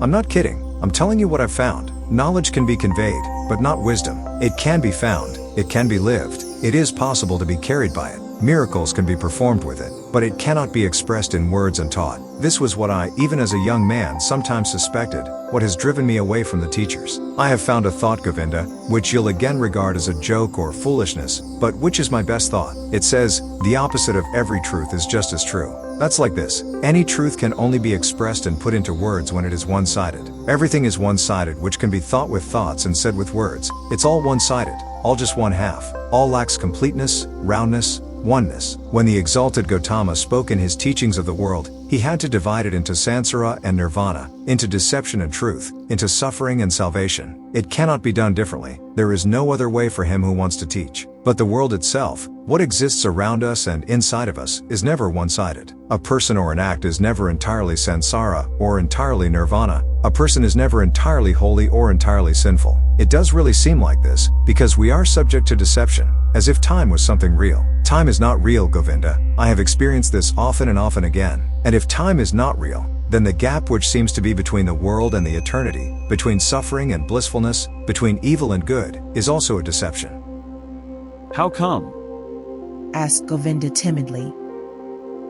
Listen well, my dear, listen well. The sinner, which I am and which you are, is a sinner. But in times to come he will be Brahma again. He will reach the nirvana, will be Buddha, and now see, these times to come are a deception, are only a parable. The sinner is not on his way to become a Buddha. He is not in the process of developing, though our capacity for thinking does not know how else to picture these things. No, within the sinner is now and today already the future Buddha. His future is already all there. You have to worship in him, in you, in everyone the Buddha which is coming into being, the possible, the hidden Buddha. The world, my friend Govinda, is not imperfect, or on a slow path towards perfection. No, it is perfect in every moment. All sin already carries the divine forgiveness in itself. All small children already have the old person in themselves. All infants already have death. All dying people the eternal life. It is not possible for any person to see how far another one has already progressed on his path. In the robber and dice gambler, the Buddha is waiting. In the Brahmin, the robber is waiting. In deep meditation, there is the possibility to put time out of existence, to see all life which was, is, and will be as if it was simultaneous, and there everything is good, everything is perfect, everything is Brahmin. Therefore, I see whatever exists as good. Death is to me like life, sin like holiness, wisdom like foolishness. Everything has to be as it is. Everything only requires my consent, only my willingness, my loving agreement, to be good for me, to do nothing but work for my benefit, to be unable to ever harm me. I have experienced on my body and on my soul that I needed sin very much. I needed lust, the desire for possessions, vanity, and needed the most shameful despair, in order to learn how to give up all resistance, in order to learn how to love the world, in order to stop comparing it to some world I wished, I imagined, some kind of perfection I had made up, but to leave it as it is, and to love it, and to enjoy being a part of it. These, O Govinda, are some of the thoughts which have come into my mind. Siddhartha bent down, picked up a stone from the ground, and weighed it in his hand. This here. he said, playing with it. Is a stone, and will, after a certain time, perhaps turn into soil, and will turn from soil into a plant or animal or human being. In the past I would have said, this stone is just a stone. It is worthless. It belongs to the world of the Maja, but because it might be able to become also a human being and a spirit in the cycle of transformations, therefore I also grant it importance. Thus I would perhaps have thought in the past. But today I think, this stone is a stone. It is also animal. It is also God. It is also Buddha. I do not venerate and love it because it could turn into this or that, but rather because it is already and always everything, and it is this very fact, that it is a stone, that it appears to me now and today as a stone. This is why I love it and see worth and purpose in each of its veins and cavities. In the yellow, in the gray, in the hardness, in the sound it makes when I knock at it, in the dryness or wetness of its surface. There are stones which feel like oil or soap, and others like leaves, others like sand, and every one is special and praise the in its own way. Each one is Brahmin, but simultaneously and just as much it is a stone, is oily or juicy, and this is this very fact which I like and regard as wonderful and worthy of worship. But let me speak no more of this. The words are not good for the secret meaning. Everything always becomes a bit different. As soon as it is put into words, gets distorted a bit silly, yes, and this is also very good. And I like it a lot. I also very much agree with this, that this what is one man's treasure and wisdom always sounds like foolishness to another person. Govinda listened silently. Why have you told me this about the stone? He asked hesitantly after a pause. I did it without any specific intention. Or perhaps what I meant was, that I love this very stone, and the river, and all these things we are looking at and from which we can learn. I can love a stone, Govinda, and also a tree or a piece of bark. These are things, and things can be loved, but I cannot love words. Therefore, teachings are no good for me. They have no hardness, no softness, no colors, no edges, no smell, no taste. They have nothing but words. Perhaps it is these which keep you from finding peace. Perhaps it is the many words. Because salvation and virtue as well, sansara and nirvana as well, are mere words, Govinda. There is no thing which would be nirvana. There is just the word nirvana. Quoth Govinda. Not just a word, my friend, is nirvana. It is a thought. Siddhartha continued.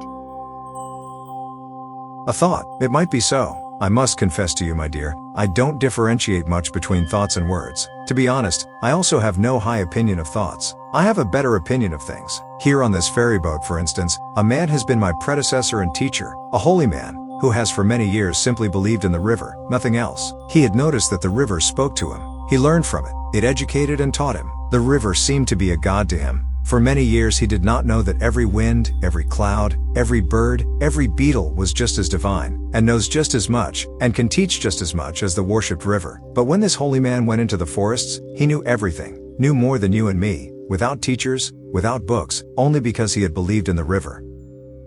Govinda said. But is that what you call things actually something real, something which has existence? Isn't it just a deception of the Maja, just an image and illusion? Your stone, your tree, your river, are they actually a reality? This too, spoke Siddhartha. I do not care very much about. Let the things be illusions or not. After all, I would then also be an illusion, and thus they are always like me. This is what makes them so dear and worthy of veneration for me. They are like me. Therefore, I can love them. And this is now a teaching you will laugh about. Love, O Govinda, seems to me to be the most important thing of all. To thoroughly understand the world, to explain it, to despise it, may be the thing great thinkers do. But I'm only interested in being able to love the world, not to despise it, not to hate it and me, to be able to look upon it and me and all beings with love and admiration and great respect. This I understand, spoke Govinda. But this very thing was discovered by the Exalted One to be a deception. He commands benevolence, clemency, sympathy, tolerance, but not love. He forbade us to tie our heart in love to earthly things. I know it, said Siddhartha. His smile shone golden. I know it, Govinda, and behold, with this we are right in the middle of the thicket of opinions, in the dispute about words, for I cannot deny, my words of love are in a contradiction, a seeming contradiction with Gotama's words. For this very reason, I distrust in words so much, for I know, this contradiction is a deception. I know that I am in agreement with Gotama. How should he not know love? He, who has discovered all elements of human existence in their transitoriness, in their meaninglessness, and yet loved people thus much, to use a long, laborious life only to help them, to teach them. Even with him, Even with your great teacher, I prefer the thing over the words, place more importance on his acts and life than on his speeches, more on the gestures of his hand than his opinions. Not in his speech, not in his thoughts, I see his greatness, only in his actions, in his life. For a long time, the two old men said nothing. Then spoke Govinda, while bowing for a farewell. I thank you, Siddhartha, for telling me some of your thoughts. They are partially strange thoughts, not all have been instantly understandable to me. This being as it may, I thank you, and I wish you to have calm days. But secretly he thought to himself, this Siddhartha is a bizarre person. He expresses bizarre thoughts. His teachings sound foolish. So differently sound the Exalted One's pure teachings, clearer, purer, more comprehensible. Nothing strange, foolish, or silly is contained in them. But different from his thoughts seemed to me Siddhartha's hands and feet, his eyes, his forehead, his breath, his smile, his greeting, his walk. Never again, after our exalted Gotama has become one with the nirvana, never since then have I met a person of whom I felt, this is a holy man. Only him, this Siddhartha, I have found to be like this. May his teachings be strange, may his words sound foolish. Out of his gaze and his hand, his skin and his hair, out of every part of him shines a purity, shines a calmness, shines a cheerfulness and mildness and holiness, which I have seen in no other person since the final death of our exalted teacher. As Govinda thought like this, and there was a conflict in his heart, he once again bowed to Siddhartha, drawn by love. Deeply he bowed to him who was calmly sitting. Siddhartha, he spoke. We have become old men. It is unlikely for one of us to see the other again in this incarnation. I see, beloved, that you have found peace. I confess that I haven't found it.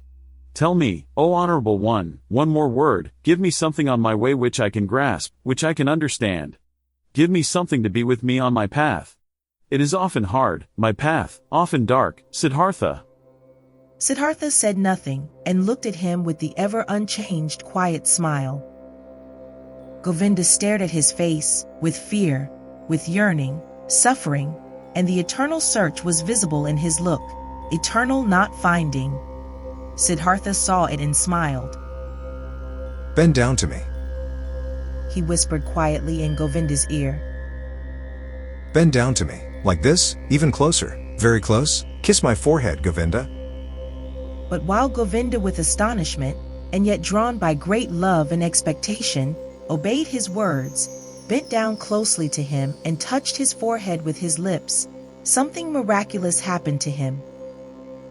While his thoughts were still dwelling on Siddhartha's wondrous words, while he was still struggling in vain and with reluctance to think away time, to imagine nirvana and sansara as one, while even a certain contempt for the words of his friend was fighting in him against an immense love and veneration, this happened to him. He no longer saw the face of his friend Siddhartha. Instead, he saw other faces, many, a long sequence, a flowing river of faces, of hundreds, of thousands, which all came and disappeared, and yet all seemed to be there simultaneously, which all constantly changed and renewed themselves, and which were still all Siddhartha. He saw the face of a fish, a carp, with an infinitely painfully open mouth, the face of a dying fish, with fading eyes. He saw the face of a newborn child, red and full of wrinkles, distorted from crying. He saw the face of a murderer. He saw him plunging a knife into the body of another person. He saw, in the same second, this criminal in bondage, kneeling, and his head being chopped off by the executioner with one blow of his sword. He saw the bodies of men and women, naked in positions and cramps of frenzied love. He saw corpses stretched out, motionless, cold, void. He saw the heads of animals, of boars, of crocodiles, of elephants, of bulls, of birds. He saw gods, saw Krishna, saw Agni. He saw all of these figures and faces in 1,000 relationships with one another, each one helping the other, loving it, hating it, destroying it, giving rebirth to it. Each one was a will to die, a passionately painful confession of transitoriness, and yet none of them died. Each one only transformed, was always reborn, received evermore a new face, without any time having passed between the one and the other face, and all of these figures and faces rested, flowed, generated themselves, floated along and merged with each other, and they were all constantly covered by something thin, without individuality of its own, but yet existing, like a thin glass or ice, like a transparent skin, a shell or mold or mask of water, and this mask was smiling, and this mask was Siddhartha's smiling face, which he, Govinda, in this very same moment touched with his lips. And Govinda saw it like this smile of the mask, this smile of oneness above the flowing forms, this smile of simultaneousness above the 1,000 births and deaths. This smile of Siddhartha was precisely the same, was precisely of the same kind as the quiet, delicate, impenetrable, perhaps benevolent, perhaps mocking, wise, thousandfold smile of Gotama, the Buddha, as he had seen it himself with great respect 100 times. Like this, Govinda knew, the perfected ones are smiling. Not knowing any more whether time existed, whether the vision had lasted a second or 100 years, not knowing any more whether there existed a Siddhartha, a Gotama, a me and a you, feeling in his innermost self as if he had been wounded by a divine arrow, the injury of which tasted sweet, being enchanted and dissolved in his innermost self, Govinda still stood for a little while, bent over Siddhartha's quiet face, which he had just kissed, which had just been the scene of all manifestations, all transformations, all existence. The face was unchanged, after under its surface the depth of the thousandfoldness had closed up again. He smiled silently, smiled quietly and softly, perhaps very benevolently, perhaps very mockingly, precisely as he used to smile, the exalted one. Deeply, Govinda bowed. Tears he knew nothing of ran down his old face. Like a fire burnt the feeling of the most intimate love, the humblest veneration in his heart. Deeply he bowed, touching the ground, before him who was sitting motionlessly, whose smile reminded him of everything he had ever loved in his life, what had ever been valuable and holy to him in his life.